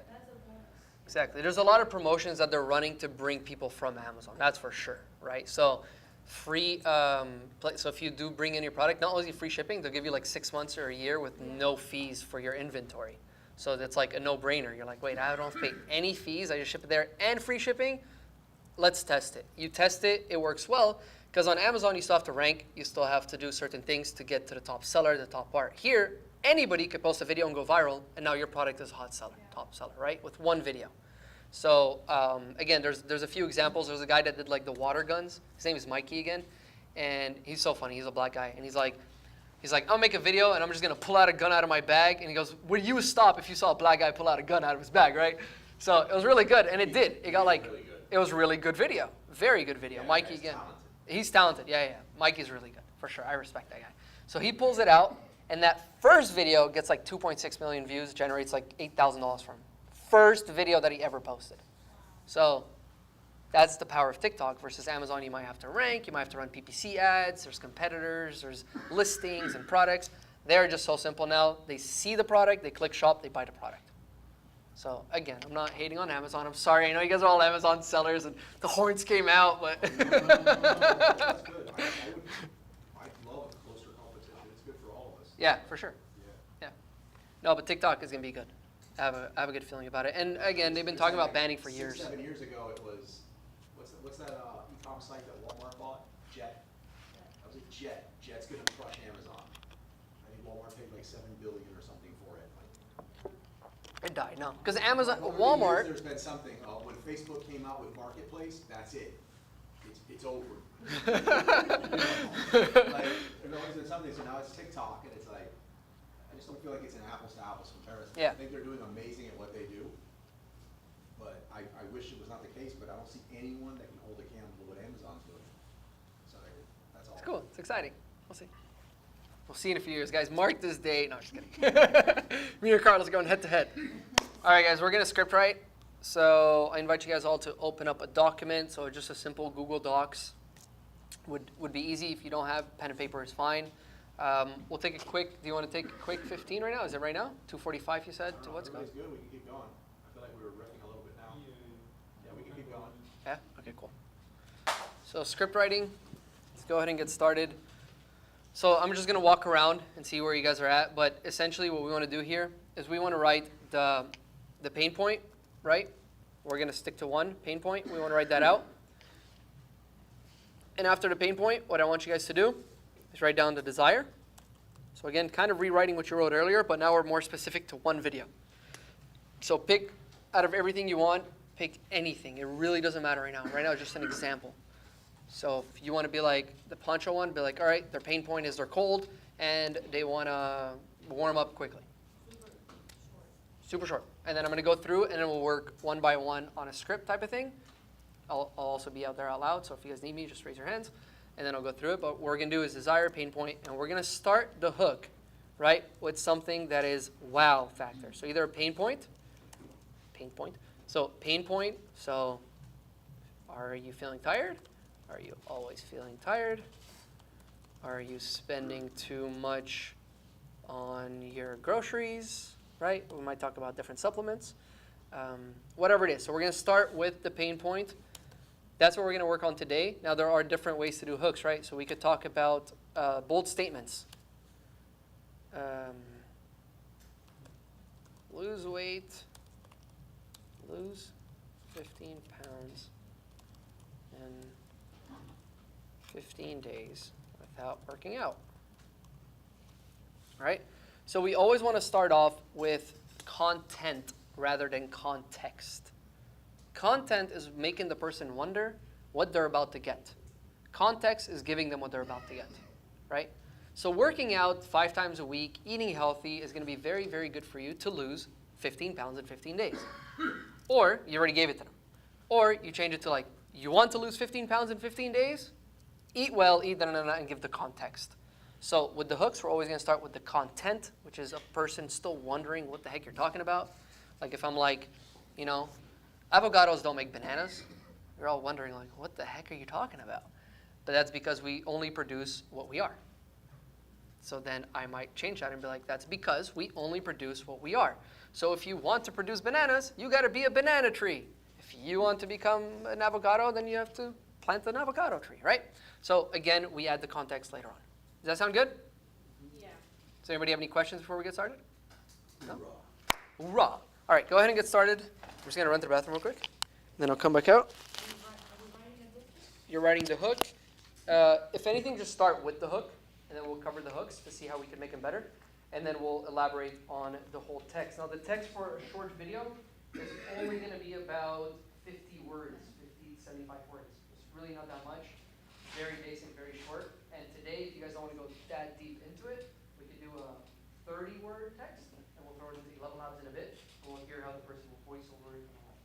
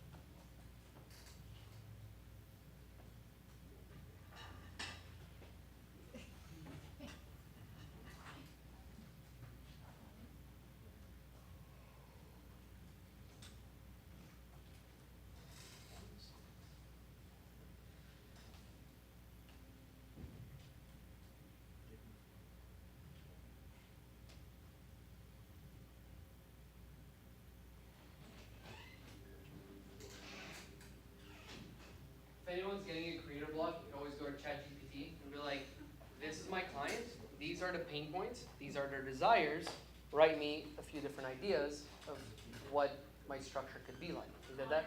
There you go. Right? So you could do that, and this is just to get an idea of how you want to structure something. Does that make sense? Let me walk around actually. Put on my headphones.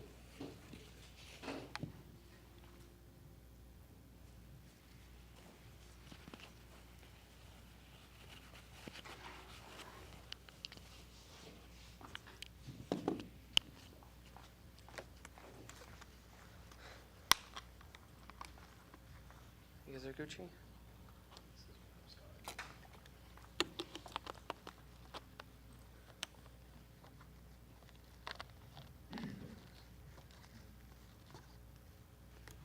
I like the hook. If you had a $1 million idea. So always try to make it as concise as possible. So instead of, have you ever had a $1 million idea? You have a $1 million idea. Right? Because it's within the first millisecond. If you say you have a, go on. So you have a $1 million idea. So the second one is what? Don't look like the dead people in the graveyard. Is it enough? That's too much context. So we get right to the point with shorts. So in this case, have you had a $1 million idea for an app and you knew it would make you rich? Right? And then what? You don't know where to start. You don't know how much it's going to cost you. You don't know who to talk to. Right? What is your end goal of this? What are they going to walk away with? Let me go ahead and write that down real quick, actually. I want you to answer this question, by the way, for the video. You just want to do the title and the hook? Title and the hook. Not even title. I mean, you could do title. Or just the hook? But just the hook, yeah. Okay. So yeah, I think that's the hook. You want to ask yourself, by the time that the person is done watching this video, what will they have gotten out of this, right? And what am I trying to get them to understand, to feel better, to like, for example, we're using right now, it's for a developer. So we're trying to understand, right, actually it's gonna have to go through here. Format. Right here, by the time somebody's done watching this video, they would have done solving. So in this case, we're trying to build $1 million app.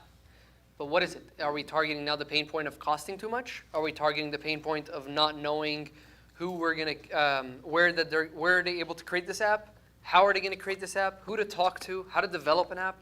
What is the end result with that specific video that we want to get them to understand? Right? Do you need help? Are you Gucci? He never needs help. Dang, I'm kind.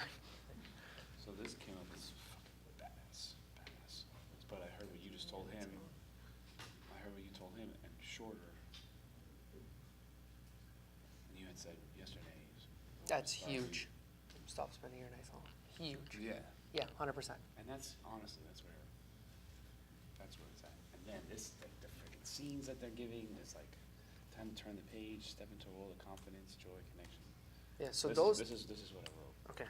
So what I want, just my advice to you. So are you familiar with Casey Neistat? No. Right, Jess? Okay. So he's a really, really big YouTuber. I would recommend watching one of his videos where he does an entire video with AI script, and he'll rip it really hard. So AI script is just to create like the creative memory, generate ideas. And what you want to do is generally you don't want to use what they say because it's very generic. Right. It's not human. So what you want to do is you want to take what they said and then be like, can I make this to my audience? Like if you said, tired of spending lights on screen and wishing for something more. So generic. You're right. Right? So you might want to be like, I'm tired of spending nights alone, which is what you did, right? Scrolling through TikTok. Well, instead, go out there and raise your confidence. Good stuff. Yes, Ting. Turn the AI thing off. I just, if you don't want to use it, you just go and you type whatever you want in ChatGPT. So right now it's not on. No, the only time it's on is whenever you click, let's say this, now it tells me this. But if not, then it just regular. Okay. Right? So right now you could say, write me XYZ, and it will do that. Yeah. You all good, T? You want to go over anything? Oh, you're Gucci. Okay, what is it? First I was going back and forth about what, like I said, I got some issues. So I was going back and forth about what I wanted to do in the car store. But now I think I want to just start my YouTube channel. So I'm going to start my YouTube channel to build the audience because I want to start making music. Dope. And so that's what I'm starting. And so now I'm just wondering, like, I guess like the AI, so it's like okay, so now I'm wondering, like, so this video format help me with like how do I use video format to reach out to audience when I'm trying to create a channel to like For music? Yeah. All right, cool. So what you want to do, depending on the content, right? So this is for informational content or products and services. If you're doing music, you got to do something different. So one of my boys, he does music. A few guys I managed that do music. The content's very different. So the content, either they trend hop with beats. So depending if there's a really hot beat, there's something going on, they might rap with that. Depending on how you're doing it, like we have guys that get mic'd up, they're in front of a mic, and they're just spitting free flowing, right? It's freestyling. But it's not, it's pre-recorded. And then all we do is just put the voiceover thing and it matches exactly and it looks so real that he's literally just spitting on the mic. People like to see that. It's like, yo, that's flow, like this crazy flow. You know what I mean? So you have to, like a cipher. yeah. Like their own cipher. Exactly, right? So that's really dope. And you have to understand that people they bob their heads based off the beat and the content. It's not always, again, it depends if you're a DJ, that's also different. Like my boy's a DJ, and he has the whole DJ booth in front of him, he has the camera in the front, and he's always like, bam, he starts his videos like this, and then he just like, the whole thing is moving, and he's doing different DJs. So you might want to try different angles and different things. I'm trying to like different personas, because that's what I meant. So this challenge is just gonna be a whole different persona. So I like. Don't make it raw. The ones that blow up like crazy on social media, they're raw. There's no editing, there's no photo shoot, there's no videographer, it's not a music video. It's like anytime you make a music video, there's so many haters. Oh, look at this person, look at this hater, they just talk shit. But if you put a raw talent out there, people eat that up like crazy. So just make sure your hook, POV, like POV now is going viral, so I keep saying POV, right? What you mean? I mean, I see POV, but what is that like? Point of view. Yeah, but. So just like. It's being overused, I don't think it Yeah, it's overused. It's just like, I mean, it actually does really well still. Like really, I mean, really it well. does, Yeah. but It's I think annoying. half I of get the it. people doesn't know what it means, right? Yeah. And Yeah. it's like, I get what it means, but I'm still trying to, like, is that still trending in the okay. It's still trending. Yeah, Alright, cool. Unfortunately, it's still trending. I mean, because it works, it I doesn't guess mean I'll it has just to make rather sense, be over right? it. Yeah, exactly, That's what I'm yeah. saying, it doesn't make sense, but it works. But like, there's a crowd that we have to understand that the new social media generation understands things that we don't. Well, they not understand. They watch shit that we don't. Their mindset's different than us. Just everything is so different. So like, my nephew always has these slang words that I used to feel. Now I feel so old because I'm like, bro, what are you saying? You know, they have so many of these slang words, but that just to them it makes sense, right? So like, they're bro thinks. That's a huge thing. What does that mean? So they're making fun of like again the Skittles thing. Bro thinks that's Skittles. Bro doesn't know. Bro doesn't. Bro this. Bro that. So they add the word bro at the beginning.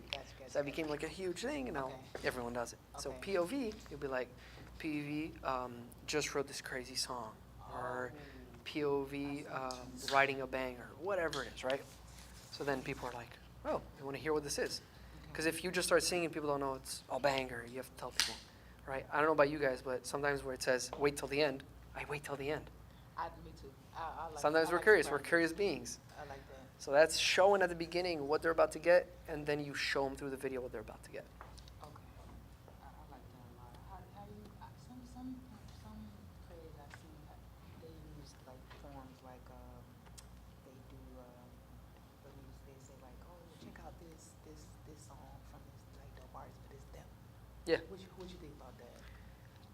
I think it works to a certain extent, right? Like I've had some of my guys like, we did like a fake of like my boy reacting to my song on the radio, and like stuff like that, you know. But just to get it. It get it, yeah, it does it. But the best ones I've converted for them is raw. It's raw. Like I filmed my boy like spitting in the car. That went viral. The one where he's in front of the mic and like doesn't look fancy, just like a studio. It's his basement, and it just looks so raw. And people are like, "This is dope." It's relatable. You just got, I'm gonna do something, to Vulture's one Kanye West and what's name just dropped his song, Beg Forgiveness. I'm gonna do a crazy video with that. Yeah, hell yeah. Okay, I appreciate you, man. Likewise. Appreciate you. All right, what do we got here, go? well, my ChatGPT did better than my language is not my Man. strong skill, right? But these are cool. This is They're ChatGPT or you? No, this is the ChatGPT. I started with, are you cold? So I don't need to explain more than that, right? Are you get cold? it? Are you cold? Are you chilly? Do we go after that? Super hooked. So like everybody's watching after that. Okay, enough of the joke. It's not that funny. Anyway, thankfully we Are you have- feeling wet and cold? Yeah. Well, that's a good one. That could be a better one. Do you avoid scuba diving in winter? Do you hate scuba diving in cold water? Okay, cold water, warm hearts, feeling frosty after a dive. Check out the cold water signature. No. All right, chill. Okay, no. So what I would probably do None of here. those are good? No. What? So, okay, so the reason why none of them are good is because they're not emotional enough, Okay. right? Feeling cold after a dive.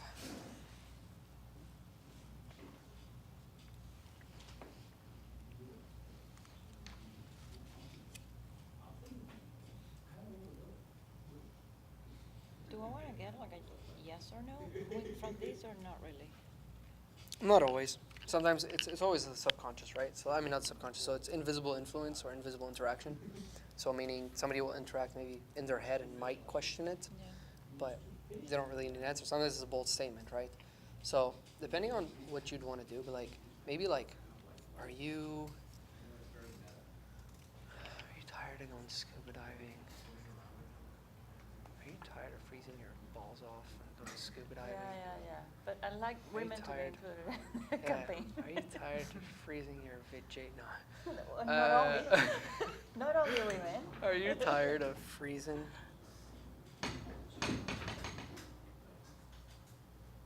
I mean, and there's two parts to this product. One is like you can change in public, right?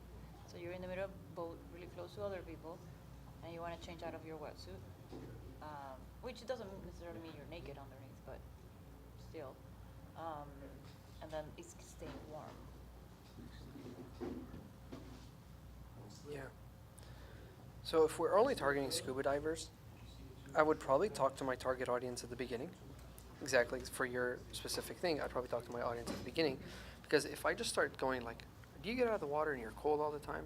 And now we're not talking about scuba divers. We could talk to a lot of different people. This could be a bathrobe, for all we know, right? But if you are targeting for scuba divers, then I'd probably talk to my audience at the beginning all the time, and I would say things along the lines of like, do you go scuba diving often, only to get out feeling super, super cold after the plunge or the dive, right? And be like, I get it, so do I, and that's why I started using this product here, which makes me feel warm, and this, no, right? So I talk straight to the scuba diving audience. Are you cold after scuba diving? So I'll start with scuba diving. Going scuba diving, but don't want to freeze afterwards? No. And the more that you're going to do that, it might not pick up as much because you're so specific to just scuba divers, but it will pick up to the audience that search for scuba diving stuff. So whenever they do see it, it hits their pain point. Yeah, okay. Right? So this might not be, again, a 2 million view video off their first video, but it could have potential where they're, know your audience, so how many people. Change it? Can I come out with another Product? Do you have another product? No. But I can come out with, If you want to. Yeah, in a if you want to minute. come up with it, yeah. If you want to find another scuba diving thing, we could go through it. If you want to target something other than scuba divers, but if you want to work on something you want to do. Okay. Let me The know. scuba diving world is very niche. Yeah, it is very So niche. Even when I look in TikTok, like there's a few with 1 million views and everything else is small.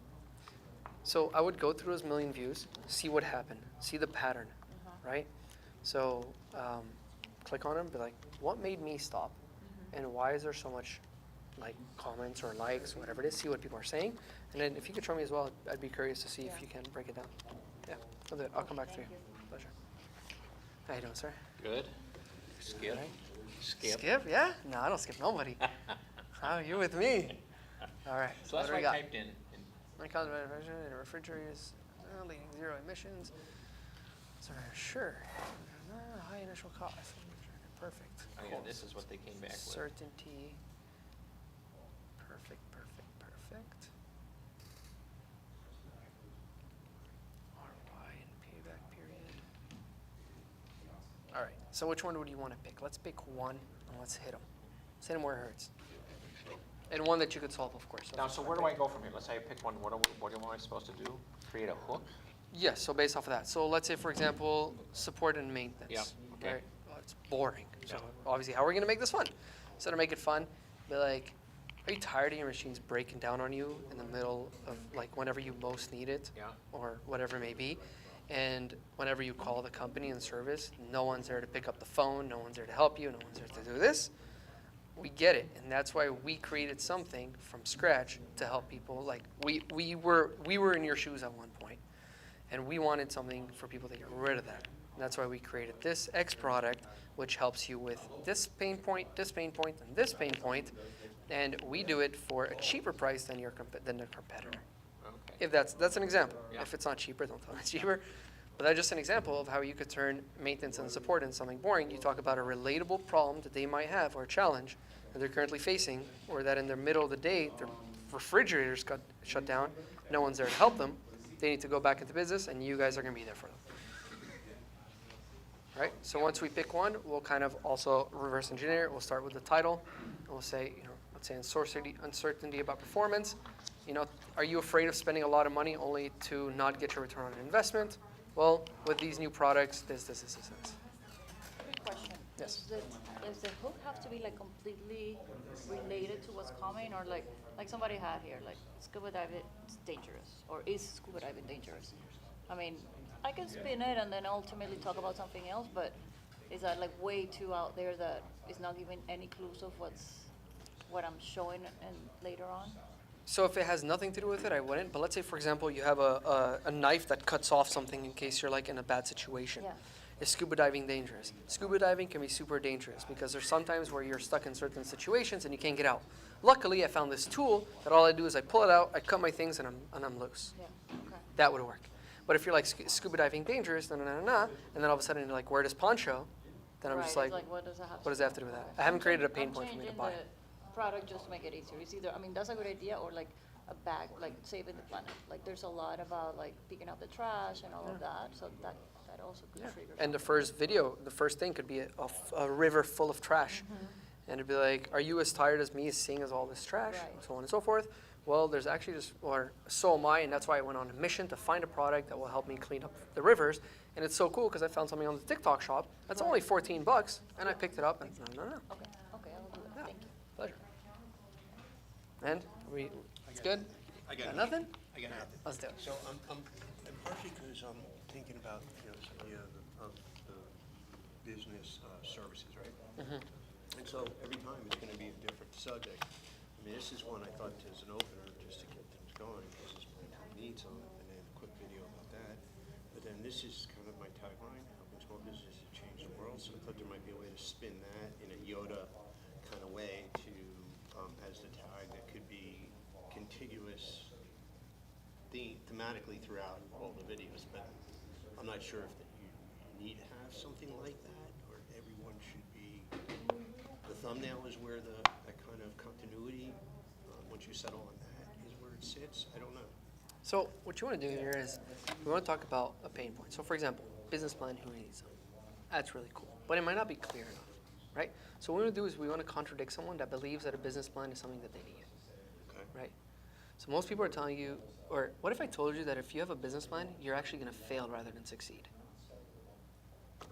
Now it's like, what? What is this guy talking about, right?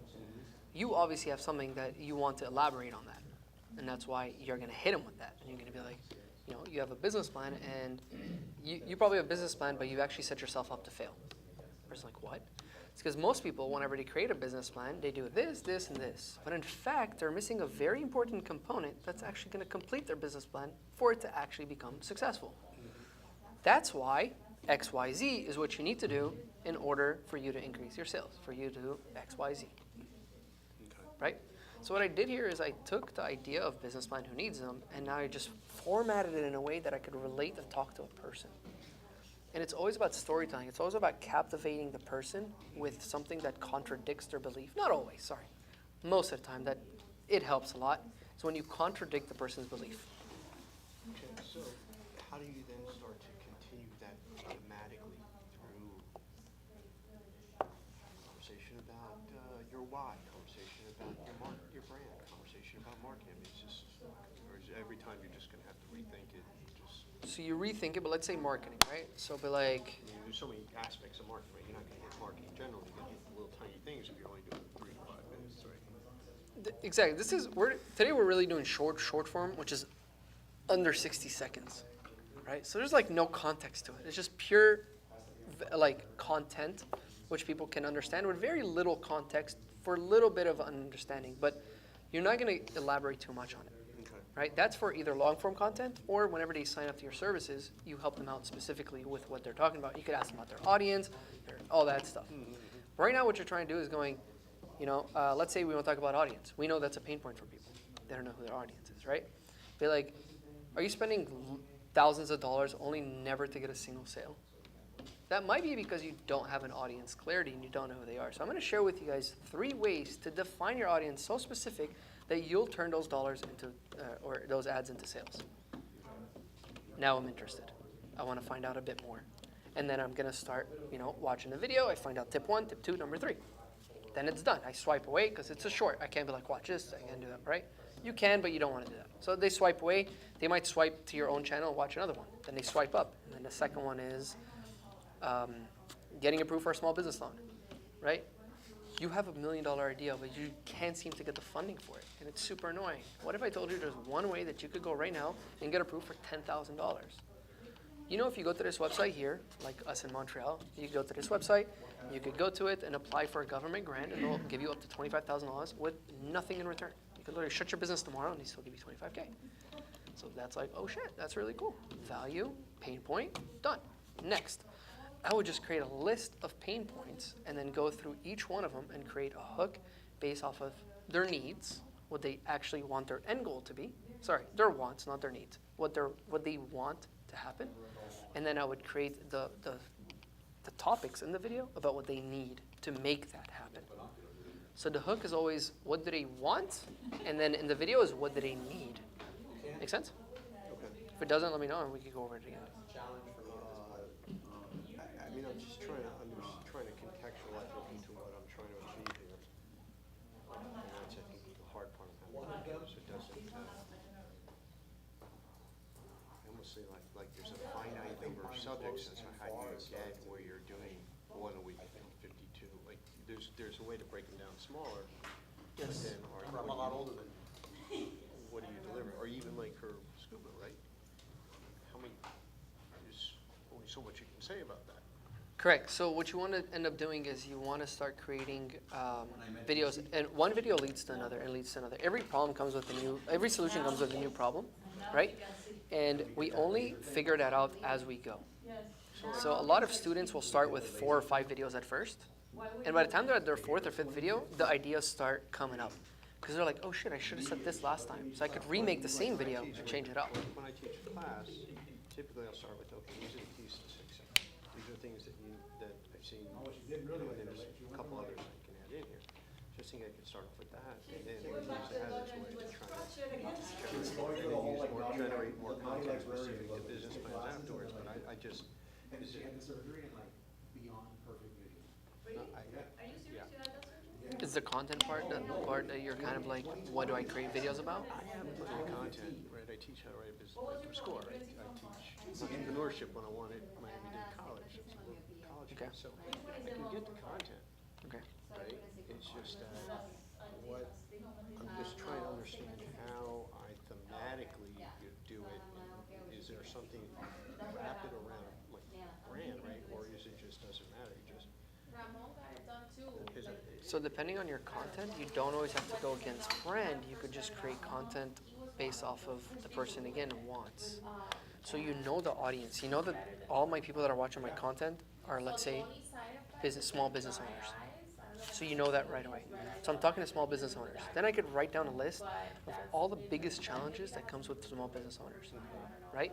Again, depending on what you're coaching. But if you're coaching everything and anything about it, then that might include employees, employee management, that might include payroll, that might include training, that might include expenses, accounting, all over. So all of these are videos you could create, because your audience is the same audience that they're going to get the same aha moment. So then you just write all these videos, and then each video, each topic, you could generally make 2 videos, because they're always different angles, right? Meaning, for example, let's say we're going to talk about how to get a small business loan, right? So let's say I want to create how to get a small business loan. I might start my first hook and be like, you know, do you want to try? Are you trying to spend? Are you tired of spending your own money, and you'd rather spend the government's money or the bank's money, whatever it is, to start your business? I don't know. Here's a way to do it. Then the next video would be like, do you want to get a grant for your business, or are you someone that already has business debt but wants to get a grant or get more? And here's another way of doing it.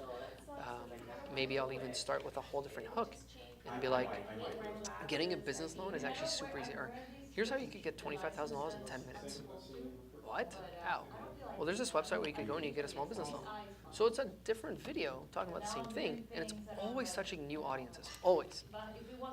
So those people haven't seen that video, right? And the people in the past, if depending how long ago you've made it and you recycled the same idea, they forgot, because it's a whole different perspective. It's a whole different way of doing it. So you're saying at some point you start to recycle shit back in? Most of the time. If you go to most YouTubers, it's all like that.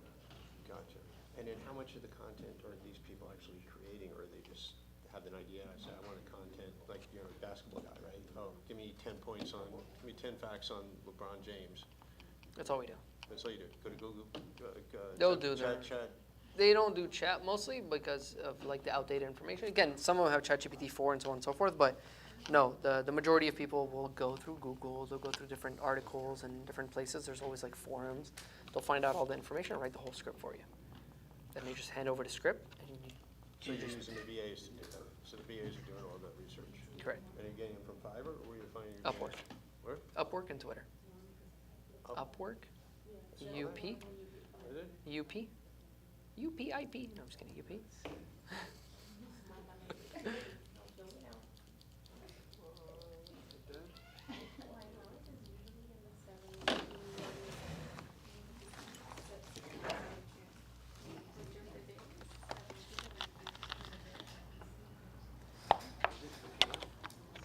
UP work. Upwork. Yeah, and you could use Twitter if you want, but Fiverr is too expensive. Like my voiceover, if you get it off Fiverr, again, you could always negotiate, but on average for that same video, it would cost me $125, whereas on Upwork, I could get it for $20, $30, because you put a price and people apply. Gotcha. Yeah. Gotcha. But Fiverr, you get to choose and hire. It's a bit different. People come to you on Upwork, and you have to like go through interviews and whatever. Fiverr, you just go through whatever you like. You like the person, you message them, you buy a product one time usually. These guys are employees that work for you. So if you need anything, you could hire anything on Upwork, like video editors, people that will create an entire website, scrapers, whatever you want. That's a problem, I don't know what I want. That's important, you gotta get clarity. Writing it down is very important. You got this, pleasure. We'll come back around. What's up, girl? Okay, hi. There's a lot. Okay, good. So these are hooks, and these are hooks and titles. Okay, so luxury jewelry without a price tag. Yes, it's possible. Will help you indulge. These are ChatGPT. Okay, that's what I'm saying. Tweak them. Yeah, definitely got to tweak. But okay, luxury jewelry without a price tag. Okay. He said diamonds are girls' best friend. What if a price tag comes with them?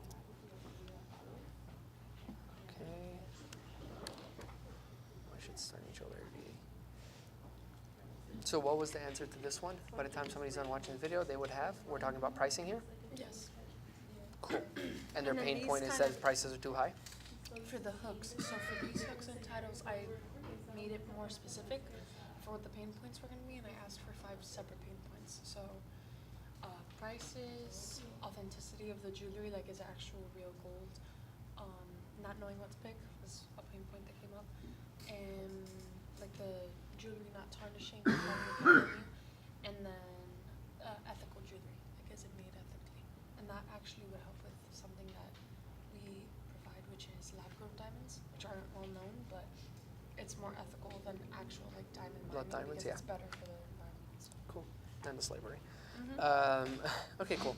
So what I would do is for this, what I would start with is, again, speak to people at a 3rd grade level. Mm-hmm. It's very straightforward. So like, do you want to buy jewelry but you don't want to break the bank?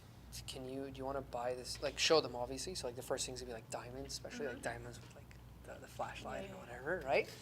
So like, get this, I would literally start with like, I would for sure want to watch some jewelry videos. But generally, on top of my head, if I would just think something, I would probably write something along the lines of like, tired of overpaying for expensive jewelry or for jewelry. Yeah, for expensive jewelry, whatever it is. What if I told you you could get ethically sourced custom diamond necklace for less than XYZ, right? So now you've included ethically sourced, but you haven't sat there and talked a lot about it because most people, it's cool, but it's not their main pain point. It's not like, let me go ethically sourced. Most people, it's a plus, right? It's not a main thing. Some people it is. Some people it's a plus. So that could be something that you just cover. It's very quick. Another thing we talked about, authenticity, right? So, overhanging jewelry. So again, if we talked about authenticity, we could also include ethically sourced, and high quality, authentic products. Right? So one sentence.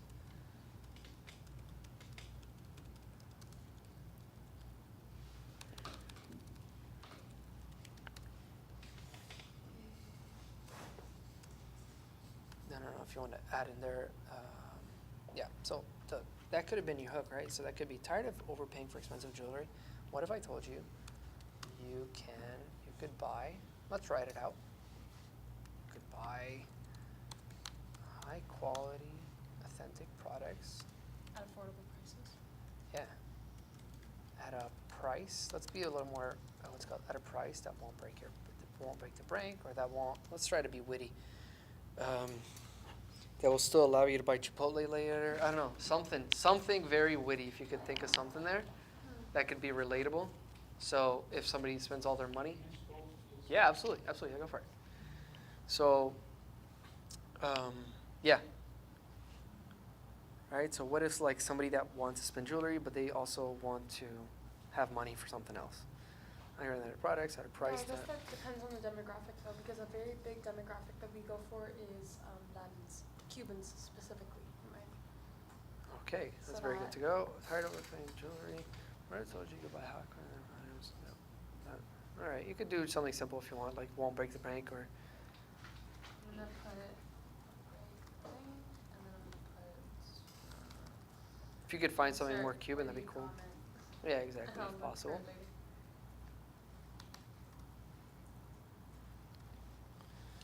What I told you. This new jewelry store. Let's talk about it like as if it's an what's it called, like as an influencer, right?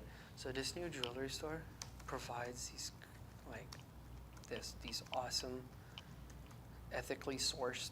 We didn't write that earlier. Ethically sourced pieces for under $100, or I don't know, for these are. So if we're going super specific, if you're going Miami, so I would probably use this new jewelry store in Miami, right? Provides ethically sourced pieces for you to flex on the homies, something like that, right? I know it sounds weird, but that's no, what it's funny. I'm thinking of the that's AI what goes with saying people. this. Yeah, it's gonna sound like a real person. So, all right, that's pretty good.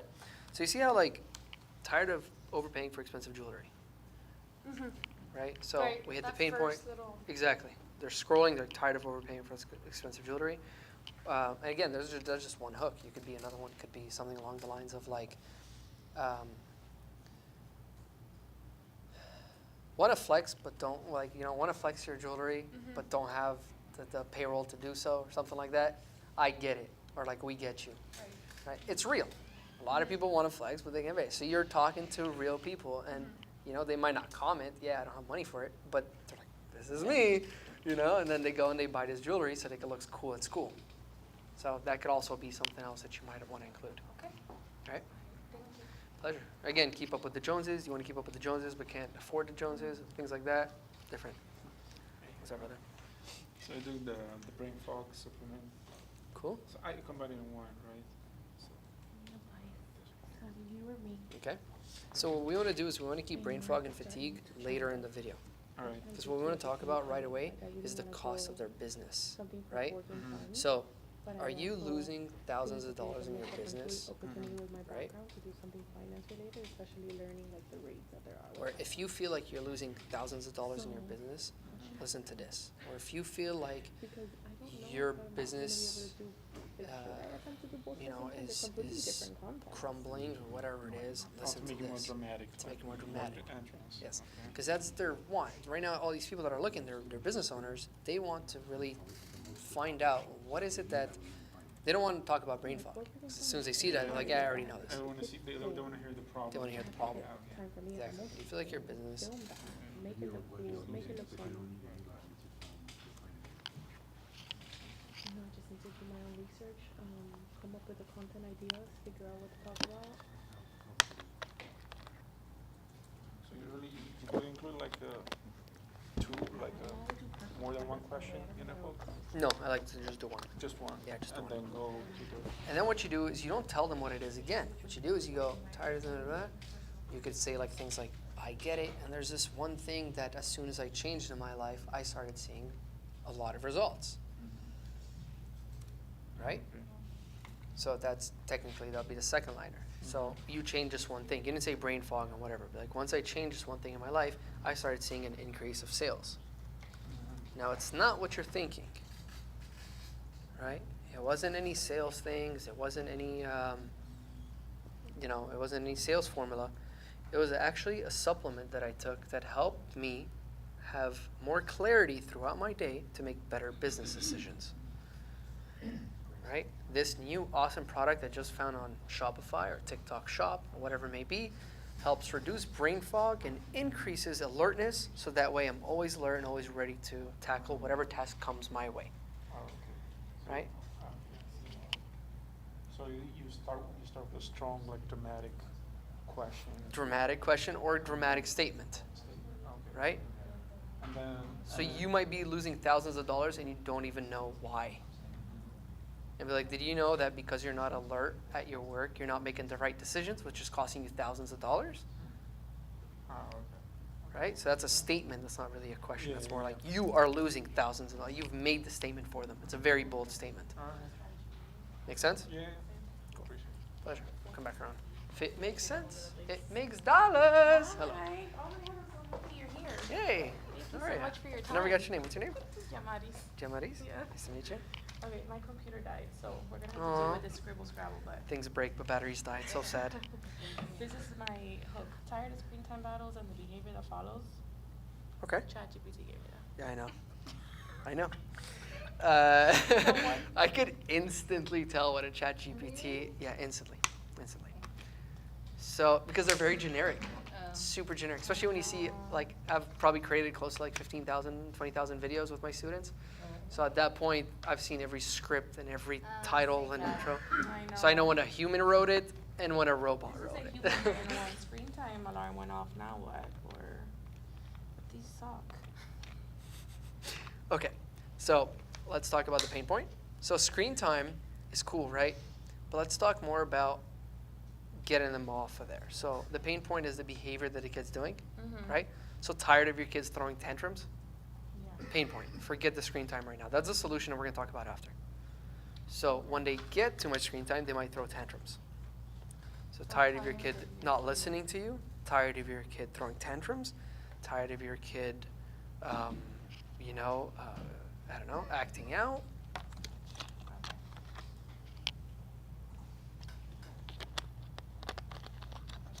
Yeah, that makes sense. We don't need to say that it's because of screen time yet. Correct. We're not talking about that yet. Right now, we're just talking about the pain point, the feeling to just trigger them right away. So that way they're like, oh, crap, that's me. I'm tired of my kid doing. Exactly, tantrums, right? Okay. Tired of your kid throwing tantrums, for example, right? Yes, So, yeah, exactly. So usually you go, yes, I am. So invisible interaction. The mom is going to be like, yes, I am. So you'll be like, I get it. I've been there too. Look at this kid that we used to have a kid that had this. Now, this is a whole different video, right? Social proof video. So here's a kid that threw tantrums. But what's crazy is whenever the parents started applying a new technique that we've been using for our people, we've noticed a huge decrease in tantrums and a huge increase in productivity and relationships with their parents. Now, this new board game or this new awesome mind game, don't say maybe board game because that's too boring. The way your brain works. Repeat all of that again. I don't know how because it was very on the Just for spot. reference, but like, Yeah, of it's course. amazing to me. Okay, go ahead. Yeah, it's gonna come out completely You different. notice like a huge increase in productivity, a huge decrease. A huge in increase in tantrums. Huge increase in productivity. Yeah. Yeah, because you are making a bold statement. when you say You're like, being so sermon, exactly. So tired of your kids throwing tantrums? We get it. You know, our kids before used to throw crazy tantrums, and that's because their iPads were in their hands all day, or their phones were in their hands all day. But what we've noticed, we actually did this one thing that got the kid to be more productive, listen to us more, and not throwing tantrums anymore. And what we realized, it was in front of us the whole time. There's this game that we play with our children, and it helps them with X, Y, Z, right? You don't say just a board game. You talk about what game you play with your children, and then you say about what it helps The with. benefits. The right benefits. away, yeah. But again, not in a boring way. So like, the video is appealing. It's not just text. So it's like you'll show the kid with their parents and they're happy and here's what we play. And film, if you can, the setting of you and your kids playing so that way the person understands that they're playing with a kid and a father, right?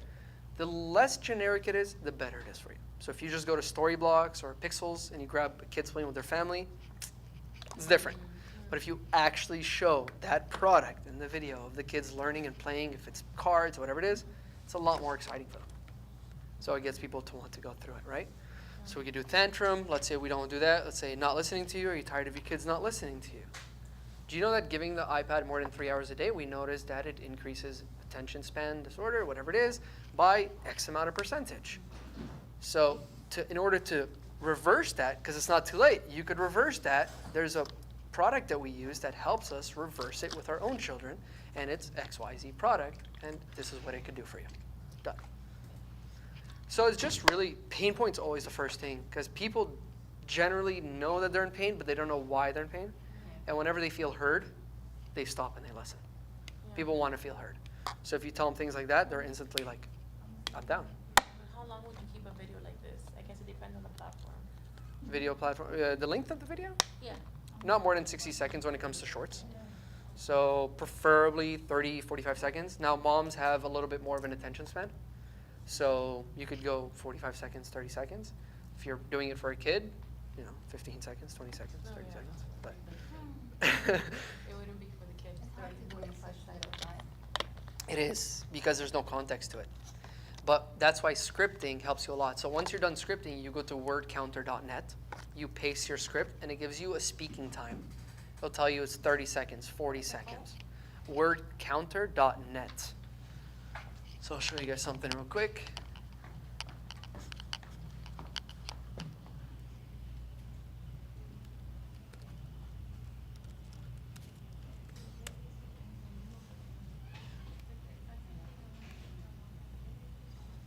Somebody on the stream shared theirs if you want to.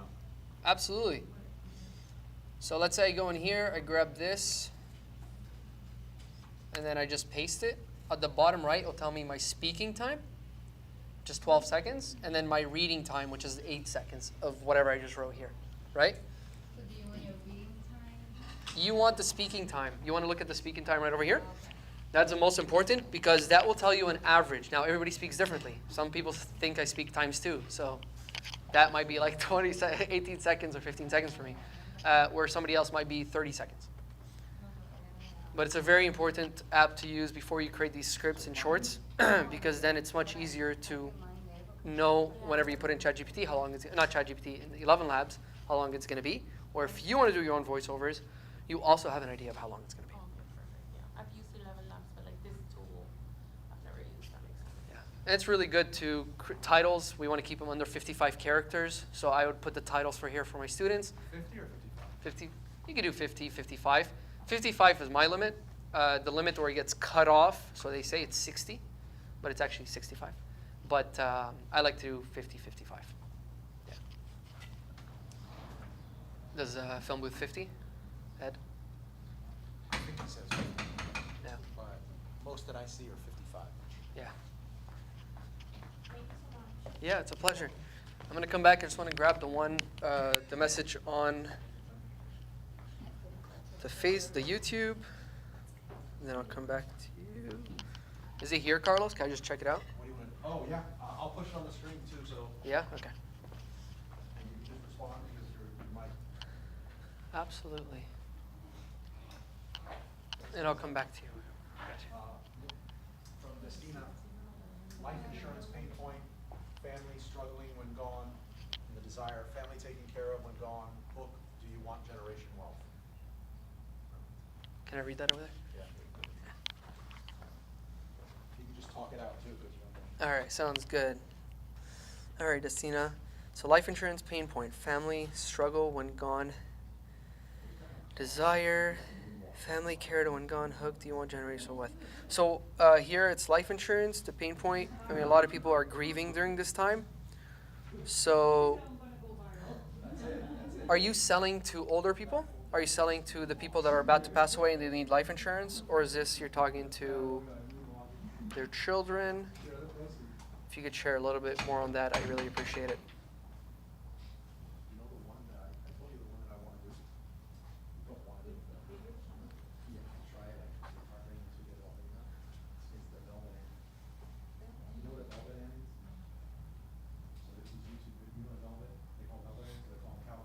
it's important if you are selling it to, let's say, the parents or people that need life insurance.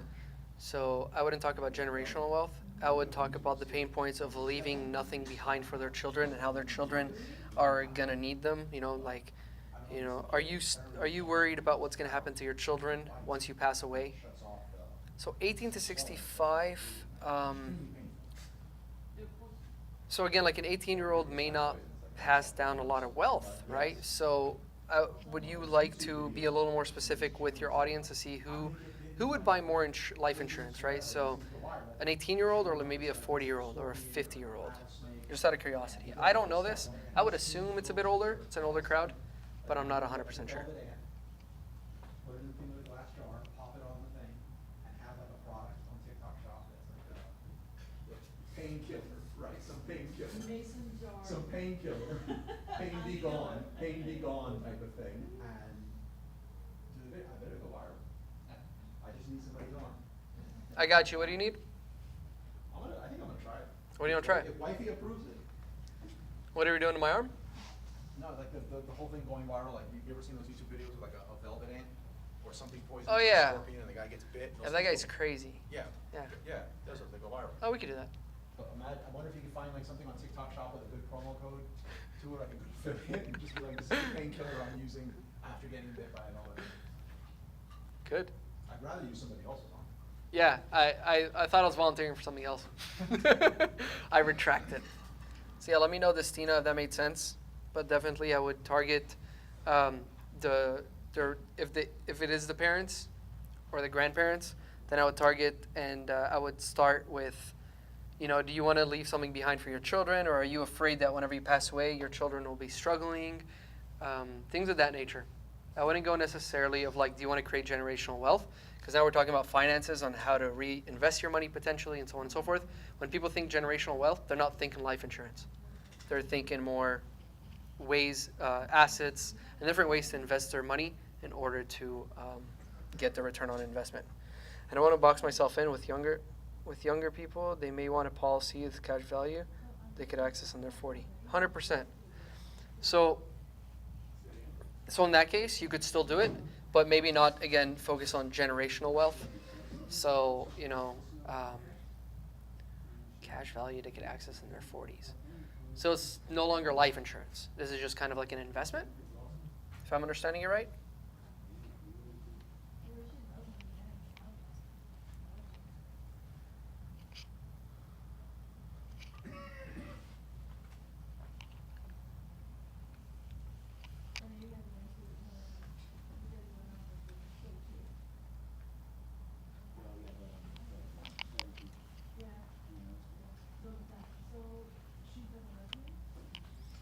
It's all good? Yeah.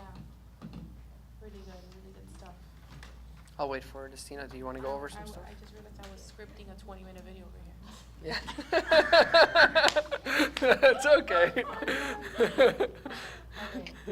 So I decided to just do it with socks. Like I bought my daughter the socks that have like unicorn socks and they have like hair. Cool. hanging from the back, so they're like really cool. Okay. So I did it based on that. So I have three possible. I don't know, would that be the title or would that like for example is what are comfy socks always ugly? Can't find stylish socks that are also comfy? Or looking for stylish socks that are also comfy? I don't know, would that be the title? Right, and then this would be the hook. Imagine having cool socks that were actually, he did that one. Mm-hmm. Okay. Having comfy socks that are actually comfy, didn't fall apart on the first wash, or turn your floor into a life-threatening slip and slide obstacle. Okay. And then I added stuff. Imagine these socks are not only comfy and made of durable materials, but they also turn your little ones into the coolest kids on the block. That's cool. Imagine it.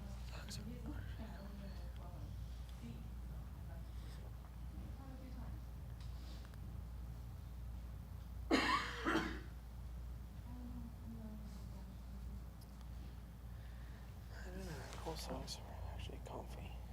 Fall apart on the first wash, or turn your foot into the life-threatening obstacle course. I didn't like obstacle courses. Are we gonna have enough time? I mean, we got an hour or so to go. Yeah, I'm going to go into this right after this one. We'll go into the 11 labs. Shouldn't take too long for everybody. It's Yeah. pretty quick.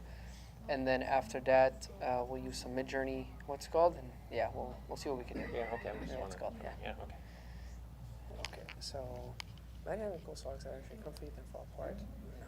So this, because you're selling a specific product, you could be more like relatable type of content. Okay. So this could be working, right? So like, if you're anything like me, you're trying to find socks that are comfy and they don't destroy, or that don't mess up on their first wash, Okay. right? So instead of saying imagine having cool, you'd be like, if you're anything like me, you're tired of that. Got So now you're creating kind of a pain point. Okay. And then from there, you could still include the rest, right? So your life training, slip and slide, obstacle course, or Yeah. death run, whatever you want to call it. That's really cool. I like that. And then stop imagining. And I guess if I didn't say imagine for Papa, that I would say stop imagine. I would Exactly. Just Exactly. If stop, you're anything stop like Papa. me, then you need to grab these socks that I just grabbed off of TikTok Shop. What I love about these is not only are they super cute, these little unicorn thingies, and the hair pops out, but also they have the little grips at the bottom, so whenever I am running around my house, I never slip. Yeah. Things of that nature. Got it. That's really Right. cool. Okay. Yeah. Perfect. Yeah, move around. But we could still use that in 11 Labs in a second. I just want to see Destina's message to see if she answered. It's life insurance with deep. Depending on the insurance you have cash value and you can tap into it. Thank you. Okay. So yeah, Destina, what I would probably do is I would do different videos for different audiences. So one is going to be wealth that they could access later on. Do you want to have a savings account that you could access only whenever you're 40? What if I told you that you could save this amount of money within the next 15 years and you don't even realize? And then be like, we have a program that pulls out $15 a month from you and we save it and I don't know, we match it. I don't know how it works, how you guys do it, but this is how we would do it. And then we would, you could access it when you're 40 years old, and then by that time you have $200,000 and you could do whatever you want with it. And then another video talking about, do you want to leave something behind for your children, or are you worried about your children? And I talk about the pain points of leaving money behind, so that way they're safe whenever they pass away.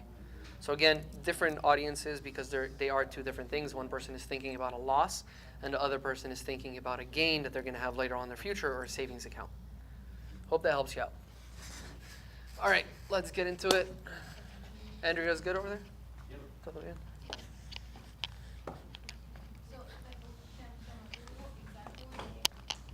I just do like this. If you want to open up 11 Labs, I'll open it up in a second as well. If this is enough or cookie? What are we doing? No. No, what is this for? The not cookies? I was like, are you tired of stale cookies? It always tastes like shit. Right? So am I. That's why this new cookie that I tasted comes in chocolate chips. Da-da-da-da-da. It's never stale. It's always amazing. All right. So what we'll do is we'll go to 11labs.com. You could sign up. You keep it for free. I recommend you sign up real quick. It is free. 11labs.com.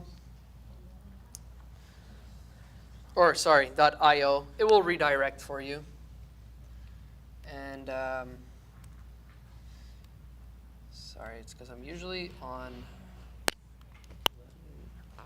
11 Labs. Okay, so I will open it here. 11 Labs, like this. It is for free, yes. It's AI voice generator.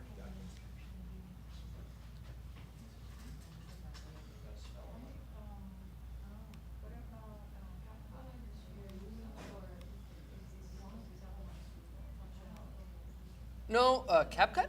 So the voiceover, this has better functionality. It's this one here. Yeah, it's better. It's better than CapCut. Yeah,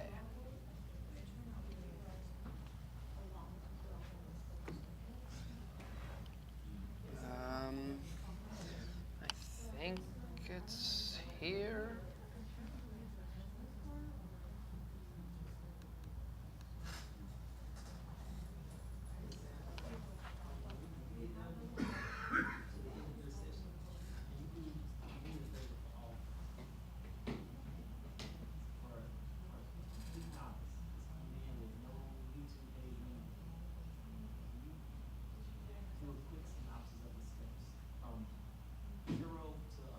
For YouTube? Yeah, 100%. Set up a channel?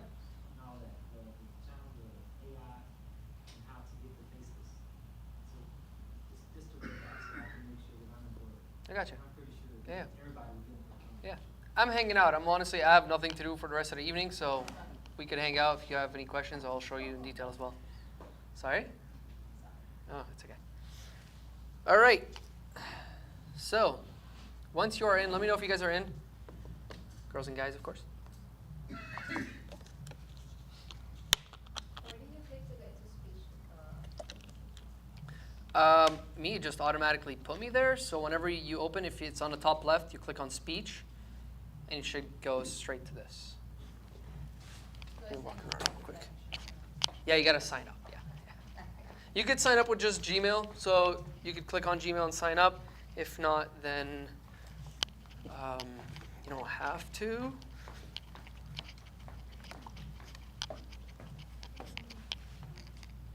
I want to try something real quick, actually. I just want to see if this worked.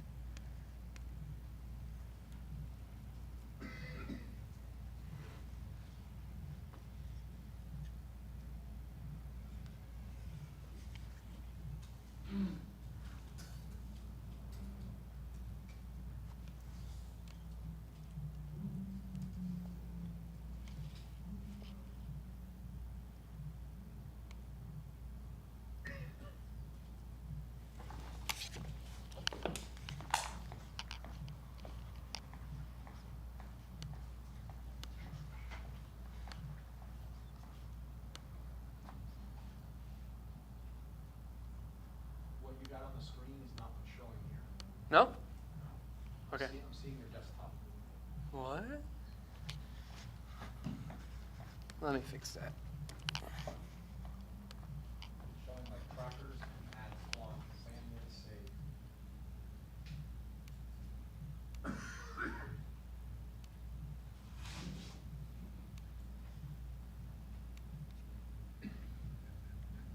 No, sorry.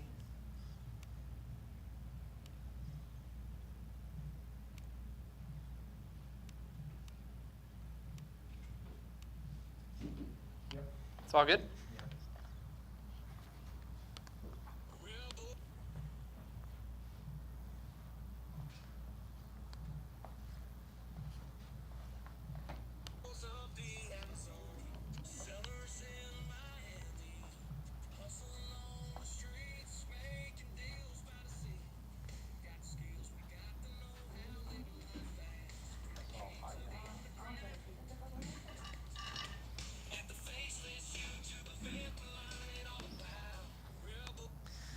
All right, just before we get started, guys, this is a song that I created in 2 seconds.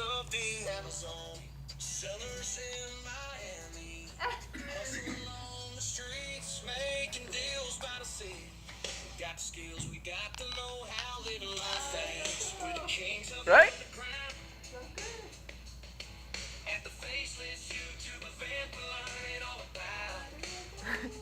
Crazy. With just literally all I wrote was a hip-hop country song about Amazon sellers at a Faceless YouTube event. That's all I wrote. Wow. And it wrote a whole song for me. And you could do different beats. You could do country. You could do hip-hop. You could do rap. Whatever you want. You just write it. You press enter. And it literally in 30 seconds it generates a song. On what app was that? It's called Suno. S-U-N-O. And this is a whole 2-minute song. Wow. And here's my laptop so you could do AI with us. So we'll start you here. We'll go through it all in a second. So right now what are you going to do? Yeah, you make Music. makes music. Like 2 Yeah. minute. And you could have instrumentals if you want.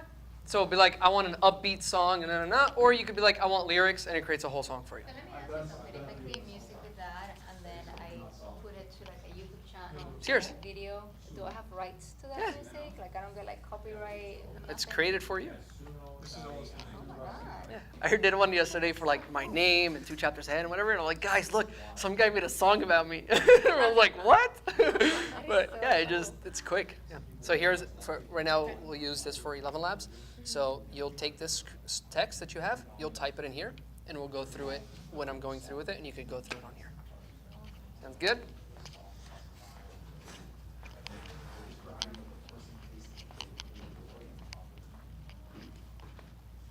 All right. So let's do some 11 Lab work. There's text to speech, which again, or you could do speech to speech was when you upload your own voice. But we won't do that right now because that's a little bit too complicated. We're going to stick to text to speech at the beginning. Most of us want to be on the 11 multi-language V2. All right? This is for most languages. Now, again, it depends on the voice actor or actress you choose. It might tell you to change the settings in here. It'll tell you what to do and what not to do. So you'd go open it up, text to speech. Everybody's on this page? Cool. We'll stick to multi V2. Here are the different voiceovers that we could choose from. Basic voiceovers. You could always click add voice and then go to voice library, and now you have like a billion voiceovers that you could choose from. Okay? Any different types. And on the top here, I'll tell you how many people have generated voiceovers with this. So if you want something that isn't all over YouTube, scroll down and grab somebody that is a lot less used, 15 million or whatever it is, 1.3 million, 177,000. Not many people use it. If you do see a lock, it's because you have to purchase the thing for like $1 for 1 month, for your first month, and then $5 after that. Yes? So that's voice library. So when you're in here, all the way on speech, you click add voice. You could either upload your own voice, add generator to clone voice. This is where we upload our own voice. Or you click on voice library on the top right. Yes, sir? If 85% of people don't watch videos with the sound on, why would you spend money on that voice? Because there's still 15% of people that do. And then on top of that is it creates a lot more energy.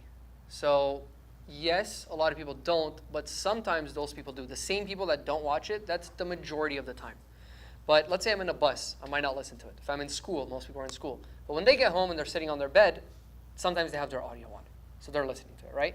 So you also want to remember that, and it does create more, and evokes more emotion than something on silent. Like right now I could put a video on YouTube, wherever, and I just put on mute. It doesn't have the same effect as if there's a voiceover, an inflection, or some sort of music that makes me feel this situation, right? I could say one sentence in a very slow and sad way. It seems very sad. I could be like, I only made $1 million this year. Obviously, it's not that sad, but you could say it like that. And then you could be like, dude, I made $1 million this year. But it was only the voiceover that what's called. Or like text messaging. Has anybody ever received a message and they thought the person was pissed at them? Mm-hmm. Because you read it in a pissed off tone. But the other person could have been very friendly. They could have been like, hey, I can't come right now. And in your head, you're like, I can't come right now. And it's like, no, I wasn't saying that. I meant it in a friendly way. So voiceovers do help a lot to understand what type of tone it is. Also, the 85% that listens to it without audio, if it's an ad, like it has a play button, that changes. Like people don't convert seeing if there's an option to watch or listen. That's the autoplay, yeah. They're gonna listen. Yeah. So it does help still. To a certain extent, definitely it still helps. So second step, we could choose a voiceover. Guys, choose whatever you like right now. We'll play with a few different ones. I'm going to try to put the voice up without destroying people's ears. We'll just go to like 8, 9. And then let's say I go to Shelby, and I put... Can you input somebody else's voice? So like if I want to grab a clip of like Mark Anthony, and I want to sound like Mark Anthony? 100%. You could do Obama, you could do Snoop Dogg, you could do whoever you want. Really doesn't matter. Yeah, really interesting. Okay, so let's come up with a little script. Morgan Freeman. My podcast is now going to be the voice of Morgan Freeman. That and it's probably really popular on Barbie. Yes. You can. Actually,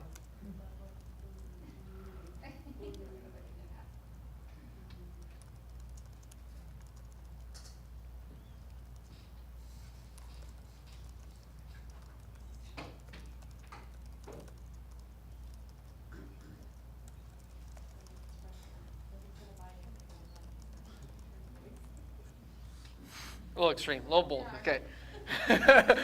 So let's say that is my random text that we're going to write. So we'll say stop scrolling because you need to know why scrolling hurts your mental health and increases your chance of dying. Crazy. Then what we do is we just click generate. Okay?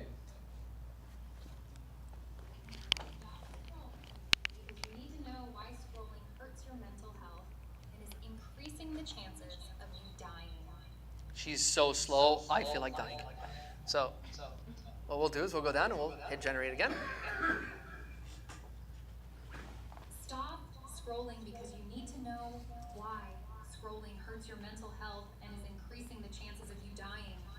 Okay, so now I want to come in and fix this AI. So I'll stop scrolling. I'm going to put a big exclamation mark because she's not doing it right.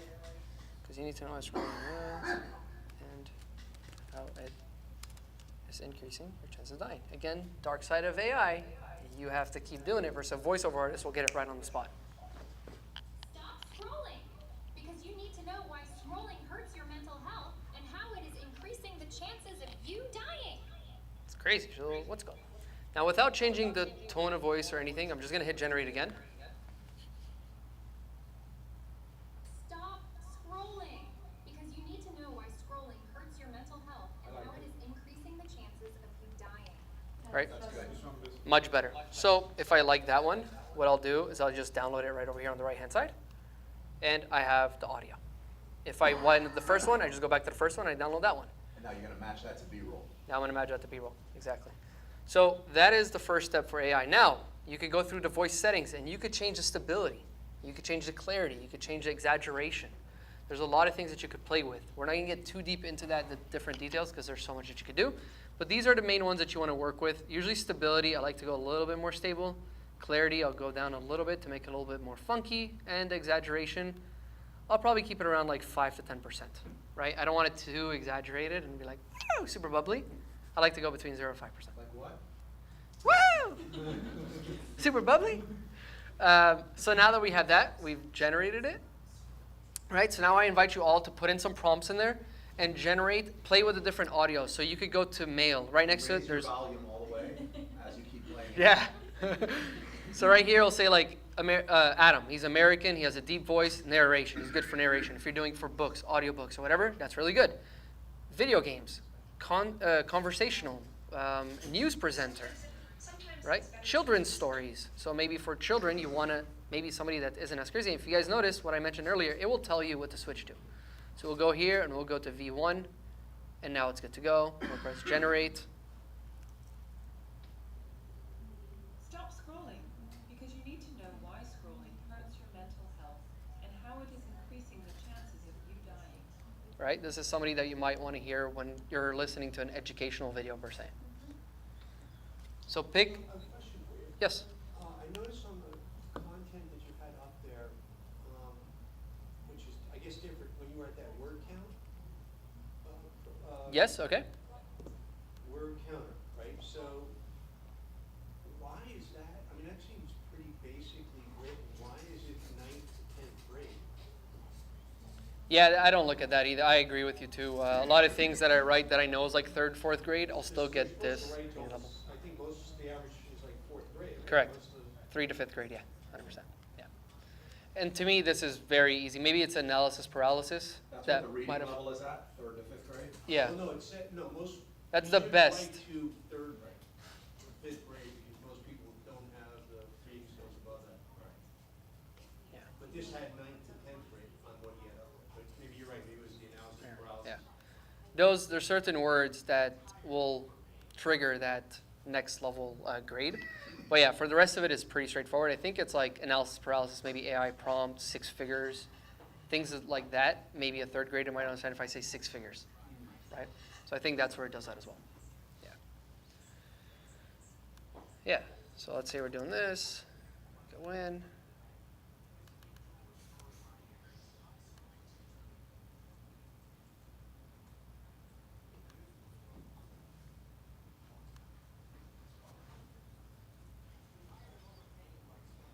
Cool, huh? Yes, I am tired. Yeah.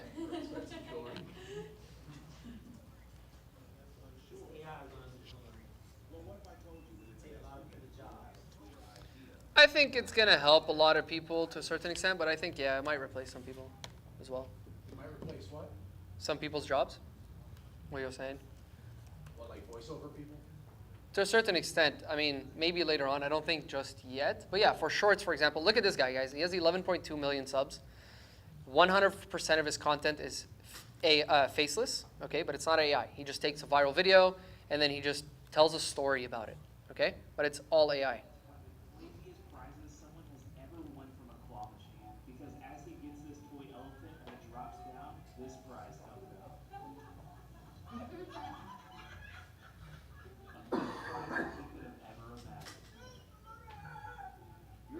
videos done, right? But it was all AI.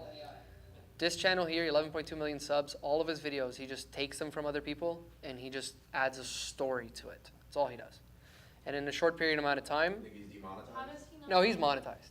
Yeah, you can monetize off this. I've monetized channels from this. Yeah. Sorry? How does it, like, that's, you can do that?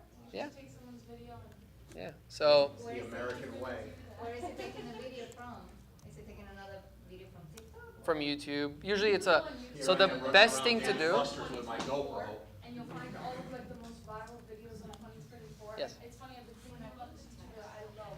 And basically all he does is review other videos or review shows. And it makes you want to watch the whole video because you're watching the show. So you want to see what happens at the Like end a of the pause episode. in But between? he's also like reacting. You know what I mean? So usually commas, those will help a lot when you put a comma or a period, preferably a period. Let's go try that out.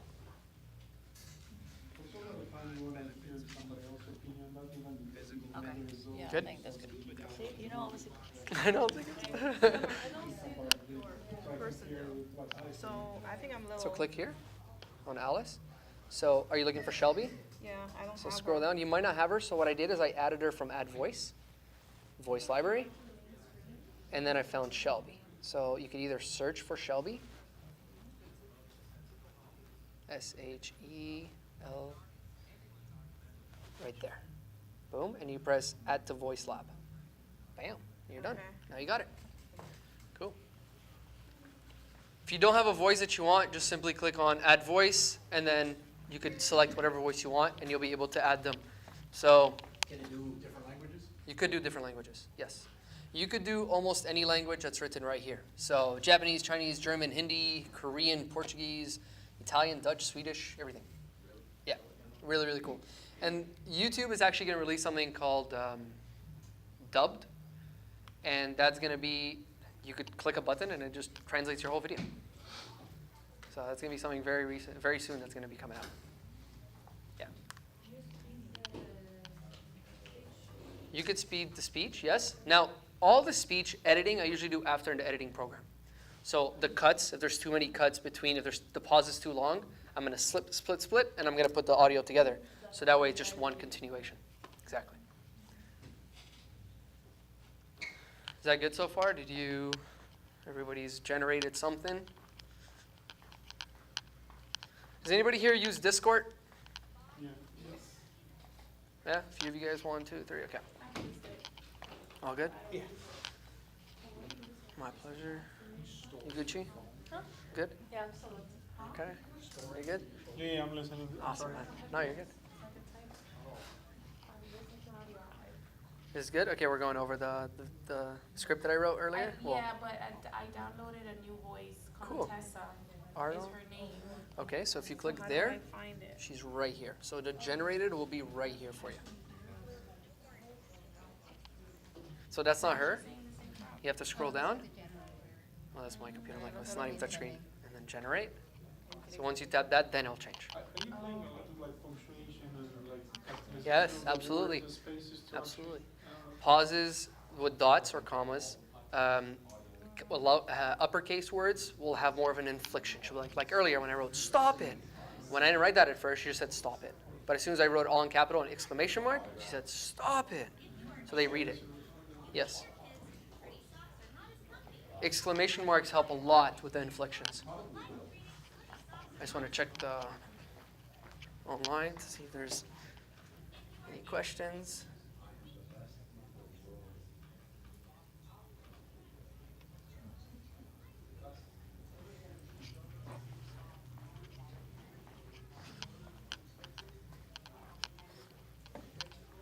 For the next step, it does cost money. If you don't want to do it, that's okay. You could just watch along. It's $10 per month. Per month. He got Putin's voice. Oh yeah, you get Putin's voice. You get everything. There's a lot of YouTube channels that will do like Obama playing against Donald Trump video games. Yeah, and they're so funny. It's like super like, it's fake. It's like a fake conversation. But they make it really good and really fun. So Midjourney. And then you guys would join. So either join to beta or sign in. I think you got to join to beta. Honestly, I've been signed up so long to this that I kind of forgot. Yeah, so you sign up to Midjourney. I'd rather just sign up on the bottom right, so click sign up. And let me know when you guys are in there. So if you are done with 11 Labs, let's jump into Midjourney. That way we can get it done within the next 45 minutes.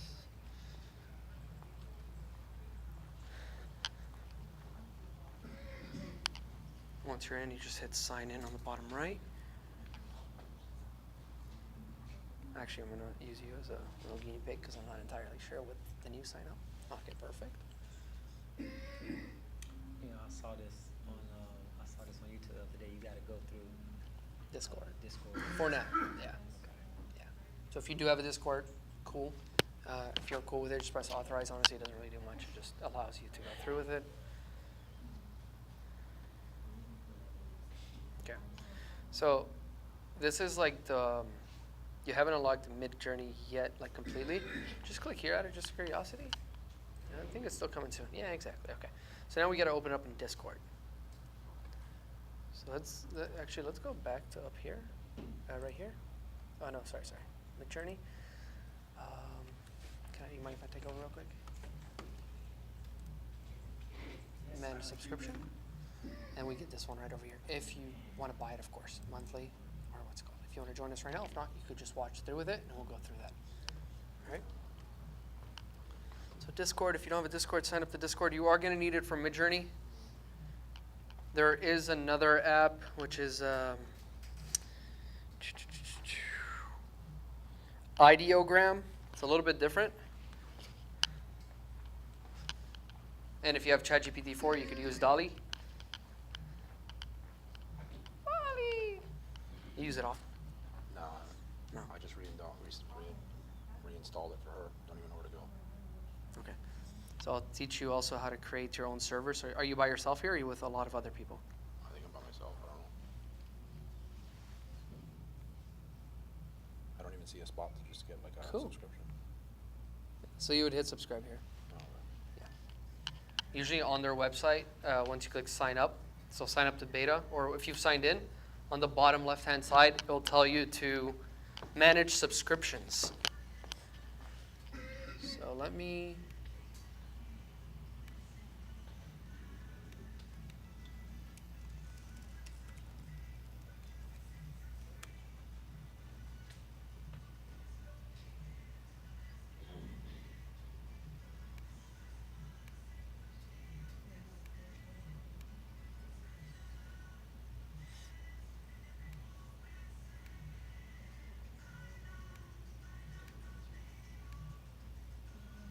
So if you got in here on Midjourney, on the bottom left-hand side, you would click here and you put manage subscription. The basic one, yeah. So I bought the monthly one. You could pay for the year up front if you really want to use it for the entire year. I just bought the monthly one. It's 200 generations a month for the cheap one, by the way. What about the free one that is 50 trial cards? You just play around with it? Yeah, should be able. They have a free one right now? I could just open AI image generator. Okay, so that's open art. So it's a little bit different than Midjourney. Oh, so it jumped, okay. That's okay. I typed in Midjourney and, but I typed in Midjourney. So it's probably the first thing so- to add. They probably have a, yeah, they're tricky.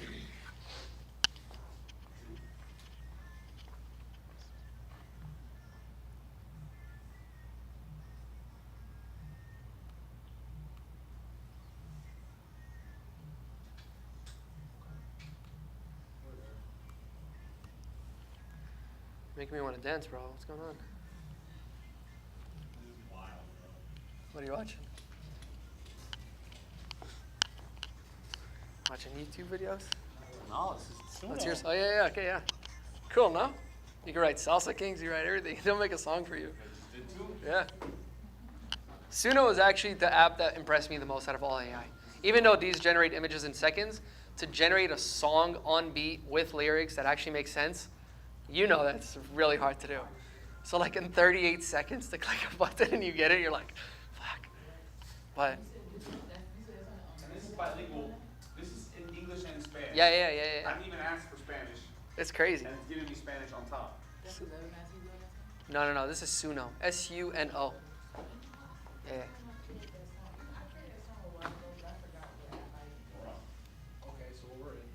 You guys are all in? Perfect. So now we'll go back to ChatGPT to make our life easier.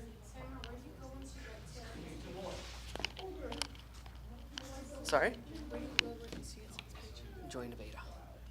So you can either sign in or join the beta. Okay, so that's Discord. So what I would probably start with is sign in. Okay, so you've created it. So now it's through Discord. Do you have a Discord? Okay, so if you don't have a Discord, register a new account, and then just open up a new Discord account. He's loving it.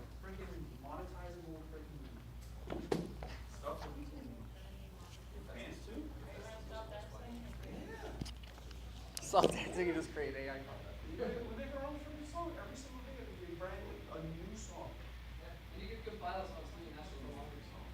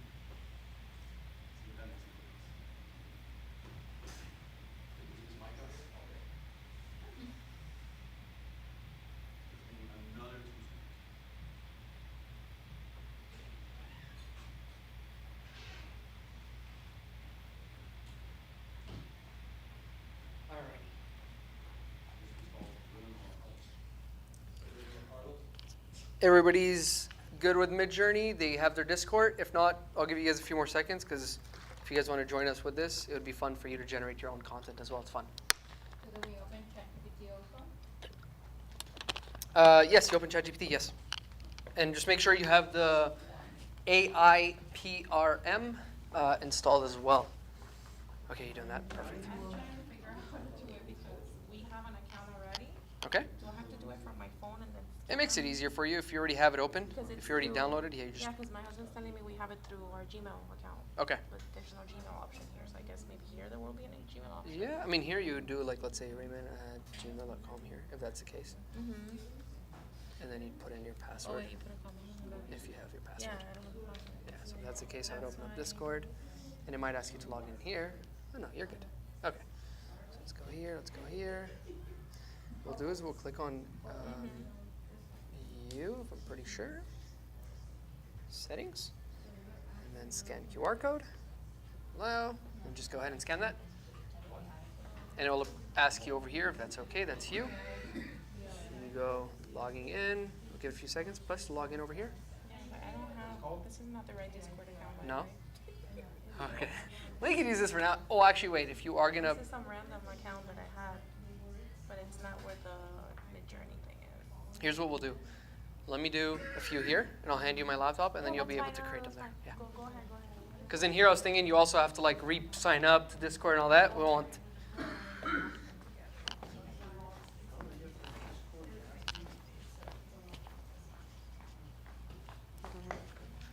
You have any dances tonight?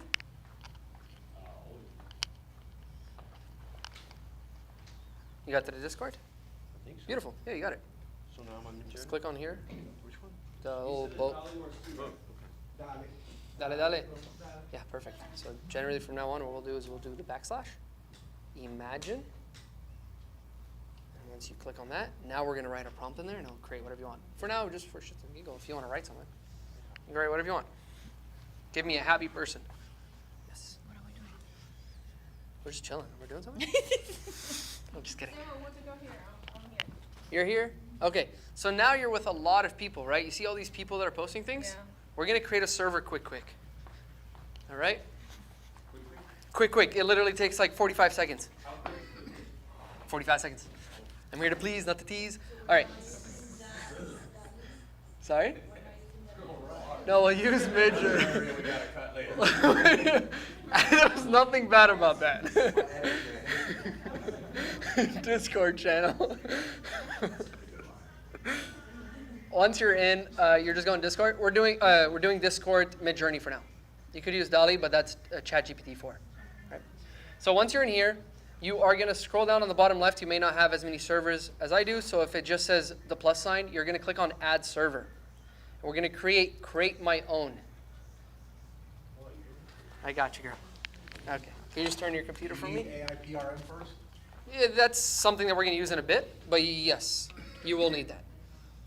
Okay, so where do we go? So now what you need is Discord. So accept invite.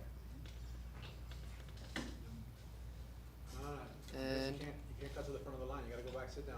now you're in. All right. So actually, sorry, you need to verify your email before you get the message. So just verify your emails if you have to do that. What's up here? Oh, es que pasó? Click on Midjourney bot. Perfect. So now you're technically in here. I just want to see something. Is it touch? Click imagine. Boy running.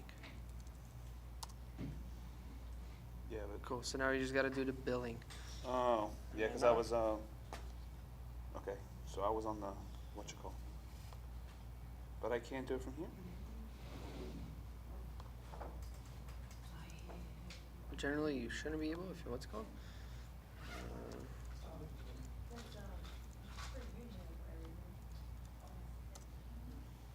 Yeah. So you got a payment. Okay. Yeah. Once you go through the payment. Create the server? So bottom left-hand side, right over here, where you see all the servers. You might see a Midjourney bot. I see a plus. You see a plus. That's the one, exactly. Add plus server. Create my own. So that way we could create the images without other people. Exactly, exactly. Wow. So create my own, and then once you create your own, for friends and family. So the first option, for me and my friends. You got it ready? Yeah, I have it all done. Okay, nice, cool. So for you, I just want to make sure it worked.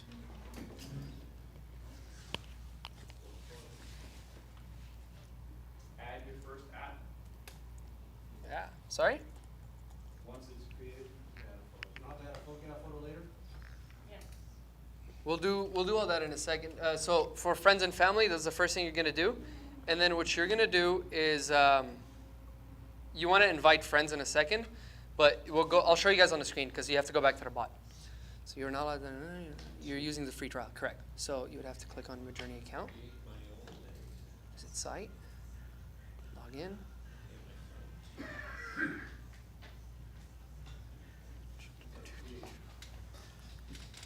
Perfect. Authorize. Already invited people. They're accepting. Bueno. So now you either get the monthly one. But you can't there's no way to just play around with it for free. Unfortunately not. Unfortunately not. But you could follow along if you'd like. I'm gonna follow along. All right. Perfect, thank you. Cool, my pleasure. So all good? I think so. Bueno.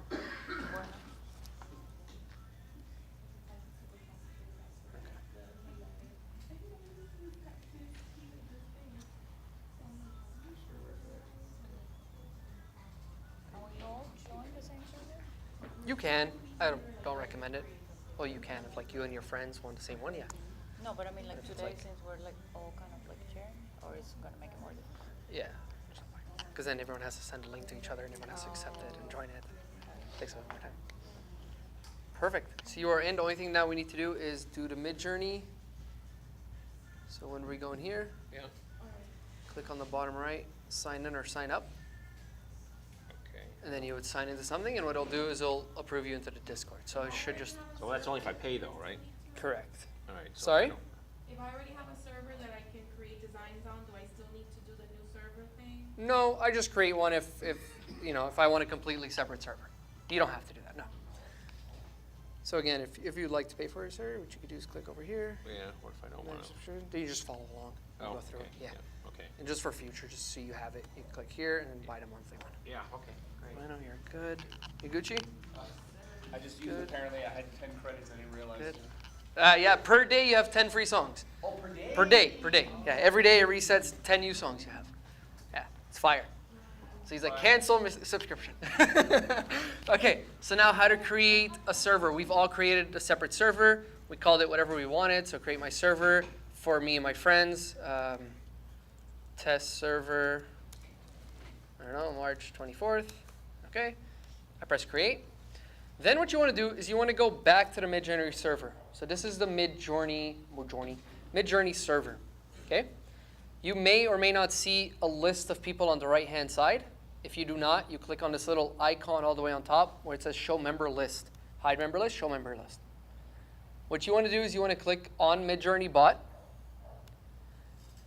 And you want to say add app. You want to click on add app.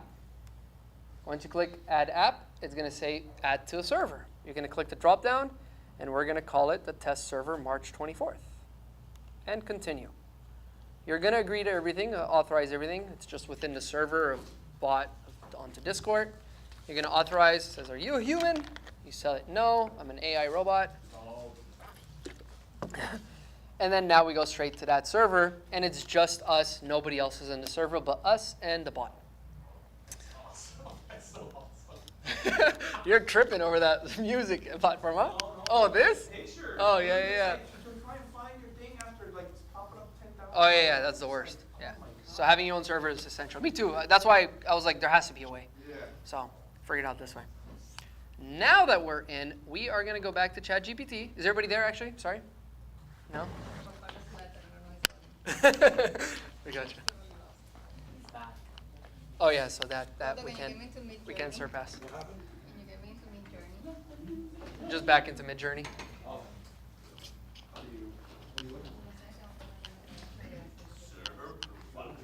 Server profile. Yes, sir. You could. It makes life easier. You could go straight to the website. Right now, I'm currently on the website. No, I mean after I do create. Yeah, that's what I mean. So you could have like a download Discord app on your computer. But I should. You could. Back home, I never use these computers, honestly. I'm just using them for the presentation. Everything's on my desktop, and I have apps for them. I don't go on Discord, Midjourney on the website. Gotcha. I just open up Discord app, and then I use it as if I'm talking to people, but I go to Discord. Okay. So I would recommend an app, but it's up to you. So I would do that because I downloaded it. Yeah, it's easier. Easier to access later on. Yeah, then we'll click on the Midjourney bot. Click on right here. It's actually a vibe though, I mean, huh? Where? Click on that, yeah. And then add app. And then select the server. Click whichever one you just created. Press continue. And scroll down. It's authorized. Bam.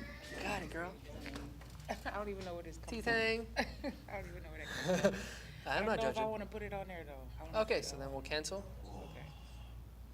I'm not gonna confirm we're humans just yet. Oh, that's my split screen. Oh, sorry, that's my bad. Should I stay here or just go back? Or just No, you'll stay in that server, yeah. So you'll go back to the server over here. So you'll click on that plus, and then create my own for me and my friends, me and the homies. And now you call it whatever you want to call it. G thing instead of T thing. No, I'm just kidding. So then that's it. Skip. Then we go back to Midjourney, and then we click on the little people icon. We tap on the Midjourney bot, add the server, perfect, select the server, artist, continue, authorize, confirm you're not a robot, and you Gucci. Pleasure, you're good. Now, what do we do here? All right, so now that we're in here, Yeah.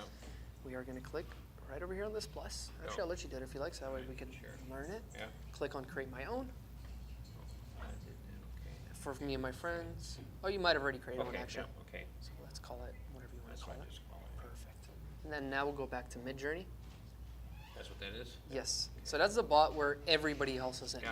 And you click on the members icon, top right. Is it right there? Yes. Yeah. And then you click on the Midjourney bot. Add app. Jace, okay. Yeah, it's a lot of steps, I know. And then select server and select whichever one you'd like. Press continue. Authorize, confirm you're not a bot. So scroll down, authorize, and confirm you're not a bot. Let's do this. Well, if you're paying attention, you would know. You Gucci? No. All right, I we got it. lost you after this. Okay, cool. So now we go back to the Midjourney bot. Click on Midjourney. You add the app. Now you select the server you want.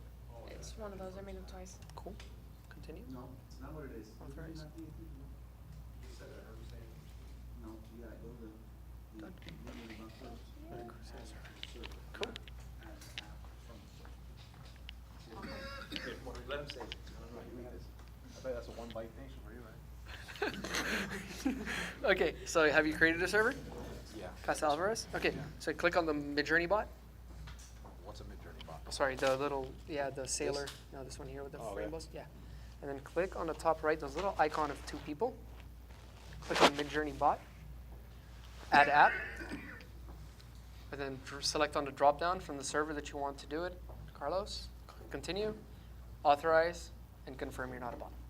That's it. Now you're in. And then whenever you do this, you could click straight, go to this. Oh, sorry. So that's the app. And now you have your own server for Midjourney. How crazy is that? I told you guys. Now you're- He's a lot smarter than he looks. I told you. No. Looks can be deceiving. No.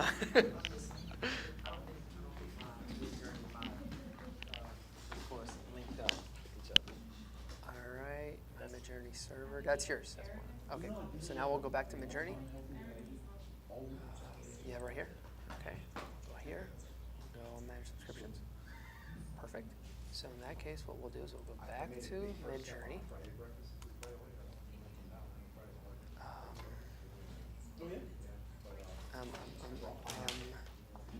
Man, doubles? It's weird. I usually don't get here. Let's try something. He even does coffee, no sugar. That's like Robitussin for me.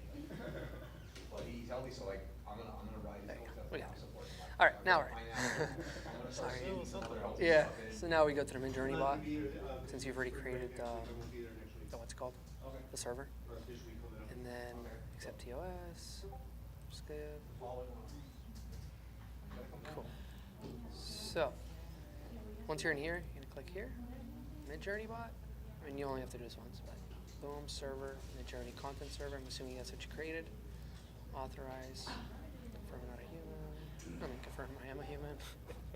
And now you're in. That's yours. Cool.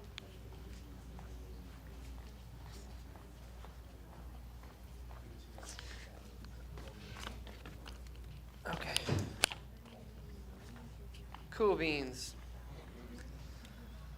So now we'll go back to ChatGPT/AI PRM. On the top left, you guys should all be seeing a page that looks like this right now whenever you come to your ChatGPT. If you don't want to use AI PRM, just simply don't select anything on top. Just go straight to here and type. It goes straight to ChatGPT. But if I do want to do something, for example, what we're going to do here. Would I again? I'm sorry. I was AIPRM is what? It's a plugin that helps prompts. It really accelerates prompts without having to pay for anything or come up with crazy prompts. Right? So in this case, let's say I go to topics. So we're going to click on topics, and then we're going to go to generative AI. So this is not SEO. This is we're talking about images. Then it'll say activity. So DALL-E, Midjourney, or Stable Diffusion. I'm going to click on Midjourney. Cool? I'm going to keep it by top votes trending, because that just means it's really trending. It's good. People voted it up. Means generally these prompts are good to go. That was activity? The activity was Midjourney, and then sort by top votes trending. Okay, and then the model, you keep the rest. You don't have to touch that. Then down here, you have 1 out of 68 prompts. So you can do so many different things. Like this one will give you 6 different styles. This one will be for t-shirts. This one will be for prompt maker. Like so many different things, right? You go through all of them. Just for today's sake, we're going to click on the first one, which is Midjourney Prompt Generator. Very simple, very easy.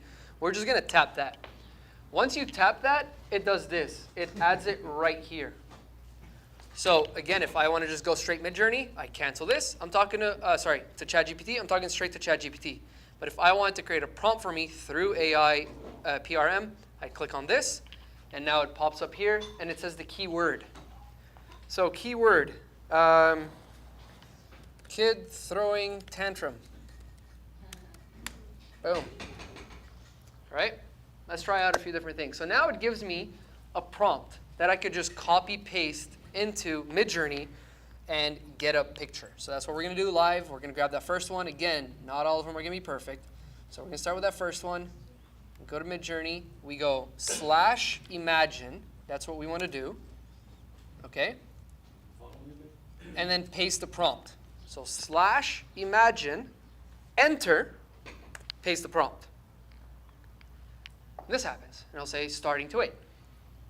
This should take about 30, 45 seconds. We did one earlier. Depending on your video, on the picture, depending on your prompt, sometimes it takes up to a minute, 2 minutes. Sometimes it's within 30 seconds it's done. And you could pay for quicker speed. I just have the most basic plan, so I'm not paying a lot for it, right? So here, on the ground, trust this, so on and so forth. If you notice, these are very realistic images. Like, this does not look like AI. If you guys ask me, that number 3, let's upscale that so we can take a look at it in a bigger format. Look at that. That looks pretty human if you ask me. Wow. That's crazy. It actually looks like somebody took a picture with a phone or with a DSLR. And that's in the prompt. DSLR camera with a 50mm lens capturing raw emotion and chaos. Right? Those are the different types of prompts that we're going to feed it. If we want something that's more artistic, because we want it to be very, cartoony, we might not put realistic photography. We might put, let's say I take this exact one. I want to test something with you guys.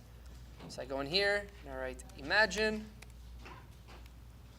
We go in here, and then instead of realistic photography, be like cartoon-like photography. Let's just test it out. We'll still keep the DSLR camera, and we'll get something else. So what we want to do here is, because of our script, we want to match it with visuals that match our script. So if I'm like, are you tired of being cold scuba diving? In the prompt, I might put a cold scuba diver. So that way it matches with the voiceover that I'm about to show them very early on, right? Let's say it is financially free or lost in business. Might be a business that's on fire behind them, and they're just losing their mind. Crazy guy losing his mind after going bankrupt, business on fire behind him. He'll generate something like that, right? So always think about the script to match it with the voiceover. Because if I'm talking about a motorcycle right now and I show you guys a Ferrari, everyone's going to be like, well, you don't know what you're talking about. Because it doesn't match with what I'm showing. And that's very important when it comes to YouTube and content creation. Always show us, don't just tell us. Very, very important. So again, look how realistic those images are. And here, again, I put cartoon. It didn't work. Seemed like they just kept going realistic. Might have been the DSLR. So we'll try it one more time before we hop on to the next thing. Let's remove the DSLR camera.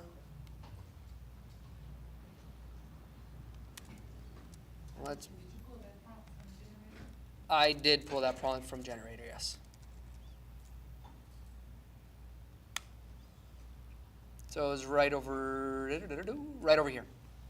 I literally just copy pasted it, right? So there's many different ones. This one is amusement park. The more specific you are with your prompts, guys, the more you'll generate things that match with what you're asking. So here it's a crowded amusement park. So this is a little bit more cartoonized, a little bit, like on the bottom right. It's not super cartoony still, but, oh no, sorry. What was the original request to ChatGPT? All I did was I clicked, and then I put kid throwing tantrum. Oh, okay. That's all I wrote. Yeah. How do you ask it to make it realistic? So inside of the prompt, depending on what it says, so like here I have ultra realistic, let me check it out. So right here. So DSLR camera, 50mm lens. No, I didn't. It gave it that to me, right? So I have a choice of telling the AI, ChatGPT, I want it to be cartoon. I gave it the most basic prompt, guys. Kid throwing tantrum is generally what you don't want to just give it. You want to be more specific. This was just very general, just so I could create a picture, right? But you want to be specific with it. You want to be like a young kid, an infant, very realistic, not realistic, you know? So yes. I'm not, because I haven't done the thing for Midjourney, so I'm using the Dolly prompt, and it's not giving me correct all those extra. So what I would do. Here, okay. I'm using that one. Okay, so honestly, I haven't worked with DALL-E, so I'm not entirely sure. Mm. Like, I'm not gonna make that. But okay, so but I could use that You same. I should be able to. use. You Okay, should be, all yeah. right. So and I'll then do that. what Okay, it's called, perfect. and then now put in whatever you want. Okay, sweet. And then it should give you a prompt for that. It should. But honestly, I'm gonna be real with you guys. I haven't used DALL-E. I only use Midjourney. So yeah, pleasure. So you copy that and Yes. you paste it in Midjourney? Yeah. So the Midjourney Discord. So not over here, right over here. Oh, okay. So we're gonna go in here. We're gonna write /imagine, and we're just gonna. Where'd you do slash or man? Oh, down here. Yeah, so Okay. the text is if you're sending a message Yep. to somebody, you just press /, and it gives you a bunch of different things. Yeah. As soon as you write I, the first one's imagine. Okay. You could click that, and then Just you could paste it, huh? paste it, yeah, if you have something there. Yeah, I Perfect. just copied that, okay. Enter. Oh. That's it. Now it's gonna, oh, sorry, you have to accept terms and services. Struggling on this? Never.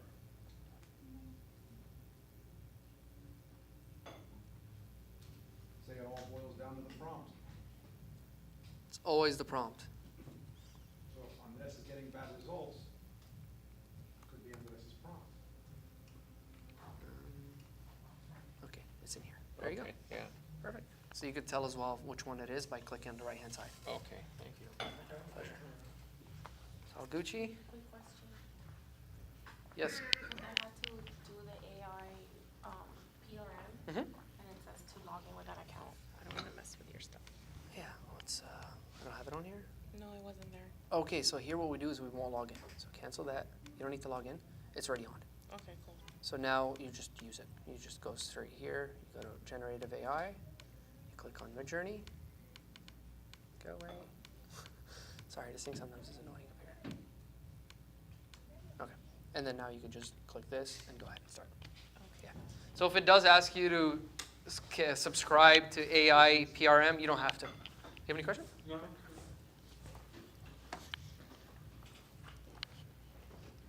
Now, a little side note, I want to share with you guys quick. Let's say I want water bottle. Why do I go back to water bottle all the time? Well, we're going to go back to water bottle. I think because it's in my hand all day, subconsciously, it's like, I want this water bottle. So again, it's not perfect. Let's say I use this picture right here. I save it. That's not going to be it. Let me see.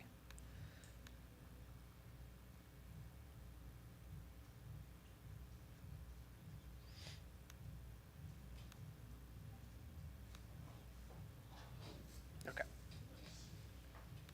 Because it was a web file earlier. Yeah. So all the different paragraphs are different prompt, right? Correct. Tom says DALL-E does better with cartoon images. Yeah, I've heard that. I don't know what it's showing me. The way that it like came up, I don't know if maybe I'm doing it. So, it'll come from here. So this is a typical, like, this if you're not using AR RPM, right? So what you want to do is you want to tap this. Mhm. You want to go to topics. You want to go to generative AI. Sure, thumbs up. And then you want to click on activity, Midjourney. Then what will happen is you get this. Right, so let's restart that. I'll restart it for you. So instead of going straight to ChatGPT, what you want to do is you want to click on AI PRM, and then up here you're going to click on generative AI, activity, Midjourney, and then top votes trending. Okay, and then you're going to scroll down and you're going to get this. Once you tap this, now it's actually a prompt generator. That's whenever you could write whatever keywords you want. So jewelry, whatever you want, person wearing jewelry. You'll type just a few sentences and it gives you the whole prompt. The more specific you are, the better it is. What we wrote earlier, like the hook and stuff, like would that generate a prompt or no? I've never tried that. I'm more describing with images. It's kind of like alt text. Like if I'm like, describe this, you'd be like, give me a water bottle that's clear, half full, right? Whatever it is. Thank you. My pleasure. I did one with more descriptive with the tantrum, and that's what it came up with, like I said, on a couch with a TV Beautiful. turned off. There you go. Look at that. This is so cool. That's really good.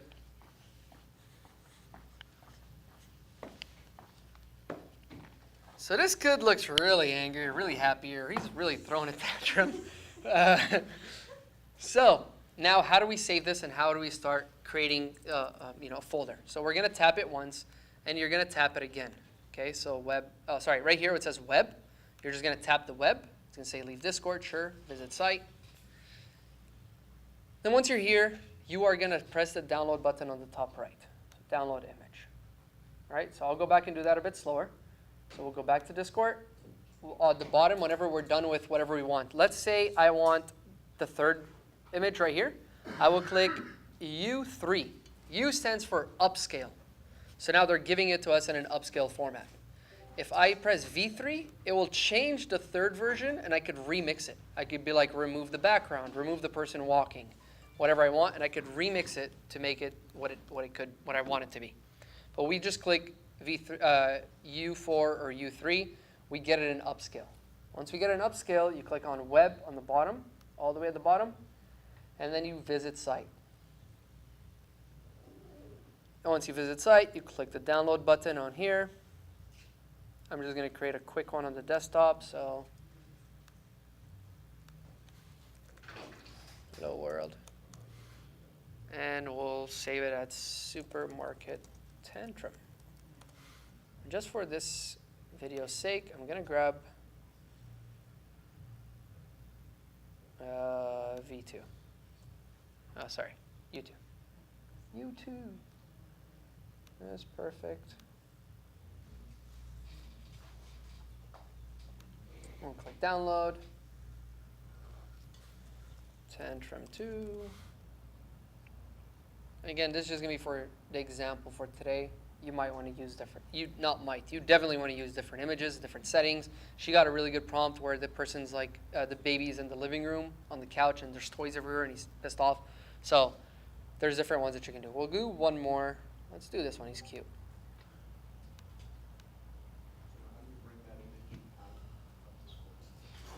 So on the bottom, you're going to click on web. What?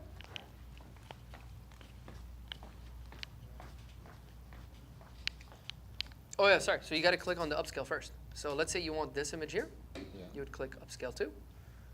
And then you actually get it in the full scaled version. That's it. And then you would click web. Okay. So it's very important to click the U upscale before you get to that part in order to be able to get this image here with all of this here and the web at the bottom. Can you show me you put the prompt into it? Because I put the prompt with like the dash imagine. Okay. But it keeps putting like error. All right, let's check it out on how you did it. Just quick, and I'll go ahead and do that. See, like it's giving me like with the red thing. Yes, so what you're going to do is, so I think you're on the free trial. Okay, So you have to click subscribe and then go through that account and then subscribe to it. So manage account, then visit store. And then I would go it's up to you, but I do monthly and I do $10. Put the prompt again in ChatGPT 4 and created it in ChatGPT. She put Yeah. this newest prompt, and this is what it spit out. Yeah. In ChatGPT, without Do we going not into need to go to Midjourney? Well, this is because you have ChatGPT 4, right? So I talk to most people that don't have ChatGPT 4. Everybody's usually on 3.5. So we could technically just do it directly. Yeah, you can do it directly there, of course. Yeah. But I would probably change it to DALL-E because it's more of the ChatGPT 4. So ChatGPT 4 has its video image generator, which is DALL-E. Okay. So it's more compatible to it. So whenever you are on ChatGPT and you use ARPM, you click on that. Yeah. Scroll down a bit. Up here. Yeah. Generate activity. Click on this, and you would just change that to DALL-E. And now you have more specific prompts for DALL-E. Yeah. You out of here, brother? Nice seeing you. Pleasure. Yeah, keep in touch. Yeah, and then you could use it for DALL-E. Go, pleasure.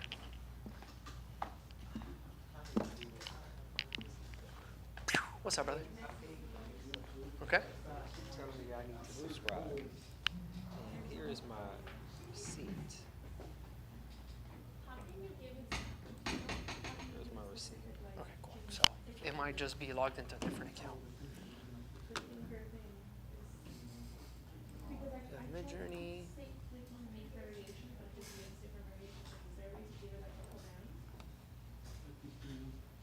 This is the one?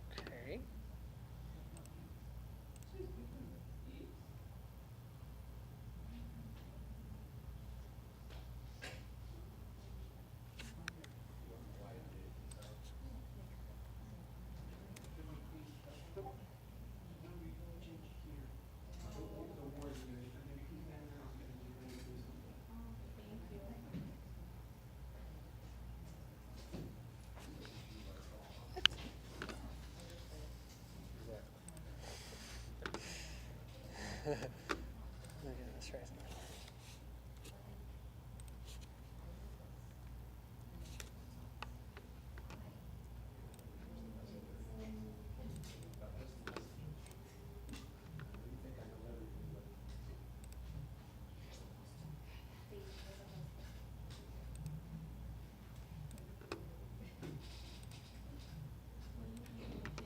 Remember, you're the one with the degree. I'm the elementary school dropout, remember? This sound is really, You're listening to You're still on the It's the same one, right? aggressive rap song between Trump and Biden. Really? It's funny. An escalating rap battle between Trump and Biden. There's Biden, there's Trump. That's gotta be good, but escalating Oh, wait. rap battle. between Yeah, I Trump can't and wait to Biden. mess around with this with my brothers. They're gonna have a field day with that. Like, the song.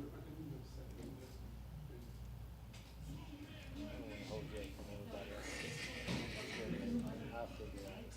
No, digo que the kid is really young. I should have specified. 5-year-old. I can work out that. This kid looks like 3 or 4. The kid looks really young. No. Stick around after, we'll work together. I think it's just not recognizing either the email. Maybe use a different email. We'll check. Did you confirm? I did. Check your email? Yeah. Okay. We'll go through that in a bit. We'll see what's going on. That's weird. That's not normal. Yeah, it's not normal. But we'll figure it out. It might just be bugging. Okay. I know we have a few more minutes, so let's edit the video. Let's put it all together. So I'm just going to go back to... We won't do the whole water bottle thing. If you guys want to stick around after, I'll show you guys how to upload a picture and all that stuff, and you can do it yourself. So we saved these.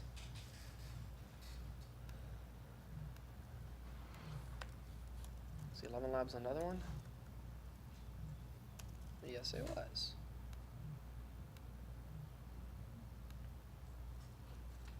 Action, I think the next workshop is gonna be AI. AI content creation.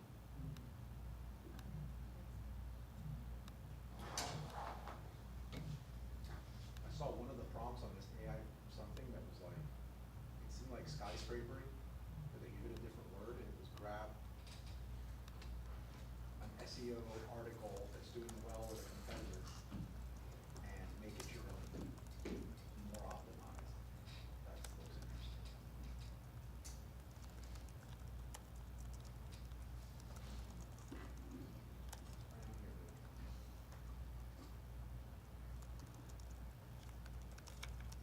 We're dealing with a little user error over here.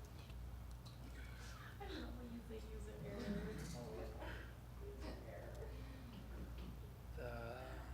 Rain for good. Let's try that out. Oh, wait.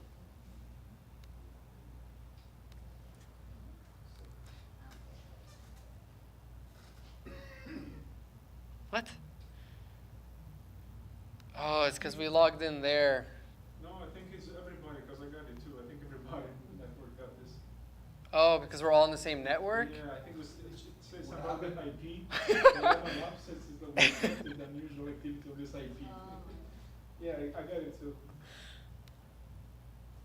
Okay. You wanna hotspot it? I could try. Let me try hotspotting it. That's very interesting. What did it say? It detected unusual activity on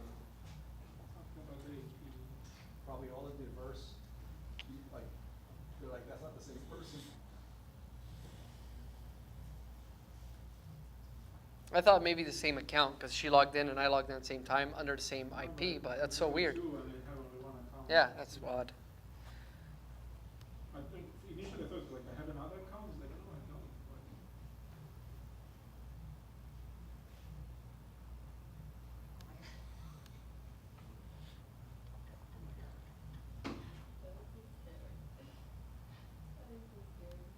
Can you get one of these like mid-journey things, like, and animate it with a different AI? Sorry. Can you, is there an AI that will animate an object? not to the extent of what we want. Like, yesterday I showed a bit of runway, right? So, again, we'll stay a little bit after. But for runway, you could upload any image and it turns into a video. So I could upload an image of the ocean, which is what we did yesterday. So again, quick, I'll do it. So we have the ocean. I think I saved it here. We'll do it with you guys. Might as well. Ocean. Waves. To images. Oh, this is the one from yesterday. Correct. So, yeah, if you use something like that, they have it. They don't have a full AI. They do, but it's a little more complicated to use. It's not like simple text and everything is done for you. But there's a lot of YouTube videos that create entire videos out of AI-generated animations. So let's go do this quick. Say we run AI. Go in here. We're going to drag and drop into this image.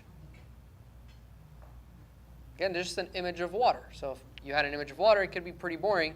But all you do is you upload this image, and then you click on Generate. And in a few seconds, we'll come back, and that'll be done for us. I'll just hop back into Midjourney and do all that good stuff. So now we have images. We have 11 Labs. I think it let me download the VoiceOver AI.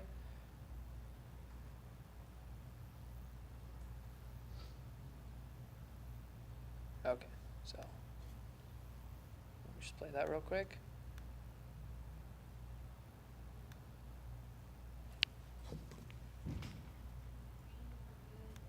Are you tired of your kids throwing tantrums all the time? Did you know that iPads have a 60% chance of ruining the brain for good? Sure. Let's do this one more time. Are you tired of your kid throwing tantrums all the time? Did you know that iPads have a 60% chance of ruining the brain for good? That's a lot better. Let's download it. Now we have this. Now we have the music. So now we have the audio and we have the images. So what we're going to do is we're going to go in here. We're going to create it all into one folder. So this is the audio we want. Let's go back in here and we put Hello World. We put it all in here, right, to make our life easier. So now we have audio, we have images. That's all we technically need. We need the script as well, which once we're done with the script, we'll send it to ourselves. Now what we do, the easiest way to do it, the way that I like to do it to get it to my phone, is I just go Google Drive.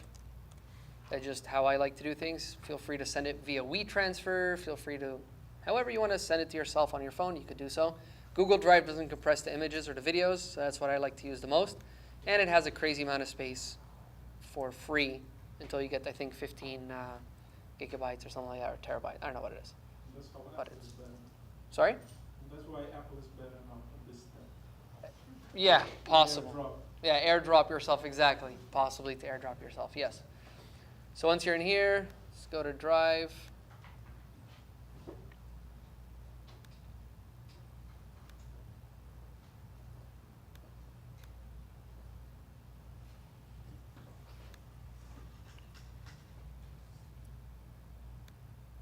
Okay. On average, how long do you think it'll take to make a video? Your first video or whenever you're good at it, like whenever you get it? Both. Yeah, both entities. Your first video should take you anywhere between 2 to 4 hours on average. Once you're done, I pop out videos in 15, 20 minutes. Yeah. So, yeah. Once you know what to do, you sit in Midjourney, you have your script. So you write your script, takes you about like 10, 15 minutes, max with like research and everything. But at this point, it takes me 5 minutes to write a script. Like I could write a script like this, right? Then what I'll do is I'll go straight into Midjourney. I'll be like, these are the keywords. What do I want to match? So I'll write maybe like 5 or 6 different images. I'll get them, download them all, go into 11 Labs, get my voiceover, send it over to my phone. The phone part is probably the part that takes the longest because of the transitions. But I have 2 transitions that I always use, and they work really well. So I just use the same transitions, same videos, boom. And it's very easy. Yeah, maybe a bit longer. 15, 20 minutes exaggerated. Maybe like 30 minutes. Yeah. So now that we're in here, again, we'll just open up the drive. I created the quick drive earlier for us, so if it loads, we'd send it over to our phones, and that's the fun part, where we are going to open up an app called InShot. So I think it's, no, it's this one.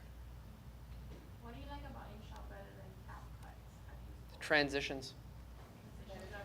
The transitions, yeah. I have to pay for InShot for like, because CapCut, to actually get the good stuff, you got to pay for it too. And InShot as well. That's usually what I use. Yeah. Yeah. It's just quicker. There's a lot of apps that work, guys. This is just like the way I do it. There's Vilo that really works. There's VLLO. That one really works. There's CapCut. Adobe Premiere Pro is where I edit the big stuff. But if I want to do transition for images, it's much easier through InShot. And I'll show you guys now. I'll walk around and I'll show you how cool it just looks with an image to make it look like a video that's moving around for us. All right? So let's go back here. These are the 2 images and the voiceover. Sorry if I'm going a little quick because I just want to make sure that you guys get to see this at least and see an entire video or the intro of a video. So now that I have that, I will, can I stream my phone? Does that work? On here? Push it up there.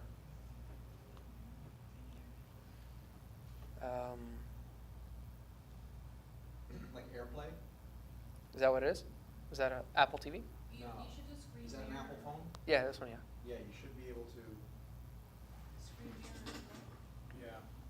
So. What do you want to show? The entire process. I want to start editing the video. I want to show them to see how they can do it there.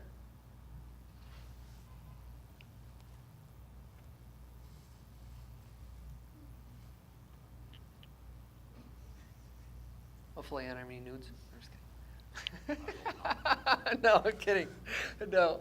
Okay, you're there. Cool beans. All right. So the app, very straightforward. Looks like this. Now you want to choose video. You don't want to choose images. Even though we are uploading images, you want to create a video out of those images. So we're going to click on video first, and then we're going to click on photos, and then we're going to click on, oh wait, sorry, I didn't download them. So you're going to first download the video, the pictures. So download, and you want to download the voiceover as well. Then you come back, then you have them. So boom, boom, it's good to go. So now I have the images. But the thing is that it's not in a TikTok format. It's cutting off a lot. So what you're going to do is you're going to click on Canvas, and you're going to go to 916. So if you are following me on your phone, it's on the far left canvas. And once you click on that, you select 916 because that is the content. That's what we need for vertical content.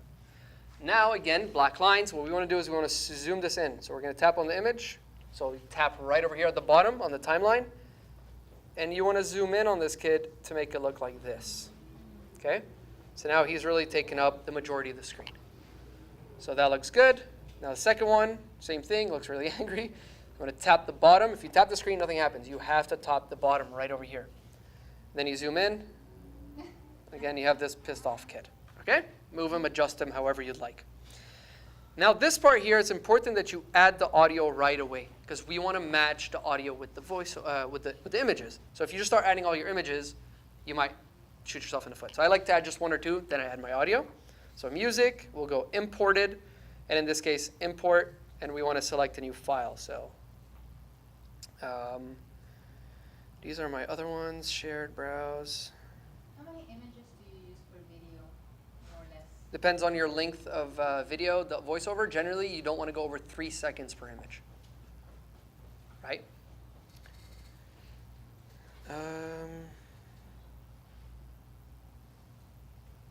So on my iPhone. Does InShot have a web app? Does CapCut does? CapCut has a desktop app. Yes, I'm not entirely sure. It should. So save to files. Okay, there you go. Save. And then now we go in here. So after we download, we have to save the files. Sorry, I usually do it on my Android. So import file. And then we'll go to not cloud, go to browse, go to onto my iPhone, downloads. That should be there. There you go. It's right over here. So 505. We'll click on it, and now we have that. Okay. So import successfully. So now, for example, if I play my video. No, sorry, I did an ad.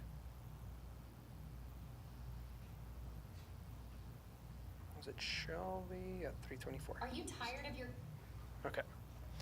So if you notice sometimes here there's like these little pauses. So there might be an awkward pause. time?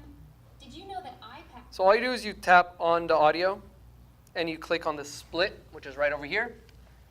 And then you drag a little bit more. And then you split. And you click on that middle button, that little part that we don't want, and we delete it. Then you drag and drop and you put them back together. So now there's no split. All the time? Did you know that iPads have a 60% chance of ruining the brain for good? Cool. This looks pretty boring, right? Just image. Let's move this all the way at the beginning. Are you tired of? Are you tired? No. Are you tired? Are you tired? Yes. Yes. I'm sick and tired. So we'll make this a bit shorter. Right? Kid throwing. So now it's boring, right? Before and after. So this is where we now create an effect, but the effect that we're doing is animation. So we're going to scroll at the bottom. We're going to click on animation. And the one that I like to go is I like to click combo after. And then you could watch, you could either swing left or swing right. So it kind of does something like this. Okay? Are you tired of your?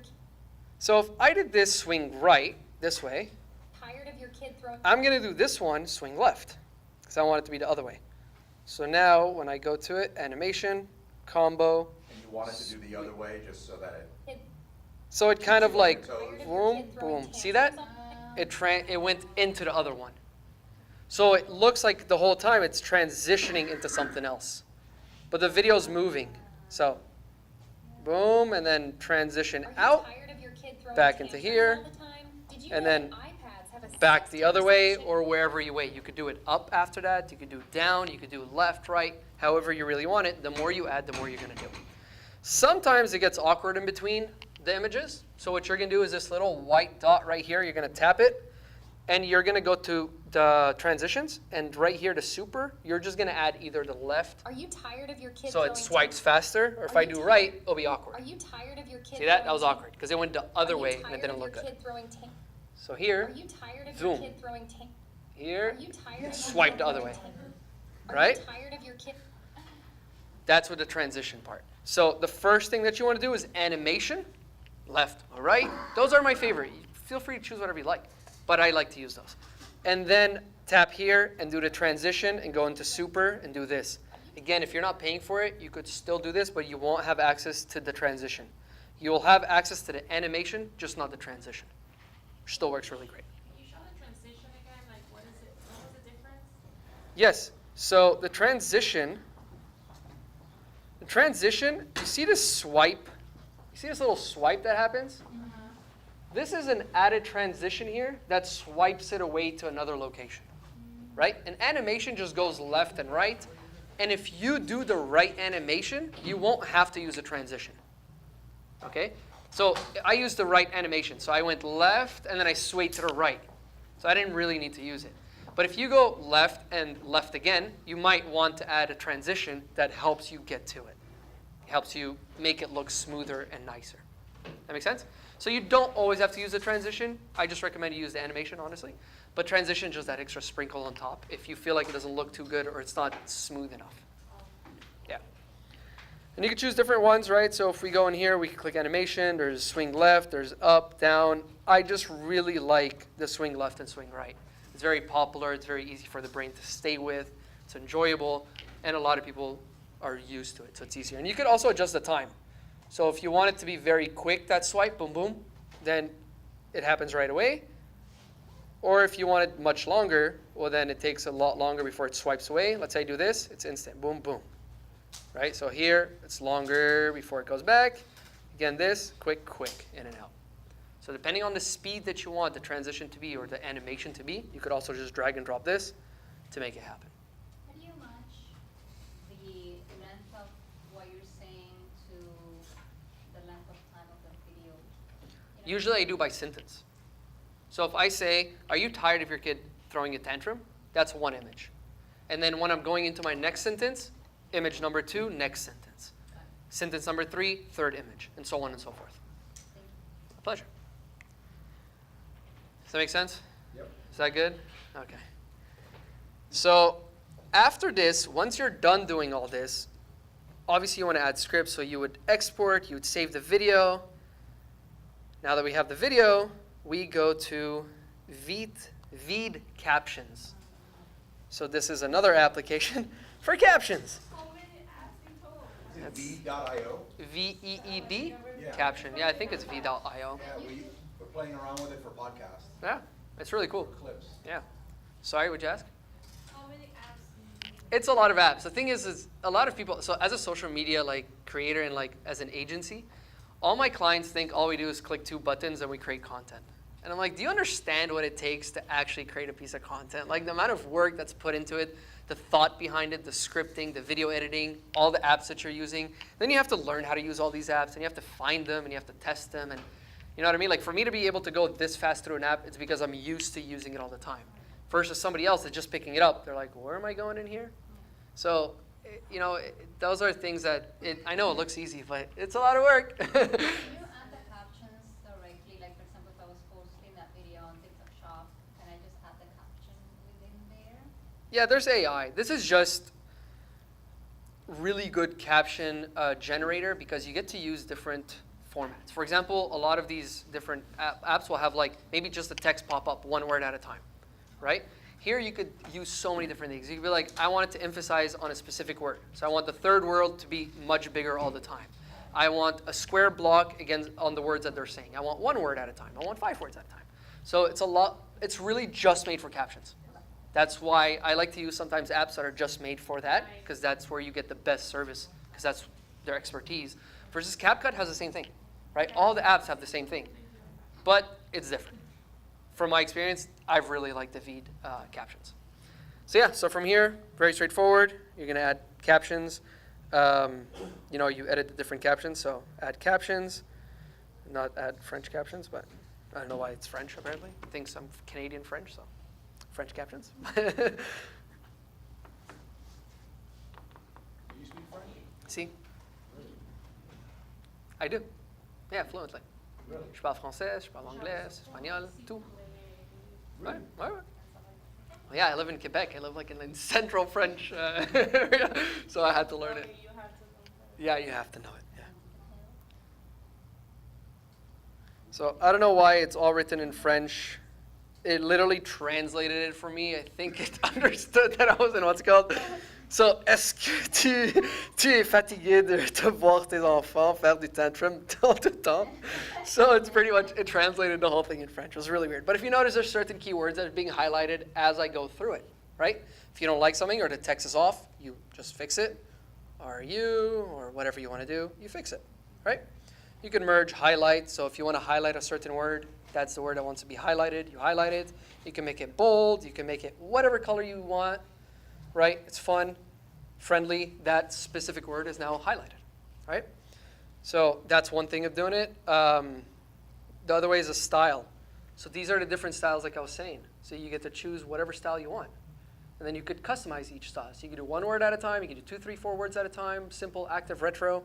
There's a bunch of different like styles that you could go through. And I really like it. Again, it's my favorite app when it comes to captions. Obviously, the more apps you have, the more complicated it gets. And Vid apps right over here. Vid captions, sorry. VEED captions.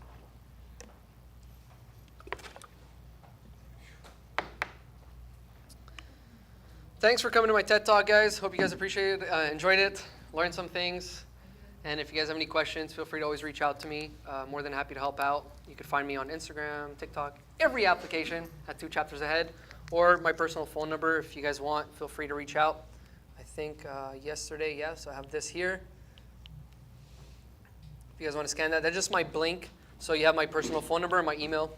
If there's anything you guys want to reach out or ask questions, feel free to do so. Oh, my bad. There you go. Appreciate you.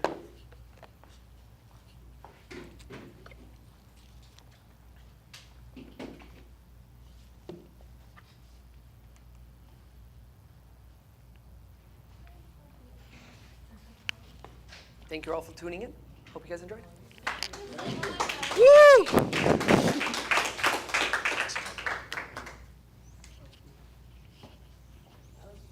I think if I knew you spoke French in the beginning, I would have paid more attention. No. Je peux le faire tout en français plutôt que je comprends rien. What did you say? I said I could have done that all in French, but you guys would have been like, I understand nothing. I got it wrong. See, now nice seeing you. Keep in touch. I'll Yeah, probably be remember, you reaching still out have to, tons of. yeah, I'll probably be Great. reaching out Yeah, for that, I and got you. probably for the name of a couple of the apps. Thank you. My pleasure.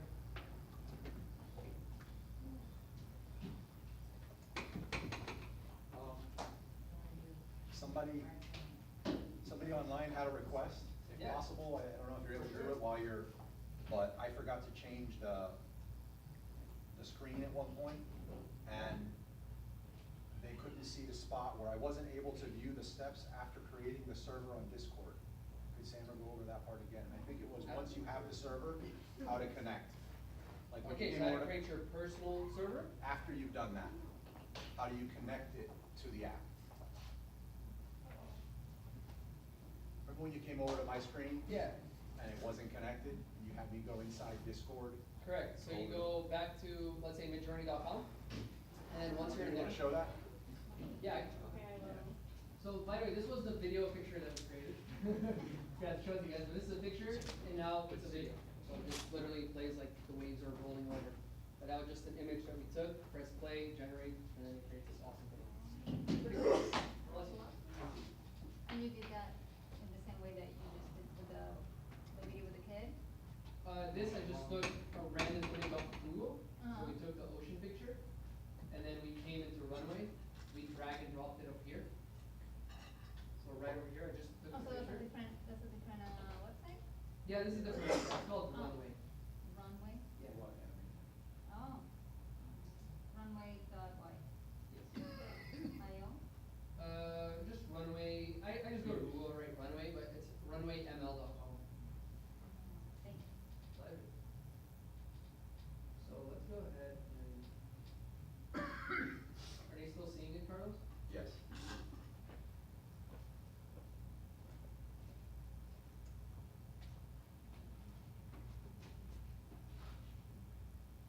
So once you've created your own server, do you want, should I put the mic back on? Oh, yeah, yeah.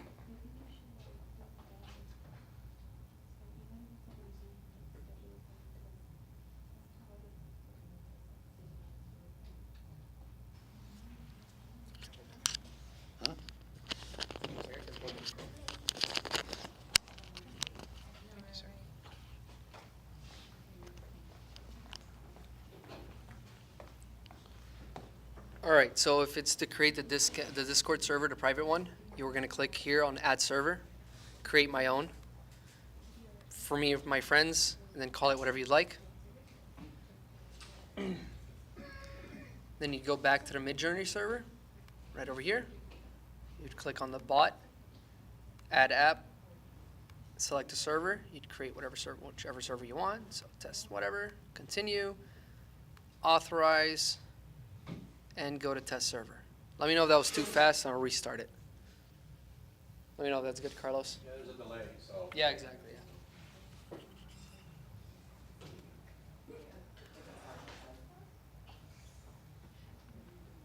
What was that bottle? So this bottle, what I wanted to show you guys earlier is how to drag and drop a picture and then add the bottle to whatever you want, right? So if you have that bottle, and then it's right over here, I'll go into Midjourney, and I'll just drag and drop it. I'll press enter. Then it'll give me a link.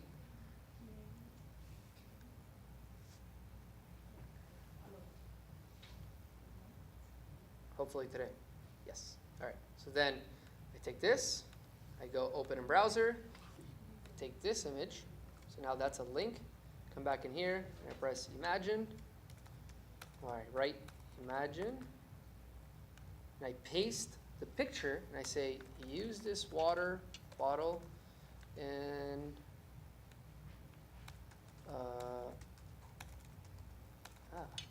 real life setting. Put it on a picnic table at the park. Enter. And then what it does is it should take that image and put it at a picnic table at a park. So in a few seconds, that's Yeah, that's perfect. That was good? Perfect. Thank you so much. Yeah, it was a pleasure. I have it on Charlie. From TikTok, from a TikTok ad. So it's starting, it's generating.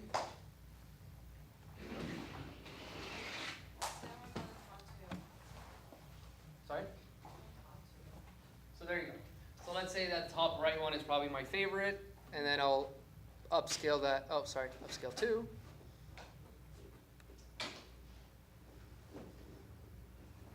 And then now I have a water bottle that's sitting on a counter. Right? So you could change the image, you could say that you want it to be, it's cool because like, you know, it has a reflection, it looks very realistic. And you could do whatever you want. You could do beach towels. Can you give that to someone who could pop that in Photoshop and now start doing stuff with it? Yeah. or is This is not? what I was thinking of. Yeah, of course. Whenever you do upload that, like the original photo, it has to be white background or it has to be? Preferably, you don't have to. I've seen a lot of people who just upload, like whenever you're in a big Discord server, Yeah. you'll see so many different ideas, so many different prompts, so many different cool things, and it gives you ideas. So you could go in there, so don't always just stick here. If you want to get ideas, feel free to click on the bot, and then right here, scroll down and click like newbie 55 or newbie 85. And what you'll do is you'll see a bunch of people putting in their prompts, and you're seeing what they're generating. So I remember when I first started, I used to see people that used to create kids' books.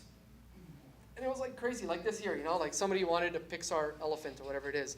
Some people want a drawing book, so they were like, give me a blank outline of 100 pages of a kid's book. And then they just get like 100 pages of a kid's book of drawing, and then they just take that, they put it on Amazon, and then they sell a kid's printable book of drawing, coloring. It's great. So this also helps you get ideas. Whenever you're on your own server, it's coming from here. When you go into these bots and other people's servers, you get different ideas. And then you could apply it. You could see some people, I remember one girl, she put like, she had a picture of herself like on her couch in her room. And she's like, take me and put me on the beach. So the AI generated took her on the couch, and it looked like she was on the beach